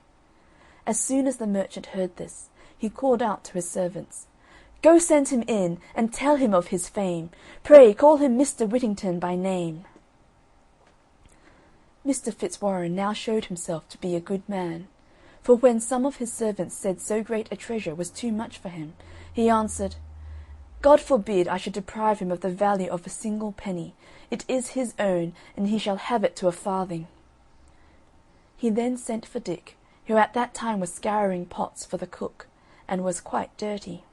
He would have excused himself from coming into the counting-house, saying, "The room is swept, and my shoes are dirty and full of hobnails," but the merchant ordered him to come in. Mr. Fitzwarren ordered a chair to be set for him, and so he began to think they were making game of him, at the same time said to them, "Do not play tricks with a poor simple boy, but let me go down again, if you please, to my work." "Indeed, Mr. Whittington," said the merchant, "we are all quite in earnest with you, and I most heartily rejoice in the news that these gentlemen have brought you, for the captain has sold your cat to the King of Barbary, and brought you in return for her more riches than I possess in the whole world, and I wish you may long enjoy them." Mr. Fitzwarren then told the men to open the great treasure they had brought with them, and said, "Mr. Whittington has nothing to do but to put it in some place of safety." Poor Dick hardly knew how to behave himself for joy. He begged his master to take what part of it he pleased, since he owed it all to his kindness. "No, no," answered Mr. Fitzwarren. "This is all your own, and I have no doubt but you will use it well." Dick next asked his mistress, and then Miss Alice, to accept a part of his good fortune, but they would not, and at the same time told him they felt great joy at his good success. But this poor fellow was too kind-hearted to keep it all to himself. So he made a present to the captain, the mate, and the rest of Mr. Fitzwarren's servants, and even to the ill-natured old cook. After this, Mr. Fitzwarren advised him to send for a proper tailor and get himself dressed like a gentleman, and told him he was welcome to live in his house till he could provide himself with a better. When Whittington's face was washed, his hair curled, his hat cocked, and he was dressed in a nice suit of clothes, he was as handsome and genteel as any young man who visited at Mr. Fitzwarren's, so that Miss Alice, who had once been so kind to him, and thought of him with pity, now looked upon him as fit to be her sweetheart, and the more so, no doubt, because Whittington was now always thinking what he could do to oblige her, and making her the prettiest presents that could be. Mr. Fitzwarren soon saw their love for each other, and proposed to join them in marriage, and to this they both readily agreed. A day for the wedding was soon fixed, and they were attended to church by the Lord Mayor, the Court of Aldermen, the sheriffs, and a great number of the richest merchants in London, whom they afterwards treated with a very rich feast. History tells us that Mr. Whittington and his lady lived in great splendour and were very happy. They had several children. He was Sheriff of London, thrice Lord Mayor, and received the honour of knighthood by Henry V. He entertained this king and his queen at dinner after his conquest of France so grandly that the king said, "Never had prince such a subject." When Sir Richard heard this, he said, "Never had subject such a prince." The figure of Sir Richard Whittington with his cat in his arms, carved in stone, was to be seen till the year 1780 over the archway of the old prison of Newgate, which he built for criminals. End of chapter 31. Whittington and his Cat. Chapter 32. The Strange Visitor. A woman was sitting at her reel one night, and still she sat, and still she reeled, and still she wished for company. In came a pair of broad soles, and sat down at the fireside. And still she sat, and still she reeled, and still she wished for company. In came a pair of small legs, and sat down on the broad soles. And still she sat, and still she reeled, and still she wished for company. In came a pair of thick knees, and sat down on the small legs. And still she sat, and still she reeled, and still she wished for company. In came a pair of thin thighs, and sat down on the thick knees. And still she sat, and still she reeled, and still she wished for company. In came a pair of huge hips, and sat down on the thin thighs. And still she sat, and still she reeled, and still she wished for company. In came a wee waist, and sat down on the huge hips. And still she sat, and still she reeled, and still she wished for company. In came a pair of broad shoulders, and sat down on the wee waist. And still she sat, and still she reeled, and still she wished for company. In came a pair of small, small arms, and sat down on the broad, broad shoulders. And still she sat, and still she reeled, and still she wished for company. In came a pair of huge, huge hands, and sat down on the small, small arms. And still she sat, and still she reeled, and still she wished for company. In came a small, small neck, and sat down on the broad, broad shoulders. And still she sat, and still she reeled, and still she wished for company.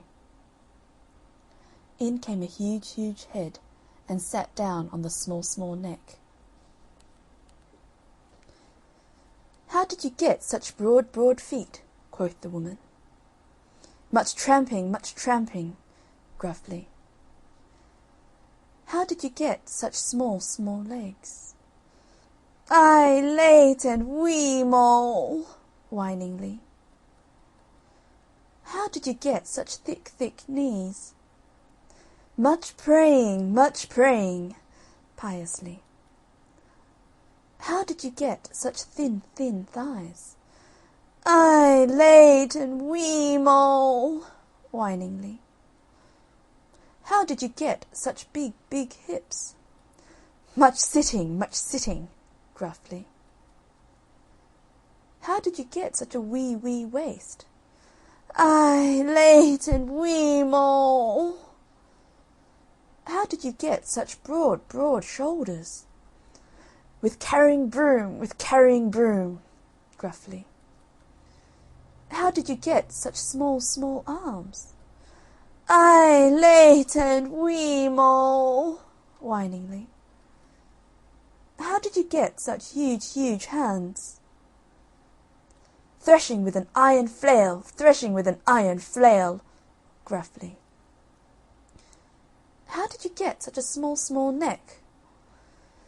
"I late and wee mole," pitifully. "How did you get such a huge, huge head?" Much knowledge, keenly. "What do you come for?" "For you!" at the top of the voice, with a wave of the arm and a stamp of the feet. End of chapter 32. The Strange Visitor. Chapter 33. The Laidly Worm of Spindleston Heugh. In Bamborough Castle once lived a king who had a fair wife and 2 children, a son named Childe and a daughter named Margaret. Childe went forth to seek his fortune, and soon after he had gone, the queen his mother died. The king mourned her long and faithfully, but one day while he was hunting he came across a lady of great beauty, and became so much in love with her that he determined to marry her. So he sent word home that he was going to bring a new queen to Bamborough Castle. Princess Margaret was not very glad to hear of her mother's place being taken, but she did not repine, but did her father's bidding, and at the appointed day came down to the castle gate with the keys all ready to hand over to her stepmother. Soon the procession drew near, and the new queen came towards Princess Margaret, who bowed low and handed her the keys of the castle. She stood there with blushing cheeks and eye on ground, and said, "O welcome, father dear, to your halls and bowers, and welcome to you, my new mother, for all that's here is yours." And again she offered the keys. One of the king's knights who had escorted the queen cried out in admiration, "Surely this northern princess is the loveliest of her kind." At that the new queen flushed up and cried out, "At least your courtesy might have accepted me," and then she muttered below her breath, "I'll soon put an end to her beauty." That same night the queen, who was a noted witch, stole down to a lonely dungeon, wherein she did her magic with spells 3 times 3, and with passes 9 times 9 she cast Princess Margaret under her spell. And this was her spell: "I weird ye to be a laidly worm, and borrowed shall ye never be, until Childe the king's own son, come to the Heugh and thrice kiss thee. Until the world comes to an end, borrowed shall ye never be." So Lady Margaret went to bed a beauteous maiden, and rose up a laidly worm. And when her maidens came in to dress her in the morning, they found coiled up on the bed a dreadful dragon, which uncoiled itself and came towards them. But they ran away shrieking, and the laidly worm crawled and crept and crawled, till it reached the Heugh, or rock of the Spindleston, round which it coiled itself, and lay there basking with its terrible snout in the air. Soon the country round about had reason to know of the laidly worm of Spindleston Heugh. For hunger drove the monster out from its cave, and it used to devour everything it could come across. So at last they went to a mighty warlock, and asked him what they should do. Then he consulted his works and his familiar, and told them, "The laidly worm is really the Princess Margaret, and it is hunger that drives her forth to do such deeds. Put aside for her 7 kine, and each day as the sun goes down, carry every drop of milk they yield to the stone trough at the foot of the Heugh, and the laidly worm will trouble the country no longer. But if ye would that she be borrowed to her natural shape, and that she who bespelled her be rightly punished, send over the seas for her brother Childe. All was done as the warlock advised. The laidly worm lived on the milk of the 7 kine, and the country was troubled no longer. But when Childe heard the news, he swore a mighty oath to rescue his sister and revenge her on her cruel stepmother. And 33 of his men took the oath with him. Then they set to work and built a long ship, and its keel they made of the rowan tree. And when all was ready, they out with their oars and pulled sheer for Bamborough Keep. But as they got near the keep, the stepmother felt by her magic power that something was being wrought against her. So she summoned her familiar imps and said, "Childe is coming over the seas. He must never land, raise storms or bore the hull, but nohow must he touch shore." Then the imps went forth to meet Childe's ship. But when they got near, they found they had no power over the ship, for its keel was made of the rowan tree. So back they came to the Queen Witch, who knew not what to do. She ordered her men-at-arms to resist Childe if he should land near them, and by her spells she caused the laidly worm to wait by the entrance of the harbour. As the ship came near, the worm unfolded its coils, and dipping into the sea, caught hold of the ship of Childe, and banged it off the shore. 3 times Childe urged his men on to row bravely and strong, but each time the laidly worm kept it off the shore. Then Childe ordered the ship to be put about, and the Witch Queen thought he had given up the attempt. But instead of that, he only rounded the next point and landed safe and sound in Budle Creek, and then, with sword drawn and bow bent, rushed up followed by his men, to fight the terrible worm that had kept him from landing. But the moment Childe had landed, the Witch Queen's power over the laidly worm had gone, and she went back to her bower all alone, not an imp nor a man-at-arms to help her, for she knew her hour was come. So when Childe came rushing up to the laidly worm, it made no attempt to stop him or hurt him. But just as he was going to raise his sword to slay it, the voice of his own sister Margaret came from its jaws, saying, "O quit your sword, unbend your bow, and give me kisses 3, for though I am a poisonous worm, no harm I'll do to thee." Childe stayed his hand, but he did not know what to think if some witchery were not in it. Then said the laidly worm again, "O quit your sword, unbend your bow, and give me kisses 3. If I'm not one ere set of sun, one never shall I be." Then Childe went up to the laidly worm and kissed it once, but no change came over it. Then Childe kissed it once more, but yet no change came over it. For a 3rd time he kissed the loathsome thing, and with a hiss and a roar the laidly worm reared back, and before Childe stood his sister Margaret. He wrapped his cloak about her, and then went up to the castle with her. When he reached the keep, he went off to the Witch Queen's bower, and when he saw her, he touched her with a twig of a rowan tree. No sooner had he touched her than she shrivelled up, till she became a huge ugly toad, with bold staring eyes and a horrible hiss. She croaked and she hissed, and then hopped away down the castle steps, and Childe Wynd took his father's place as king, and they all lived happy afterwards. But to this day the loathsome toad is seen at times, haunting the neighbourhood of Bamborough Keep, and the wicked witch queen is a Laidly Toad. End of chapter 33. The Laidly Worm of Spindleston Heugh. Chapter 34. The Cat and the Mouse. The cat and the mouse played in the malt house. The cat bit the mouse's tail off. "Pray, puss, give me my tail." "No," says the cat, "I'll not give you your tail till you go to the cow and fetch me some milk." First she leapt and then she ran, till she came to the cow, and thus began: "Pray, cow, give me milk, that I may give cat milk, that cat may give me my own tail again." "No," said the cow, "I will give you no milk till you go to the farmer and get me some hay."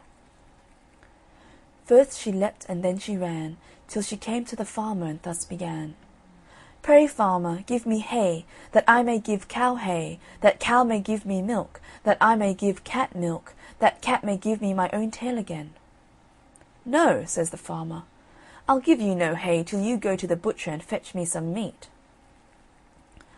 First she leapt and then she ran, till she came to the butcher, and thus began: "Pray, butcher, give me meat, that I may give farmer meat, that farmer may give me hay, that I may give cow hay, that cow may give me milk, that I may give cat milk, that cat may give me my own tail again."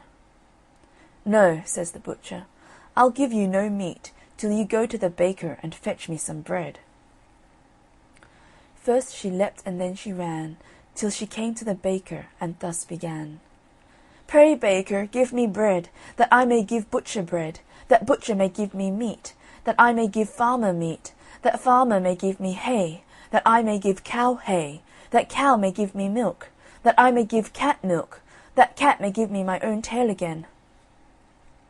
"Yes," says the baker, "I'll give you some bread, but if you eat my meal, I'll cut off your head."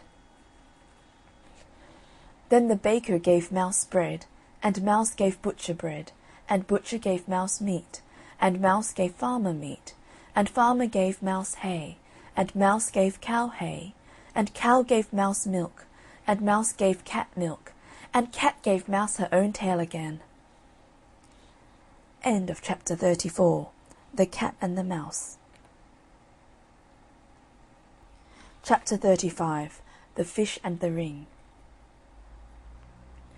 Once upon a time there was a mighty baron in the north country, who was a great magician that knew everything that would come to pass. So one day when his little boy was 4 years old, he looked into the book of fate to see what would happen to him.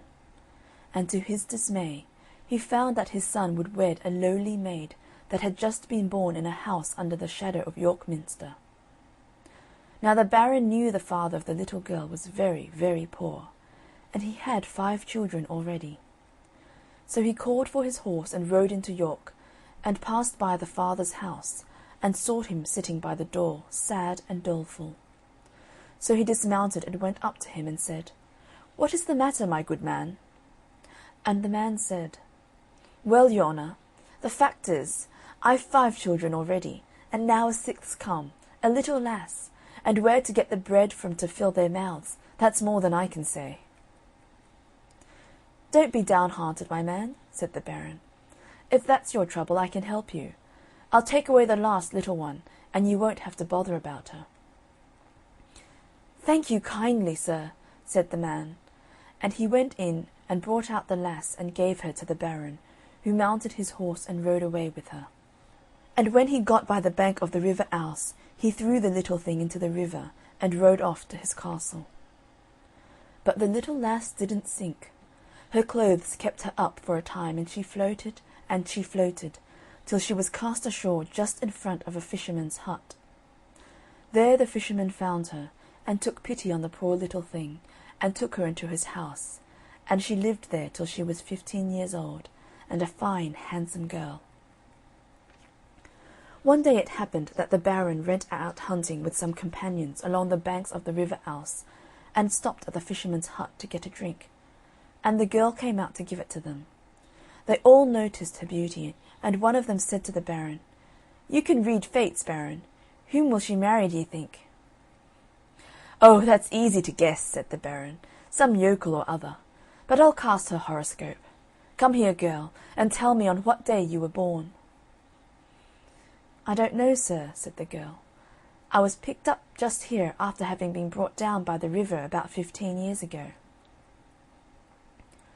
Then the Baron knew who she was, and when they went away he rode back and said to the girl, "Hark ye, girl, I will make your fortune. Take this letter to my brother in Scarborough, and you'll be settled for life." And the girl took the letter and said she would go. Now this was what he had written in the letter: "Dear brother, take the bearer and put her to death immediately. Yours affectionately, Albert." So soon after the girl set out for Scarborough, and slept for the night at a little inn. Now that very night a band of robbers broke into the inn and searched the girl, who had no money and only the letter. So they opened this and read it, and thought it a shame. The captain of the robbers took a pen and paper and wrote this letter: "Dear brother, take the bearer and marry her to my son immediately. Yours affectionately, Albert." And then he gave it to the girl, bidding her begone.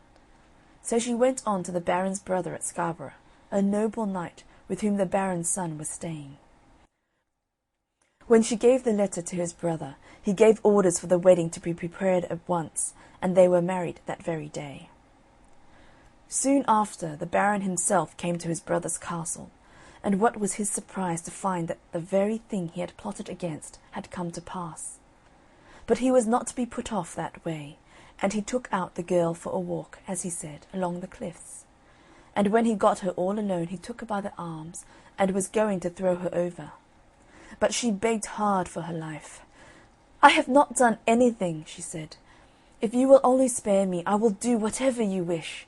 I will never see you or your son again till you desire it." Then the Baron took off his gold ring and threw it into the sea, saying, "Never let me see your face till you can show me that ring." And he let her go. The poor girl wandered on, till at last she came to a great noble's castle, and she asked to have some work given to her, and they made her the scullion girl of the castle, for she had been used to such work in the fisherman's hut. Now one day, who should she see coming up to the noble's house but the Baron and his brother and his son, her husband. She didn't know what to do, but thought they would not see her in the castle kitchen. So she went back to her work with a sigh, and set to cleaning a huge big fish that was to be boiled for their dinner. And as she was cleaning it, she saw something shine inside it. And what do you think she found? Why, there was the Baron's ring, the very one he had thrown over the cliff at Scarborough. She was right glad to see it, you may be sure. Then she cooked the fish as nicely as she could, and served it up. Well, when the fish came on the table, the guests liked it so well that they asked the noble who cooked it. He said he didn't know, but called to his servants, "Ho there! Send up the cook that cooked that fine fish." So they went down to the kitchen and told the girl she was wanted in the hall. Then she washed and tidied herself, and put the Baron's gold ring on her thumb, and went up into the hall. When the banqueters saw such a young and beautiful cook, they were surprised. But the Baron was in a tower of a temper, and started up as if he would do her some violence. So the girl went up to him with her hand before her with the ring on it, and she put it down before him on the table. Then at last the Baron saw that no one could fight against fate, and he handed her to a seat, and announced to all the company that this was his son's true wife. And he took her and his son home to his castle, and they all lived as happy as could be ever afterwards. End of chapter 35. The Fish and the Ring. Chapter 36. The Magpie's Nest. Once upon a time, when pigs spoke rhyme, and monkeys chewed tobacco, and hens took snuff to make them tough, and ducks went quack, quack, quacko. All the birds of the air came to the magpie, and asked her to teach them how to build nests, for the magpie is the cleverest bird of all at building nests. So she put all the birds round her and began to show them how to do it. First of all she took some mud and made a sort of round cake with it. "Oh, that's how it's done," said the thrush, and away it flew, and so that's how thrushes build their nests. Then the magpie took some twigs and arranged them round in the mud. "Now I know all about it," says the blackbird, and off he flew, and that's how the blackbirds make their nests to this very day. Then the magpie put another layer of mud over the twigs. "Oh, that's quite obvious," said the wise owl, and away it flew, and owls have never made better nests since. After this the magpie took some twigs and twined them round the outside. "The very thing," said the sparrow, and off he went. So sparrows make rather slovenly nests to this day. Well, then Madge Magpie took some feathers and stuff, and lined the nest very comfortably with it. "That suits me," cried the starling, and off it flew, and very comfortable nests have starlings. So it went on, every bird taking away some knowledge of how to build nests, but none of them waiting to the end. Meanwhile, Madge Magpie went on working and working, without looking up till the only bird that remained was the turtle dove, and that hadn't paid any attention all along, but only kept on saying its silly cry, "Take two, Taffy, take two!" At last the magpie heard this just as she was putting a twig across, so she said, "One's enough." But the turtle dove kept on saying, "Take two, Taffy, take two!" Then the magpie got angry and said, "One's enough, I tell you." Still the turtle dove cried, "Take two, Taffy, take two!" At last, the magpie looked up and saw nobody near her but the silly turtle dove, and then she got rare angry and flew away and refused to tell the birds how to build nests again. And that is why different birds build their nests differently. End of chapter 36. The Magpie's Nest. Chapter 37. Kate Crackernuts. Once upon a time there was a king and a queen, as in many lands have been. The king had a daughter, Anne, and the queen had one named Kate. But Anne was far bonnier than the queen's daughter, though they loved one another like real sisters. The queen was jealous of the king's daughter being bonnier than her own, and cast about to spoil her beauty. So she took counsel of the henwife, who told her to send the lassie to her next morning fasting. So next morning early the queen said to Anne, "Go, my dear, to the henwife in the glen, and ask her for some eggs." So Anne set out, but as she passed through the kitchen she saw a crust, and she took and munched it as she went along.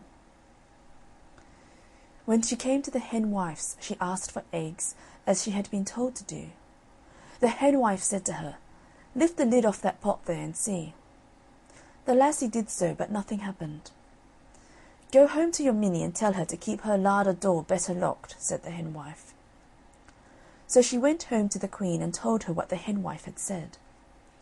The queen knew from this that the lassie had had something to eat, so watched the next morning and sent her away fasting. But the princess saw some country folk picking peas by the roadside, and being very kind, she spoke to them and took a handful of the peas, which she ate by the way.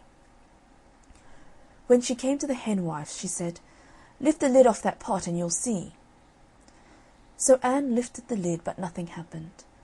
Then the henwife was rare angry and said to Anne, "Tell your Minnie the pot won't boil if the fire's away." So Anne went home and told the queen. The third day the queen goes along with the girl herself to the henwife. Now this time, when Anne lifted the lid off the pot, off falls her own pretty head, and on jumps a sheep's head. So the queen was now quite satisfied, and went home. Her own daughter Kate, however, took a fine linen cloth and wrapped it round her sister's head, and took her by the hand, and they both went out to seek their fortune. They went on, and they went on, and they went on, till they came to a castle. Kate knocked at the door and asked for a night's lodging for herself and a sick sister. They went in and found it was a king's castle who had 2 sons, and one of them was sickening away to death, and no one could find out what ailed him. And the curious thing was that whoever watched him at night was never seen any more. So the king had offered a peck of silver to any one who would stop up with him. Now Katy was a very brave girl, so she offered to sit up with him. Till midnight all goes well. As 12 o'clock rings, however, the sick prince rises, dresses himself, and slips downstairs. Kate followed, but he didn't seem to notice her. The prince went to the stable, saddled his horse, called his hound, jumped into the saddle, and Kate leapt lightly up behind him. Away rode the prince and Kate through the greenwood, Kate, as they passed, plucking nuts from the trees and filling her apron with them. They rode on and on till they came to a green hill. The prince here drew bridle and spoke, "Open, open, green hill, and let the young prince in with his horse and his hound." And Kate added, "And his lady him behind." Immediately the green hill opened and they passed in. The prince entered a magnificent hall, brightly lighted up, and many beautiful fairies surrounded the prince and led him off to the dance. Meanwhile Kate, without being noticed, hid herself behind the door. There she sees the prince dancing and dancing and dancing, till he could dance no longer and fell upon a couch. Then the fairies would fan him till he could rise again and go on dancing. At last the cock crew, and the prince made all haste to get on horseback. Kate jumped up behind, and home they rode. When the morning sun rose they came in, and found Kate sitting down by the fire and cracking her nuts. Kate said the prince had a good night, but she would not sit up another night unless she was to get a peck of gold. The second night passed as the first had done. The prince got up at midnight and rode away to the green hill and the fairy ball, and Kate went with him, gathering nuts as they rode through the forest. This time she did not watch the prince, for she knew he would dance and dance and dance. But she sees a fairy baby playing with a wand, and overhears one of the fairies say, "3 strokes of that wand would make Kate's 6 sister as bonny as ever she was." So Kate rolled nuts to the fairy baby, and rolled nuts till the baby toddled after the nuts and let fall the wand, and Kate took it up and put it in her apron. And at cock-crow they rode home as before, and the moment Kate got home to her room, she rushed and touched Anne 3 times with the wand, and the nasty sheep's head fell off, and she was her own pretty self again. The third night Kate consented to watch only if she should marry the sick prince. All went on as on the first 2 nights. This time the fairy baby was playing with a birdie. Kate heard one of the fairies say, "3 bites of that birdie would make the sick prince as well as ever he was." Kate rolled all the nuts she had to the fairy baby till the birdie was dropped, and Kate put it in her apron. At cock-crow they set off again, but instead of cracking her nuts as she used to do, this time Kate plucked the feathers off and cooked the birdie. Soon there arose a very savoury smell. "Oh," said the sick prince, "I wish I had a bite of that birdie." So Kate gave him a bite of the birdie, and he rose up on his elbow. By and by he cried out again, "Oh, if I had another bite of that birdie!" So Kate gave him another bite, and he sat up on his bed. Then he said again, "Oh, if only I had a 3rd bite of that birdie!"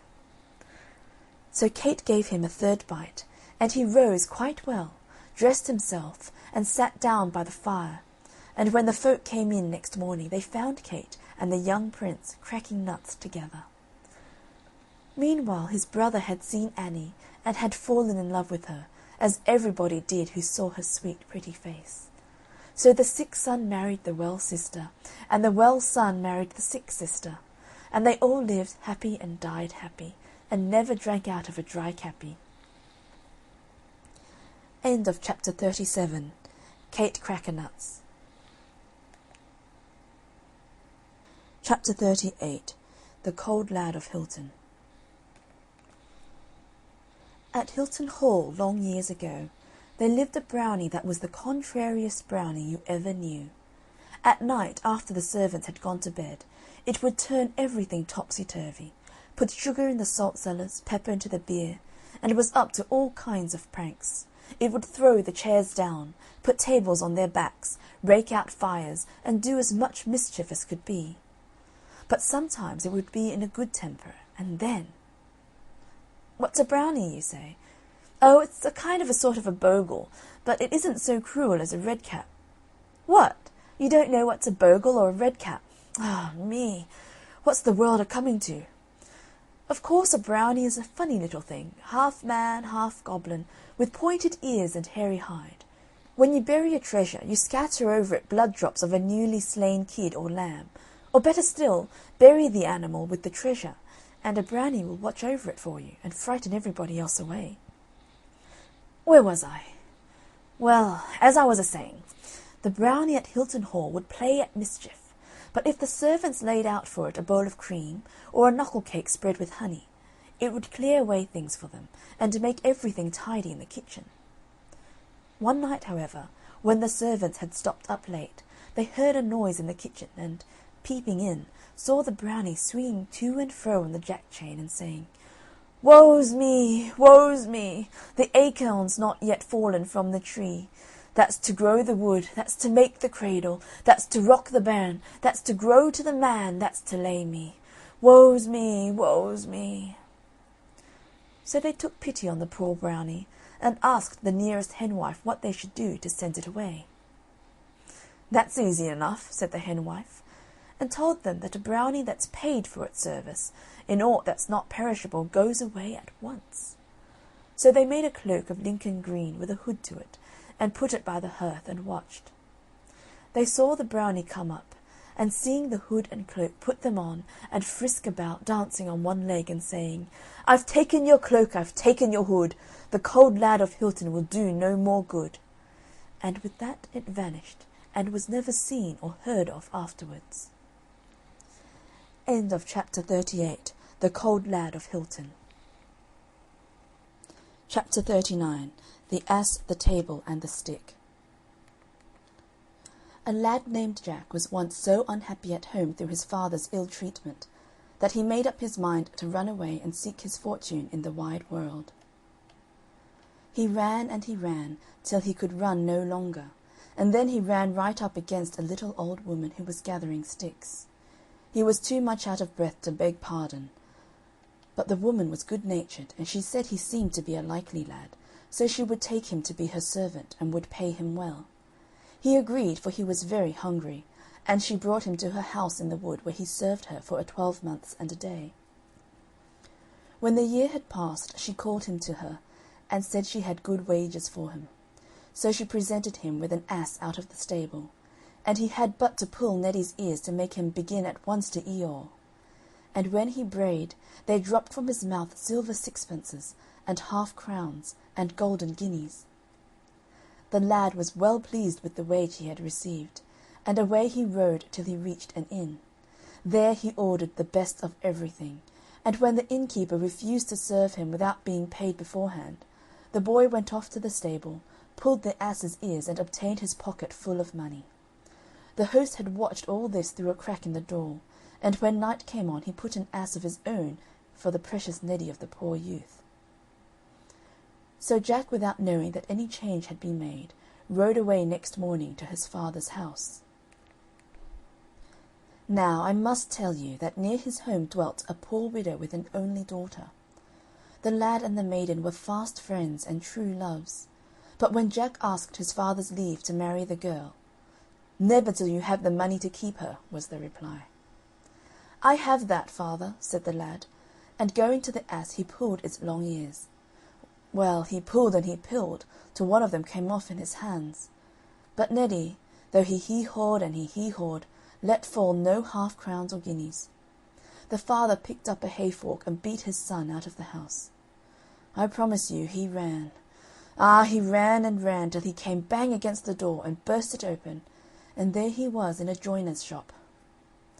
"You're a likely lad," said the joiner. "Serve me for 12 months and a day, and I will pay you well." So he agreed, and served the carpenter for a year and a day. "Now," said the master, "I will give you your wage," and he presented him with a table, telling him he had but to say, "Table, be covered," and at once it would be spread with lots to eat and drink. Jack hitched the table on his back, and away he went with it till he came to the inn. "Well, host," shouted he, "my dinner to-day, and that of the best." "Very sorry, but there is nothing in the house but ham and eggs." "Ham and eggs for me!" exclaimed Jack. "I can do better than that. Come, my table, be covered." At once the table was spread with turkey and sausages, roast mutton, potatoes, and greens. The publican opened his eyes, but he said nothing, not he. That night he fetched down from his attic a table very like that of Jack, and exchanged the two. Jack, none the wiser, next morning hitched the worthless table on to his back and carried it home. "Now, father, may I marry my lass?" he asked. "Not unless you can keep her," replied the father. "Look here!" exclaimed Jack. "Father, I have a table which does all my bidding." "Let me see it," said the old man. The lad set it in the middle of the room, and bade it be covered, but all in vain, the table remained bare. In a rage the father caught the warming pan down from the wall, and warmed his son back with it, so that the boy fled howling from the house, and ran, till he came to a river and tumbled in. A man picked him out, and bade him assist him in making a bridge over the river. And how do you think he was doing it? Why, by casting a tree across.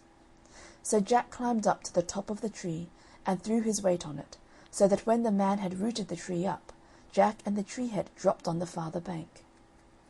"Thank you," said the man, "and now for what you have done I will pay you." So saying, he tore a branch from the tree, and fettled it up into a club with his knife. "There," exclaimed he, "take this stick, and when you say to it, 'Up stick and bang him,' it will knock any one down who angers you." The lad was overjoyed to get this stick, so away he went with it to the inn, and as soon as the publican appeared, "Up stick and bang him," was his cry. At the word, the cudgel flew from his hand, and battered the old publican on the back, rapped his head, bruised his arms, tickled his ribs, till he fell groaning on the floor. Still the stick belaboured the prostrate man, nor would Jack call it off till he had got back the stolen ass and table.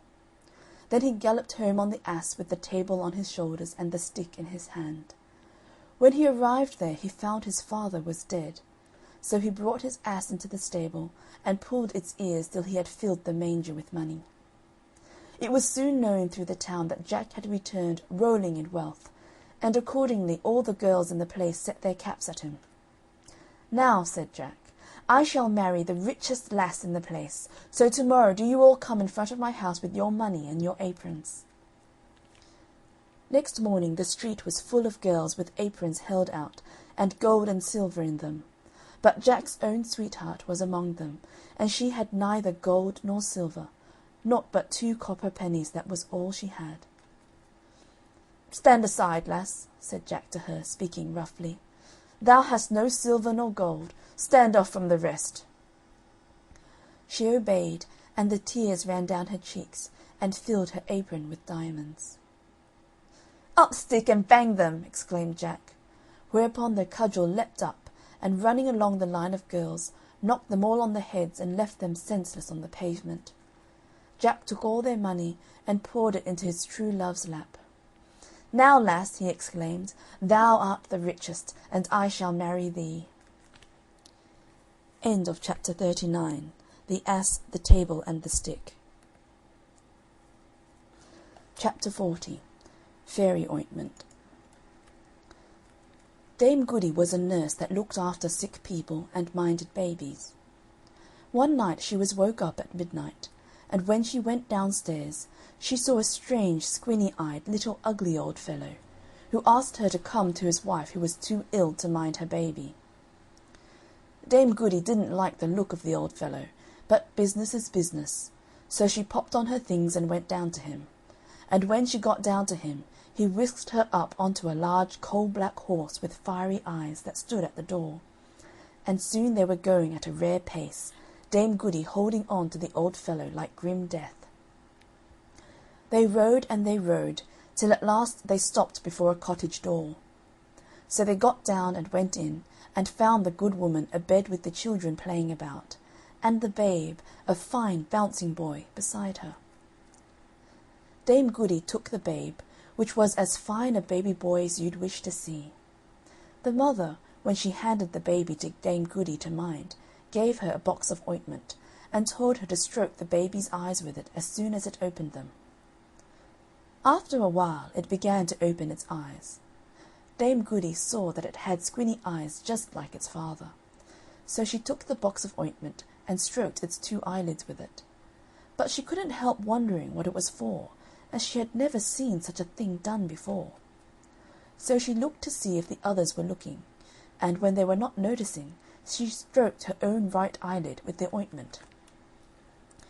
No sooner had she done so than everything seemed to change about her. The cottage became elegantly furnished. The mother in the bed was a beautiful lady dressed up in white silk. The little baby was still more beautiful than before, and its clothes were made of a sort of silvery gauze. Its little brothers and sisters around the bed were flat-nosed imps with pointed ears who made faces at one another and scratched their poles. Sometimes they would pull the sick lady's ears with their long and hairy paws. In fact, they were up to all kinds of mischief, and Dame Goody knew that she had got into a house of pixies. But she said nothing to nobody, and as soon as the lady was well enough to mind the baby, she asked the old fellow to take her back home. So he came round to the door with the coal-black horse with eyes of fire, and off they went as fast as before, or perhaps a little faster, till they came to Dame Goody's cottage, where the squinny-eyed old fellow lifted her down and left her, thanking her civilly enough, and paying her more than she had ever been paid before for such service. Now next day happened to be market day, and as Dame Goody had been away from home, she wanted many things in the house, and trudged off to get them at the market. As she was buying the things she wanted, who should she see but the squinny-eyed old fellow who had taken her on the coal-black horse. And what do you think he was doing? Why, he went about from stall to stall, taking up things from each, here's some fruit, and there's some eggs, and so on, and no one seemed to take any notice. Now Dame Goody did not think it her business to interfere, but she thought she ought not to let so good a customer pass without speaking. So she ups to him and bobs a curtsy and says, "Good'n, sir, I hopes as how your good lady and little one are as well as—" But she couldn't finish what she was a-saying, for the funny old fellow started back in surprise, and he says to her, says he, "What, do you see me to-day?" "See you?" says she. "Why, of course I do, as plain as the sun in the skies. And what's more," says she, "I see you are busy too, into the bargain." "Ah, you see too much," said he. "Now, pray, with which eye do you see all this?" "With the right eye, to be sure," said she, as proud as can be to find him out. "The ointment! The ointment!" cried the old pixie thief. "Take that for meddling with what don't concern you. You shall see me no more." And with that he struck her on her right eye, and she couldn't see him any more. And what was worse, she was blind on the right side from that hour till the day of her death. End of chapter 40. Fairy Ointment. Chapter 41. The Well of the World's End. Once upon a time, and a very good time it was, though it wasn't in my time, nor in your time, nor any one else's time. There was a girl whose mother had died, and her father had married again, and her stepmother hated her because she was more beautiful than herself, and she was very cruel to her. She used to make her do all the servants' work, and never let her have any peace. At last one day the stepmother thought to get rid of her altogether. So she handed her a sieve and said to her, "Go, fill it at the Well of the World's End, and bring it home to me full, or woe betide you." For she thought she would never be able to find the Well of the World's End, and if she did, how could she bring home a sieve full of water? Well, the girl started off, and asked every one she met to tell her where was the Well of the World's End. But nobody knew, and she didn't know what to do, when a queer little old woman, all bent double, told her where it was, and how she could get to it. So she did what the old woman told her, and at last arrived at the Well of the World's End. But when she dipped the sieve in the cold, cold water, it all ran out again. She tried and she tried again, but every time it was the same, and at last she sate down and cried as if her heart would break. Suddenly she heard a croaking voice, and she looked up and saw a great frog with goggle eyes looking at her and speaking to her. "What's the matter, dearie?" it said. Oh, dear," she said. "My stepmother has sent me all this long way to fill this sieve with water from the well of the world's end, and I can't fill it nohow at all." "Well," said the frog, "if you promise me to do whatever I bid you for a whole night long, I'll tell you how to fill it." So the girl agreed, and then the frog said, "Stop it with moss and daub it with clay, and then it will carry the water away." And then it gave a hop, skip, and jump, and went flop into the well of the world's end. So the girl looked about for some moss, and lined the bottom of the sieve with it, and over that she put some clay, and then she dipped it once again into the well of the world's end, and this time the water didn't run out, and she turned to go away. Just then the frog popped up its head out of the well of the world's end and said, "Remember your promise." "All right," said the girl, for thought she, "What harm can a frog do me?" So she went back to her stepmother and brought the sieve full of water from the well of the world's end. The stepmother was fine and angry, but she said nothing at all. That very evening they heard something tap-tapping at the door low down, and a voice cried out, "Open the door, my hinny, my heart, open the door, my own darling, mind you the words that you and I spoke, down in the meadow at the world's end well." "Whatever can that be?" cried out the stepmother, and the girl had to tell her all about it, and what she had promised the frog. "Girls must keep their promises," said the stepmother. "Go and open the door this instant," for she was glad the girl would have to obey a nasty frog. So the girl went and opened the door, and there was the frog from the well of the world's end, and it hopped and it skipped and it jumped till it reached the girl, and then it said, "Lift me to your knee, my hinny, my heart, lift me to your knee, my own darling, remember the words you and I spoke, down in the meadow by the world's end well." But the girl didn't like to, till her stepmother said, "Lift it up this instant, you hussy. Girls must keep their promises." So at last she lifted the frog up onto her lap, and it lay there for a time till at last it said, "Give me some supper, my hinny, my heart, give me some supper, my darling. Remember the words you and I spake, in the meadow by the well of the world's end." Well, she didn't mind doing that, so she got it a bowl of milk and bread, and fed it well. And when the frog had finished, it said, "Go with me to bed, my hinny, my heart, go with me to bed, my own darling. Mind you the words you spake to me, down by the cold well so weary." But that the girl wouldn't do, till her stepmother said, "Do what you promised, girl. Girls must keep their promises. Do what you're bid, or out you go, you and your froggy."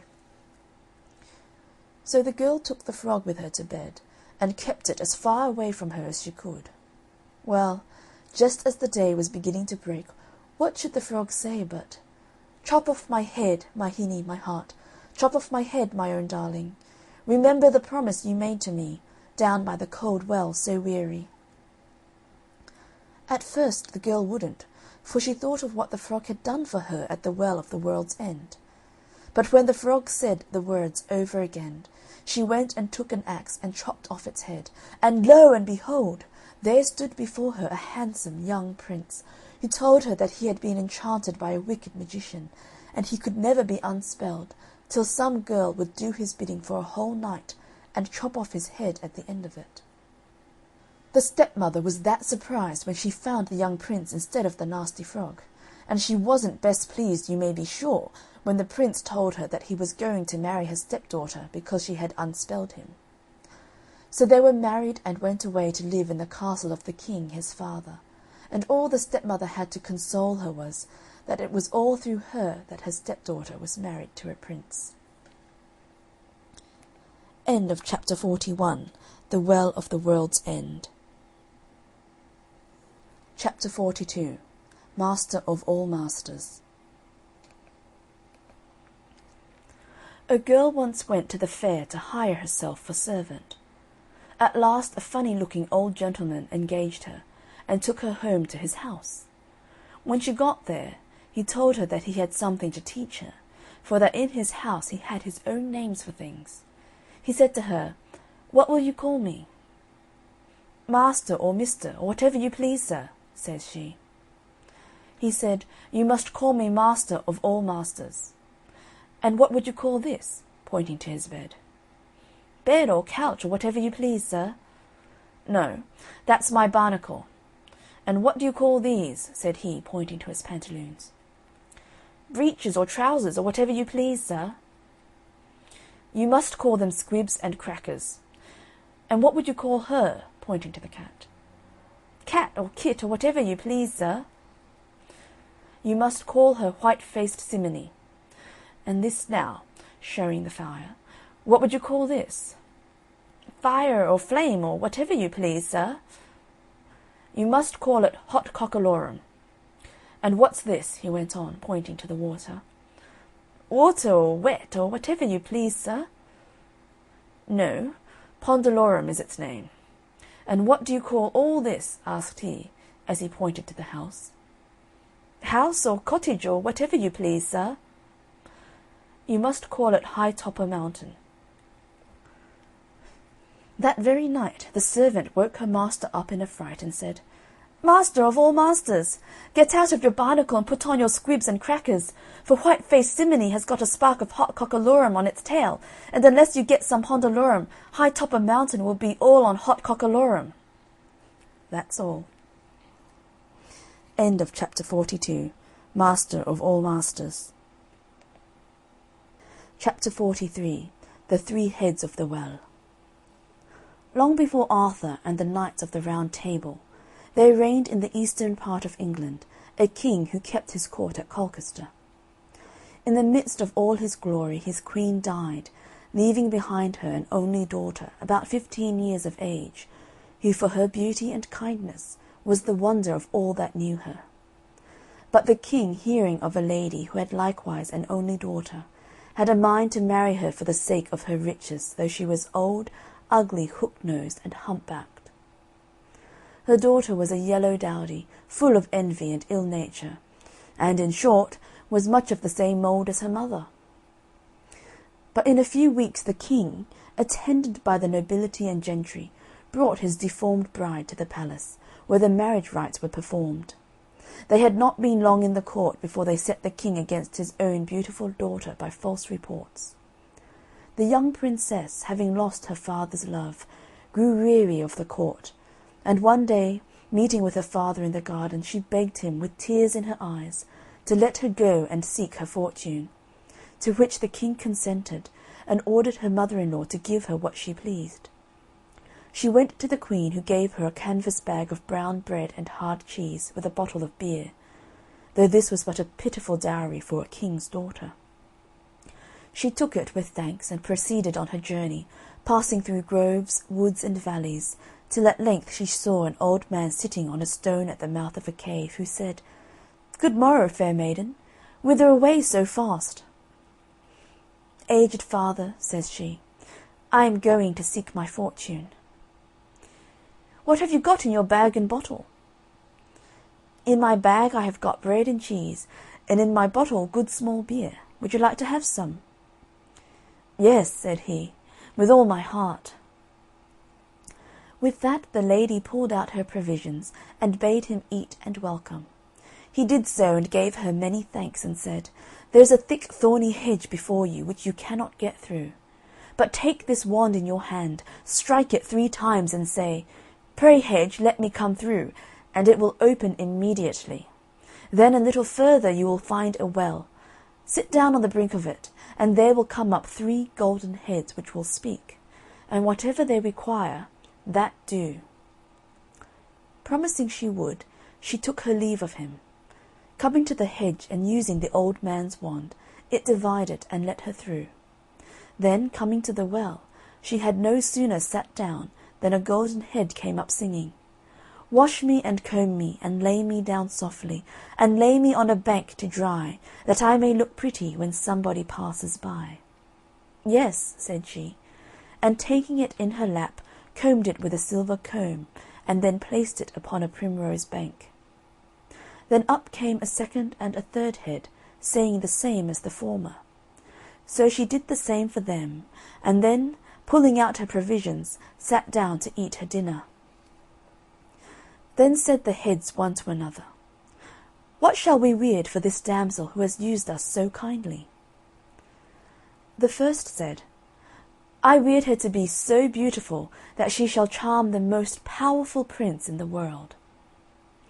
The second said, "I weird her such a sweet voice as shall far exceed the nightingale." The third said, "My gift shall be none of the least, as she is a king's daughter. I'll weird her so fortunate that she shall become queen to the greatest prince that reigns." She then let them down into the well again, and so went on her journey.